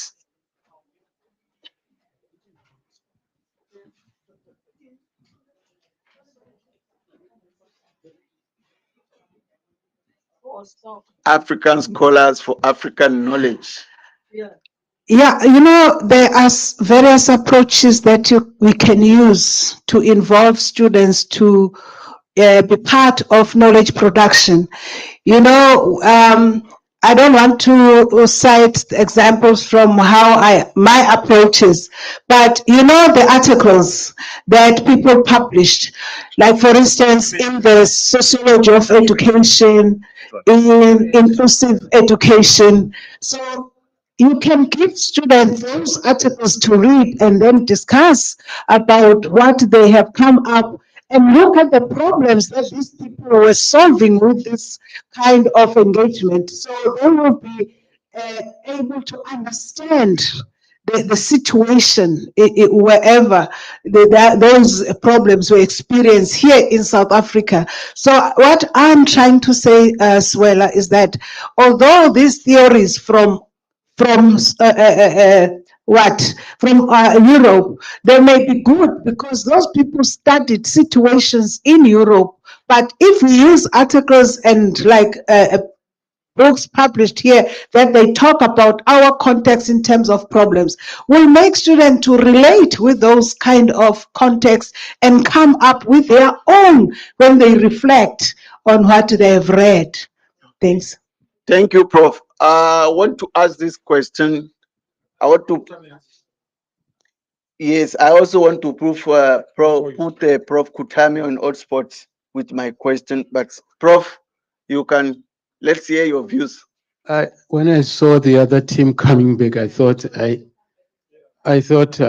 was no longer going to get a space, because all I wanted was to say was, if each of us has a responsibility in their own corner to play a role. If I am in research, I have a responsibility to change those theories like Prof. Kuzwa is saying. I have a responsibility in my class, teaching geography, teaching history, to change those issues. He talked about the issue of collaboration. If we are collaborating, as we collaborate with them, let us, indeed, I was also one of those who were in Sweden. All that we were saying to those people and those that we were collaborating with was to say, this is our situation here. We want you to come and look at our situation here. Whilst we, because that's the only way, isn't it? They want to fund. They come and look at our situation and see this is who we are in our context, so that we improve our context based on what we learn. Because going there is just a question of learning. Because, for example, I saw, there was very little that I could learn from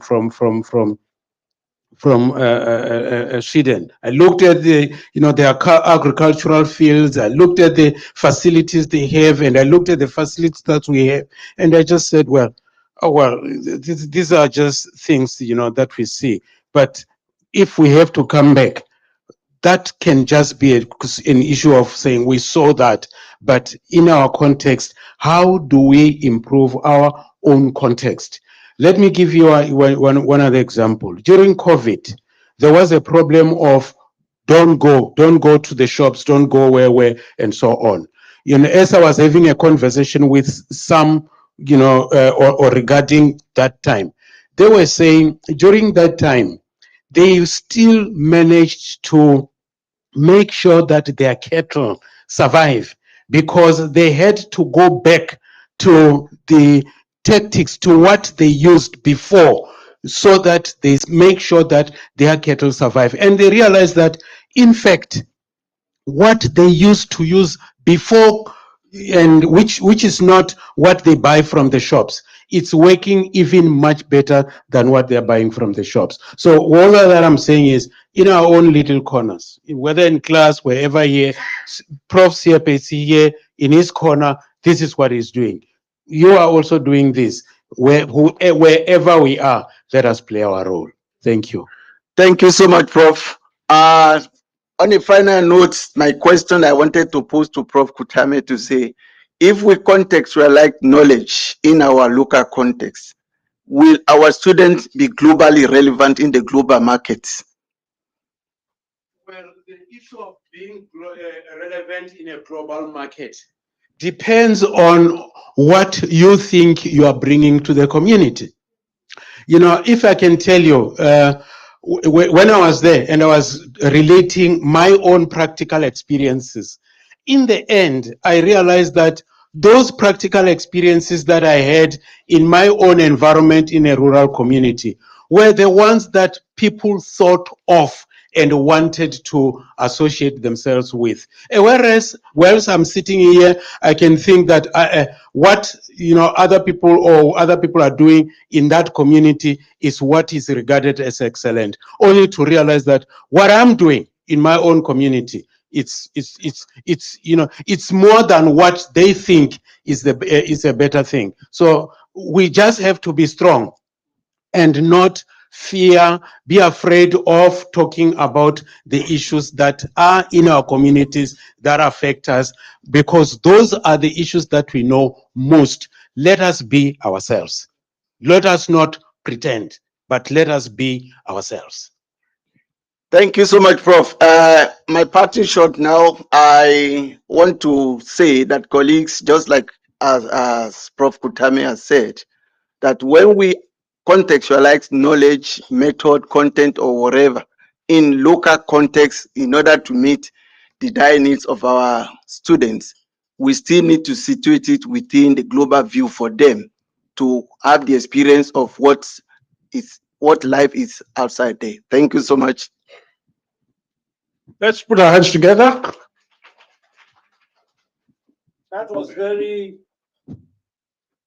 That seemed very reluctant. Please put your hands together. So we thank the two groups. We'd like to welcome Prof. Ntombola's group to give a brief report, and then we'll invite the group in this room.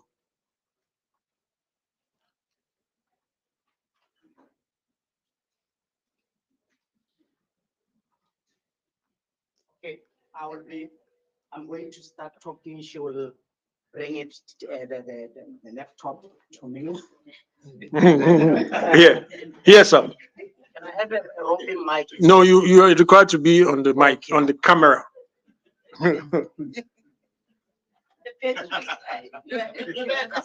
This is too thin. You can't see. That terminology applies to you more than to me, sir. Okay, thank you so much for this opportunity, and I am very, very elated on the fact that the group chose to elect me to come and talk. I was very reluctant because I don't think I possess those brows that others are possessing, because they are senior to me. So, but they chose me, and I take it with both hands. Unfortunately, if I had to be the scribe, they made a big mistake not to make me a scribe.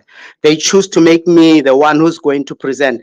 If I had to be the scribe, I could have actually produced very, very nice PowerPoints. Let me take this opportunity, therefore, let me take this moment, therefore, and in a nutshell, I'm not going to read slides. I really am going to summarize how the proceedings went, because slides can be elaborative and they can take a lot of time, but they also steal creativity. Right. Now, ladies and gentlemen, we sat and deliberated, and we realized that there are so many things. There are so many things that are, in our avail, things that on day to day, we come across, but we choose to be blind to those realities. Our approach was more of a SWOT analysis approach, where we looked at whether we do have certain strengths that we can actually celebrate, if we do have weaknesses that we should be very worried about and try to do something about, or do we have opportunities and do we have threats? We looked at the reality this way. We said the best way to approach this thing is to think it along the line of coming up with something called mainstreaming decolonization. So in this regard, when you mainstream, you start to take things that were in the peripheries into the mainstream. What does that mean? The implication is that then you start realizing that we need to speak about decolonization every day. When you go to class as a lecturer, you need to center yourself, to position yourself.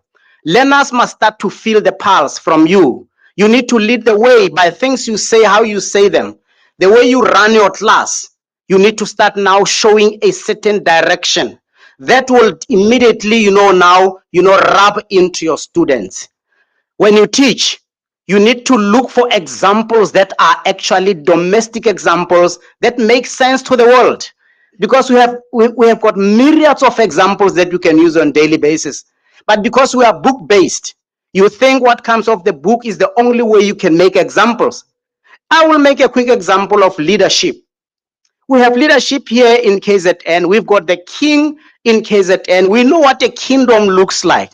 But sometimes when we want to speak about kingdom, we want to go to Britain and start talking about King Charles. But we've got Mrs. Zulu just here. What is wrong with us? So we need to start now making our learners realize that the knowledge that is abound in our environment is knowledge that is pricey. It can be utilized. But who is the problem here is the conveyor, and the conveyor is me. So I need to start quickly before it's late to decolonize myself. How do I do that? I start reading about decolonization. I start changing my ways and patterns.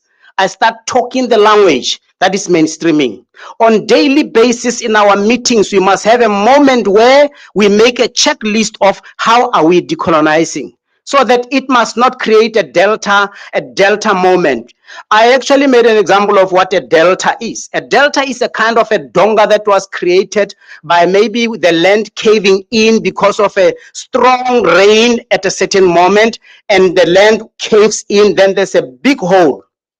Here we are talking decolonization, nicely like we are doing right now. 3 months down the line, we'll be saying nothing about it. Then people have decided to jump into the delta because they couldn't go into another, into this process of jumping this space without falling into the delta. But we must quickly find a way to take them out of the delta by creating conversation on decolonization on daily basis, wherever we are. What is to mainstream? To mainstream is to go and look what your policies are saying, to look at your systems, how they have been created, to look at mechanisms that we use in order to make certain things happen, and see how these things are delaying us. Policies can, it's dangerous to come up with something like this, but yet you don't look at your policies. Are they talking to decolonization? Are they taking us there? Every day when you do what we do, are we really, setting the pace and the trends? Now I want to come back to something that we spoke about again. We said that you cannot talk decolonization without also looking at development of repositories, knowledge repositories. The library, for example, is the biggest elephant in the room. If you go back to our library right now, you find that there are no books that can actually shape the thinking. We need to start looking for those kinds of materials wherever we can find them. In addition, when we do research, we need to start now creating what I can call, what you call an agenda to research along the African, African environment, so that we can even create a situation where we say, here we are in the Faculty of Education, we are 20 of us. Let's all of us, maybe two of us, come up with topics that are in line with what we are trying to do and start writing papers. You are developing content that is building repositories. And in the long run, you'll find that we don't even need to get so many textbooks from elsewhere because we have created articles that are talking to our situation. Another element that we spoke about is that it does not mean that it is obvious that learners are ready for decolonization. Yes, I know that Rose Must Fall brought about an agenda that we need to start looking at what we teach and how we teach. But the reality is that it is not every learner who is ready for that. Therefore, we need to start changing our classroom environment by the way we teach, the way we group our students, the way we give them activities, the way we assess them, and so on. Supervision. It's a very important fundamental here, because at the end of the day, we can talk decolonization, but if we do not, sit with our students that we are supervising and start making them realize that there's a need for this change, and you as a lecturer not helping them to, to get the tools of trade, then we are going to produce students who are not going to help us to spread the gospel. That is another element. Now, what about you as a person? You have to start now realizing that your knowledge needs to be revisited.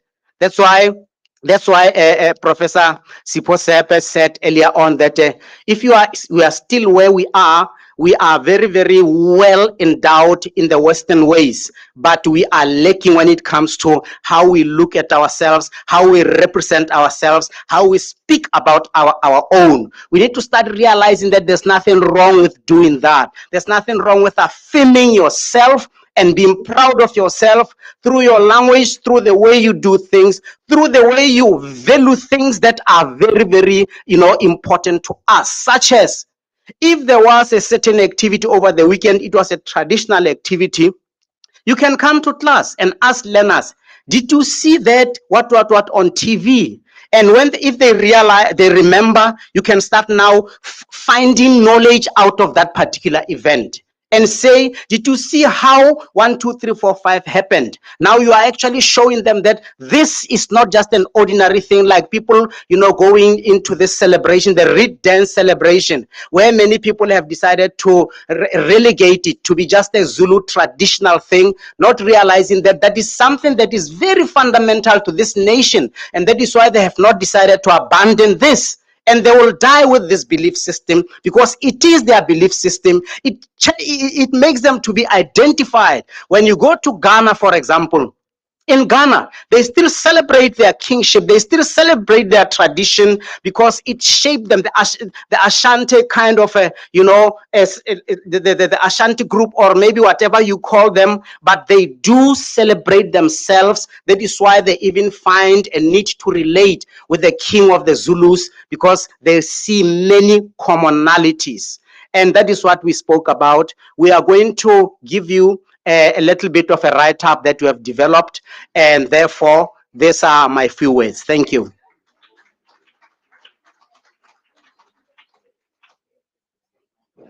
Thank you very much. Someone said politician. Did anybody say pastor? Teacher? Scammer? I think we have the same skill sets. Politicians, preachers, teachers, scammers. I think we all have the same skill set. It depends on how we use them. Oh, yes, persuasion. Persuasion, yeah, well, I think I'm not imposing it, but it depends on how we use it. But thank you very much. Thanks to our colleagues. We now invite Professor Kaba from the group here. Yeah, come forward. Come. Yes, yes.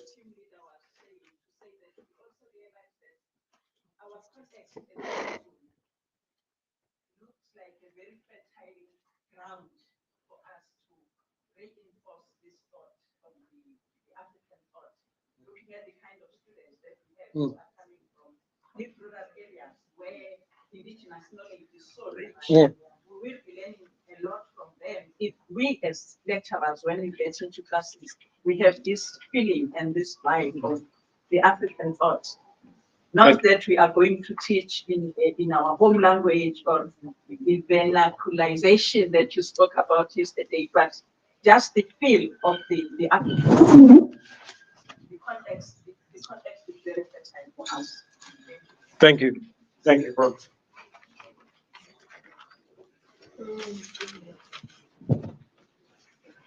Good afternoon, colleagues.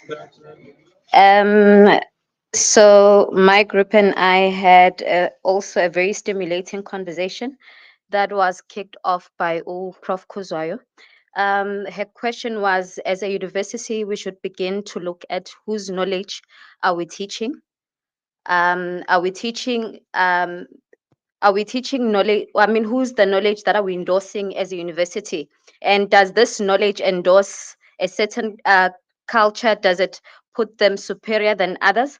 And does this knowledge even apply in our own social context? And she also asked, she further later asked to say, what would happen if the textbooks that we use are taken away?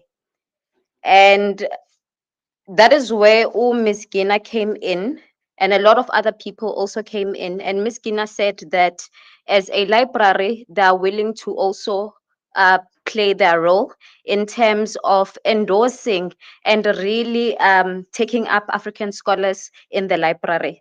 And she also said that, Prof, that we are importing a lot of knowledge as Africans, and that this knowledge that we teach, we need to start contextualizing it.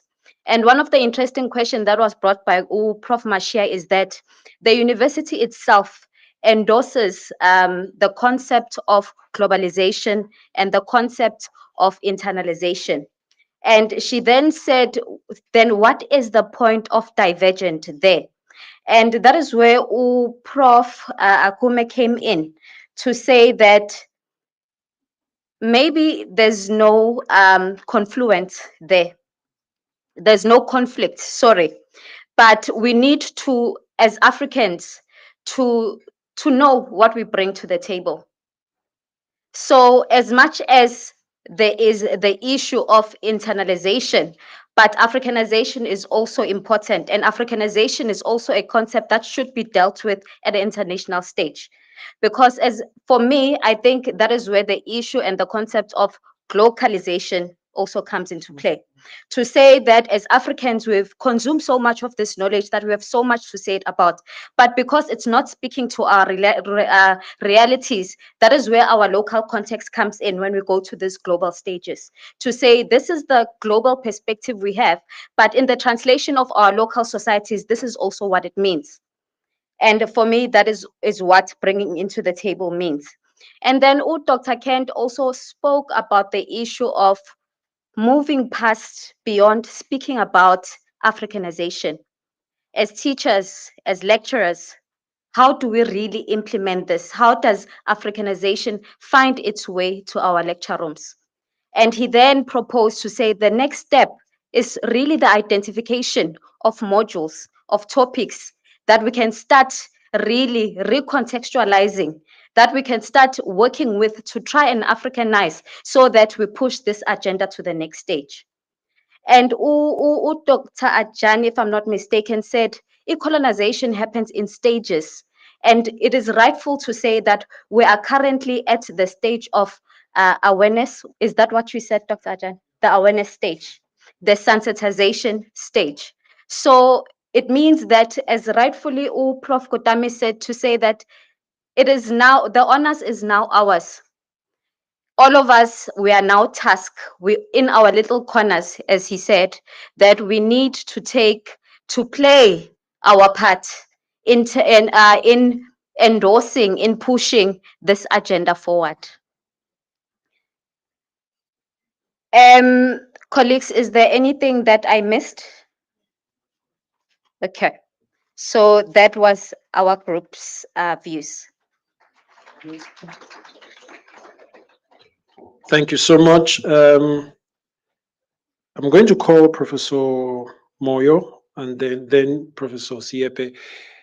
But if I have a minute, it's something I don't want to elaborate on, but at occasions like this, terminologies and concepts are very important, I think. And it is good that we clarify some of them, but it's difficult in this kind of context to elaborate in detail. I like what, we didn't use those words, our scribe, but I like the tension between the global and the local is not unique to South Africa. It's not unique to Africa. Those who observe recent politics in America actually ascribe Donald Trump's successes to his ability to problematize the global, especially in the economic domain, versus the effects in the local. And I want some of us to go and consider that. The globalization of the economy, from the point of view of the US, worked against the majority of Americans, especially those who are working class. And there's a strong resistance from the American right to global economics, because many of us in Africa still think that globalizing economics is the way to go. We still think of it as the many people still think, but I'm glad there are those who do not think so. And Dr. Kent is shaking his head. Maybe he's disagreeing with my point, but maybe he's saying he doesn't also support that. Yeah. Need to look abroad. We need to look at ourselves. It's like we haven't discovered our needs. Good. Our needs should be satisfied By some people elsewhere, yes. And there's a very interesting conceptual difference between the way the term global and globalization is used versus the term international and internationalization. International is, in a lot of the readings I've done, is a more neutral term that's more denotative. Whereas globalization is very connotative. It has suggestions, in my understanding, my reading, of an attempt by a certain group of people to bring the world under one government, one system, and it's resisted in most places. It's usually promoted by a small group of global elites, very rich people who want to control everything around the world.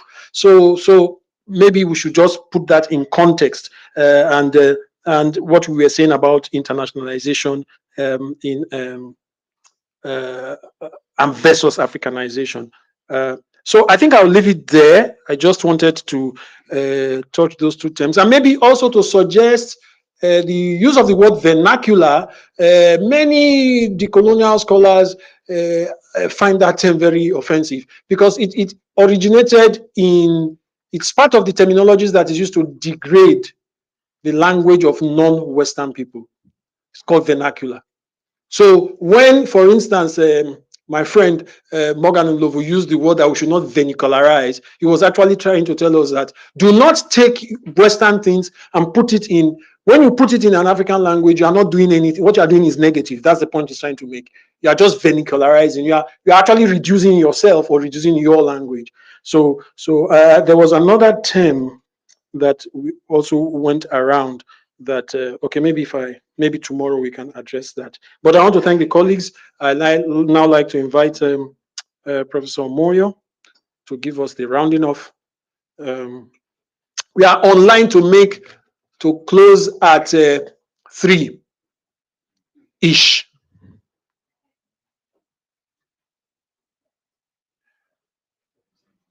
Three-ish indeed, because the program director has the prerogative to appropriate whatever time because he has the power, and all of us have to keep quiet and no, it's okay.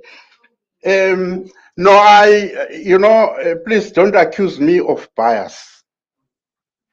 I know that this is my home faculty. What I've seen today is fireworks, for lack of a better word. It is really, yeah. And Prof. Siepe, I think your work is done. Because here are the educators, who are going to carry the baton forward. So really, it's fireworks.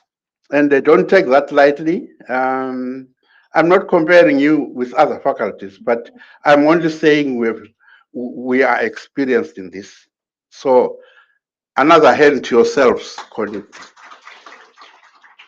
I just want to highlight one or two things. I won't be long because I don't want to spoil the good work that has gone on. The one point that came out very, very strongly from none other than the dean herself is decolonize from within. That has tended to be the theme that cuts across the conversation around. And that is very, very, very important. Even in church, you cannot preach if you yourself are not converted. You can't be, unless the fly by night, some of these who make business out of church work, So I think, Dean, that was a fundamental point that you made. And I think it is well taken that everyone have got to introspect and say, what am I doing?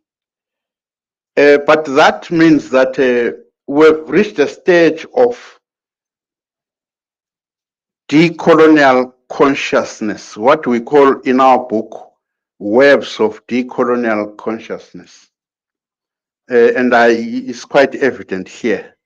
But it is not static, it's a wave, you will be somewhere some other day. But having said that, let's not forget that I just want to say that,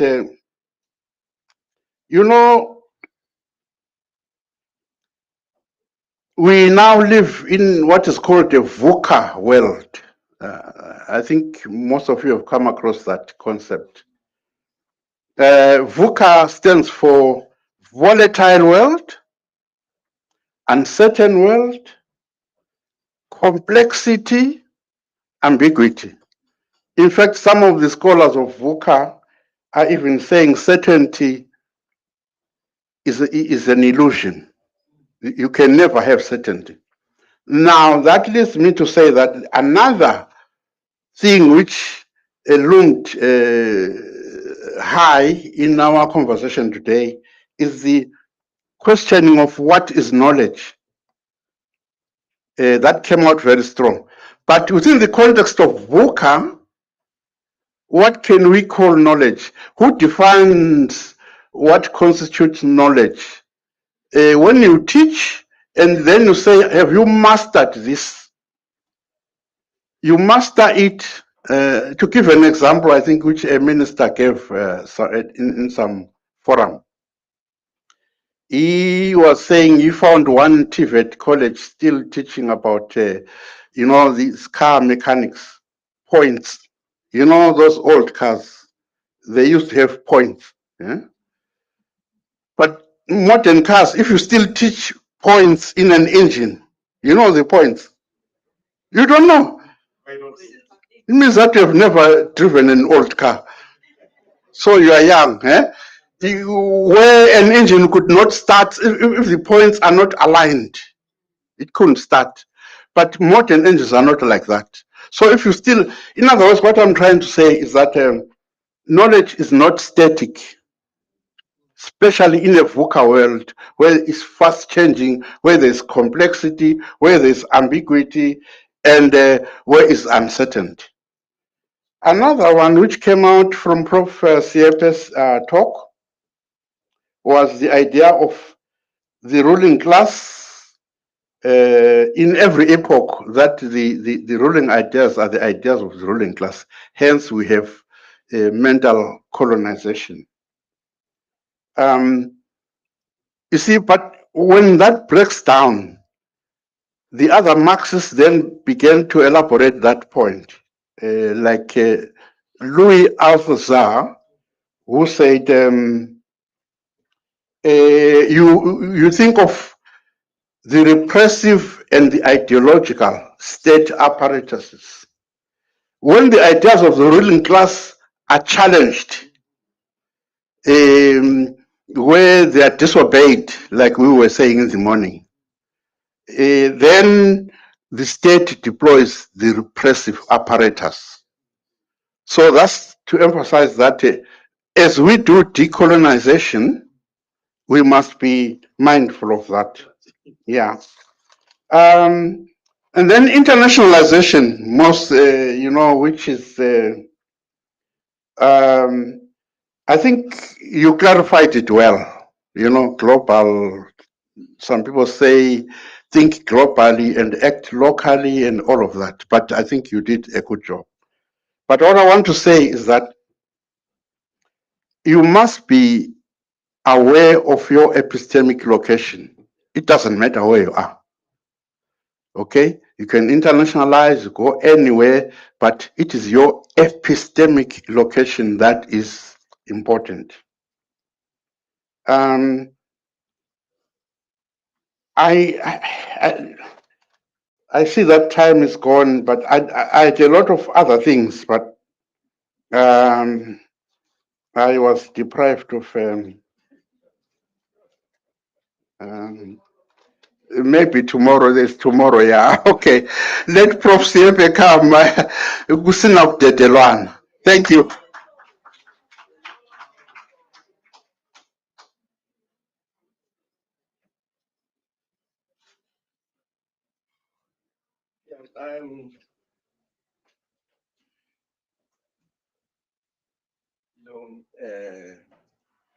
When you follow people like Professor Moyo, you should be intimidated because you hear from his allusion to scholars that funded when he talks about Louis Althusser. But that's what we need to, that's reading.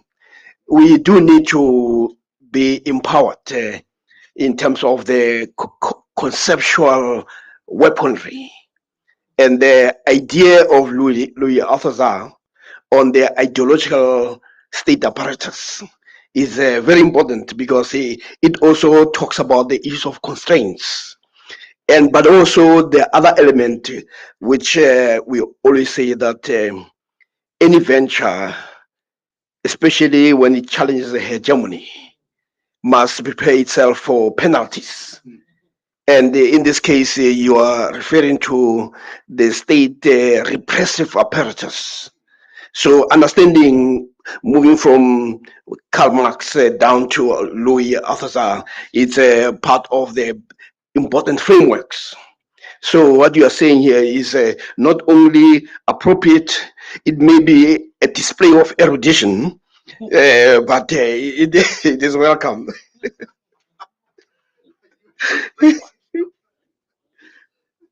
Well, when I got in here, one of the group that was here talked about that they have succeeded in putting what they call a list of challenges, and it will be very important that we have a listing of the challenges that people can imagine that may stand as what you may call potholes on the road, that the issues that we must be aware of, the blind spots. Because if you don't look at the blind spots, you might actually find yourself in a serious accident, which might be fatal even for the project. And just on that, I would also like to emphasize something that Karl Marx also said about what we should not do. He says the philosophers have hitherto only interpreted the world, but the real truth is how to change. So the notion of having clarity is good, but that clarity must lead to action. It must lead to, again, the practice of freedom that Porphyry talks about, the means by which men and women transform their world. So that's a very critical element. And I do agree with those who are saying it is important that we evangelize this consciousness. We must be, when the VC talks about the vanguard, these are people who are going to be out there in the form of missionaries to say this is our mission. And I thought it's important that we start speaking the language. And the Professor Moyo was saying, listening to the deliberations here, we can come to some form of conclusion or comfort that the message was sufficiently compelling that we have converts. But as I say, those who are converted must actually show not only by saying amen, but by doing, you know. And what we are trying to do here is really to work on that, the capacity building. And I do think that there are some phrases that Professor Moyo was using, and they are important in a sense that it's about empowerment.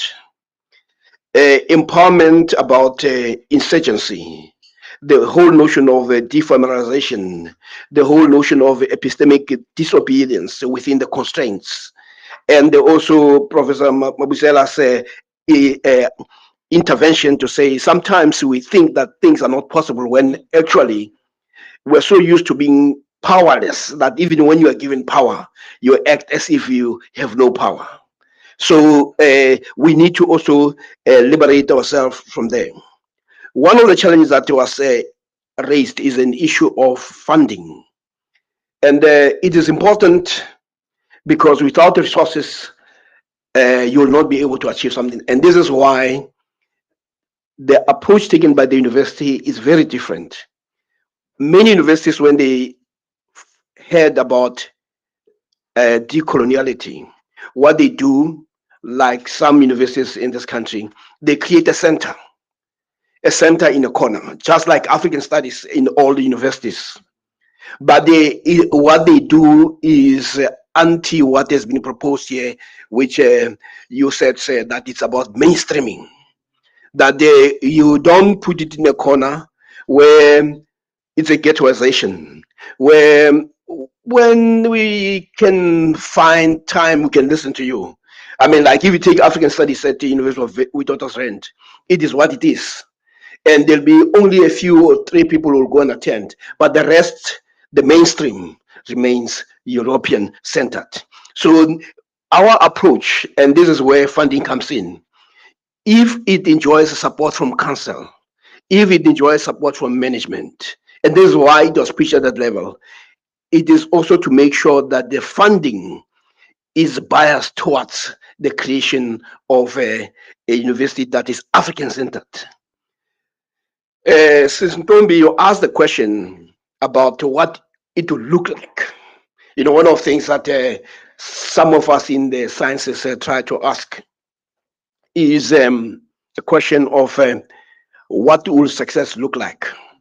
Because sometimes if you can't define success, you may not even be knowing that you're on the right track. But we're not dealing with the sciences. You see, I mean, when people decide to go to the moon, they do simulation and they know the speed in which it will get there and come back. If they go to Mars, we can do those calculations. But when you deal with this type of things, the outcome will be dependent of the nature of the struggles that you're going to pursue. But one thing that you're asking is a question that I grappled with some colleagues in the States. And they were, and also Nigeria, because we connected them via Zoom. They were saying, good luck. Nobody has actually tried it. So this is, we are the curtain raisers. All other people who have tried it, it has been something that has been in the ghetto of an institution, in the corner. So what we're doing is what is actually mission impossible, because it has never been tried by anyone, but it is within our capability. If we can think it, we can make it happen. So that is, and then of course the other issues that had emerged here are a series of questions that we must create a question bank. And one of those is whose canons are they anyway? And actually, there's an article written around that by a number of people that who do you pay homage to scholastically? Whose books do you read? And we should get to a stage where we become comfortable with writing. And as I said, I have people who get stopped in the roadblock for 2 minutes, and then they go and write a book about the disturbance of that 2 minutes. And it becomes a book that I woke up in the morning, the sun was shining, and the clouds were this. And then as I was minding my own business, this guy, it becomes a book. A book or based on 2 minutes of disturbance. A black man goes to jail for 20 years or gets in exile for 20 years. He doesn't write a book.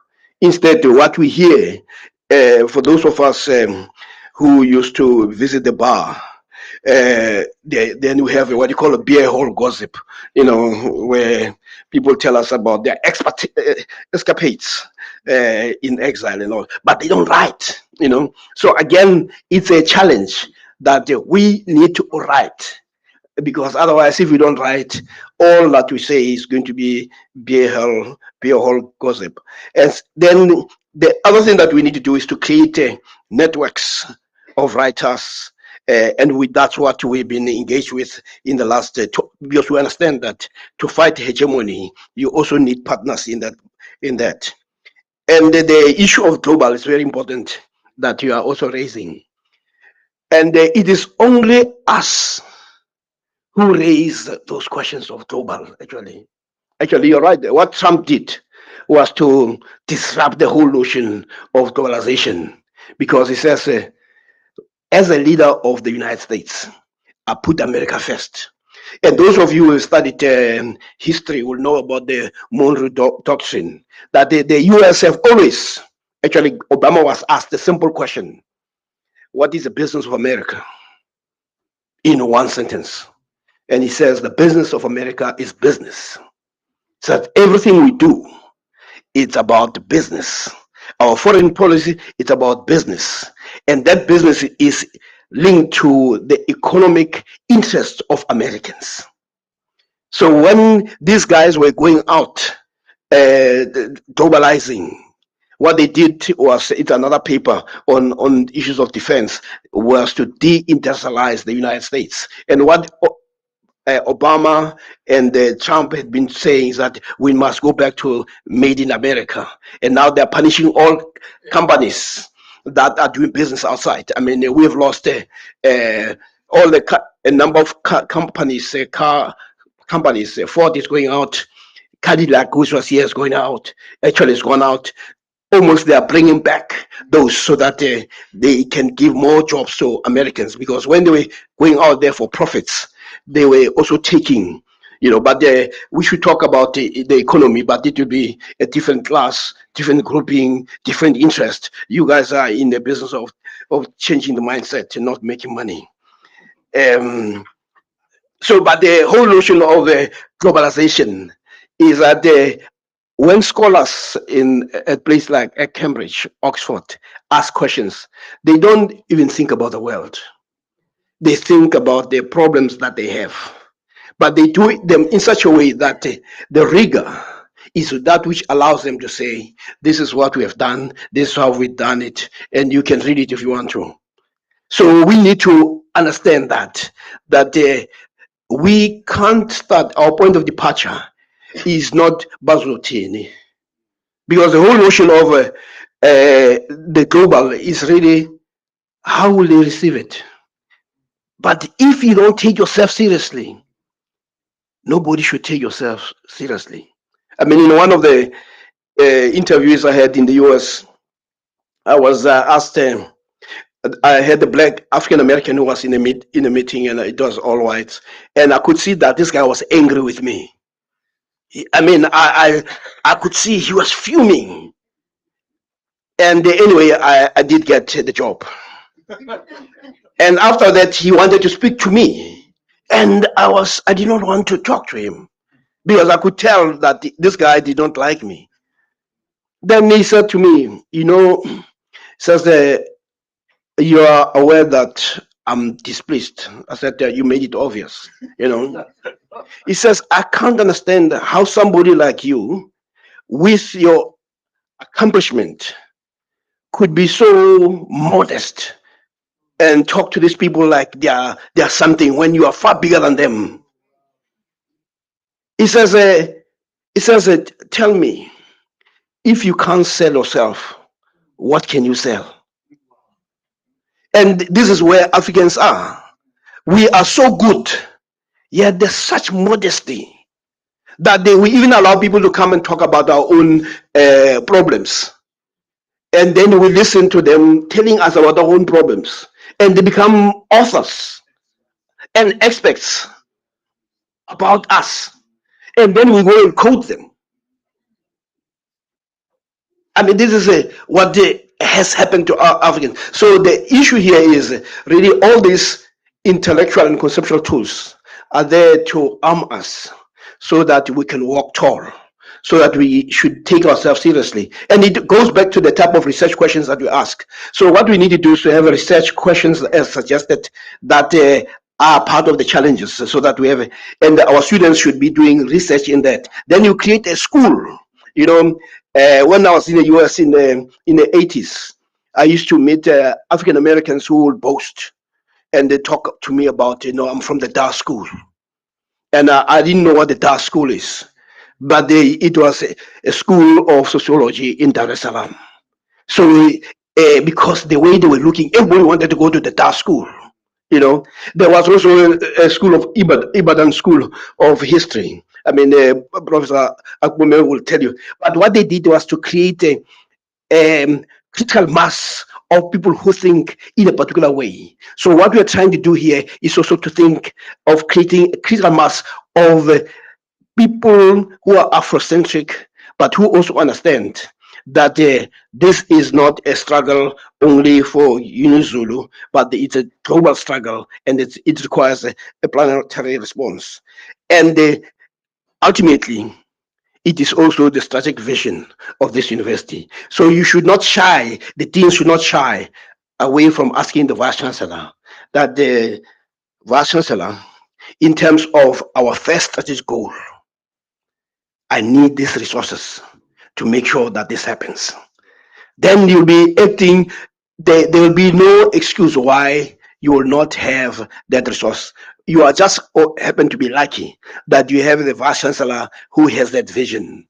And one of the doctors who just joined us went to the Vice Chancellor and said, VC, I've never had the Vice Chancellor open a conference, a workshop with such an intellectual input. Most Vice Chancellors, they come and they come up with an administrative statement, and then there's a pretense that they're busy going to a meeting, only to go to the office and sleep. And anyway, folks, enjoy your afternoon. But thank you for the vibrancy that emerged from this interaction.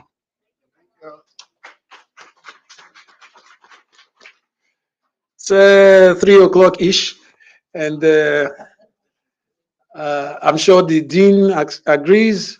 Professor Moyo, Professor Siepe, with your kind permission, I can announce that the meeting is adjourned until tomorrow morning, 8:30 tomorrow morning. Thank you very much. Yeah.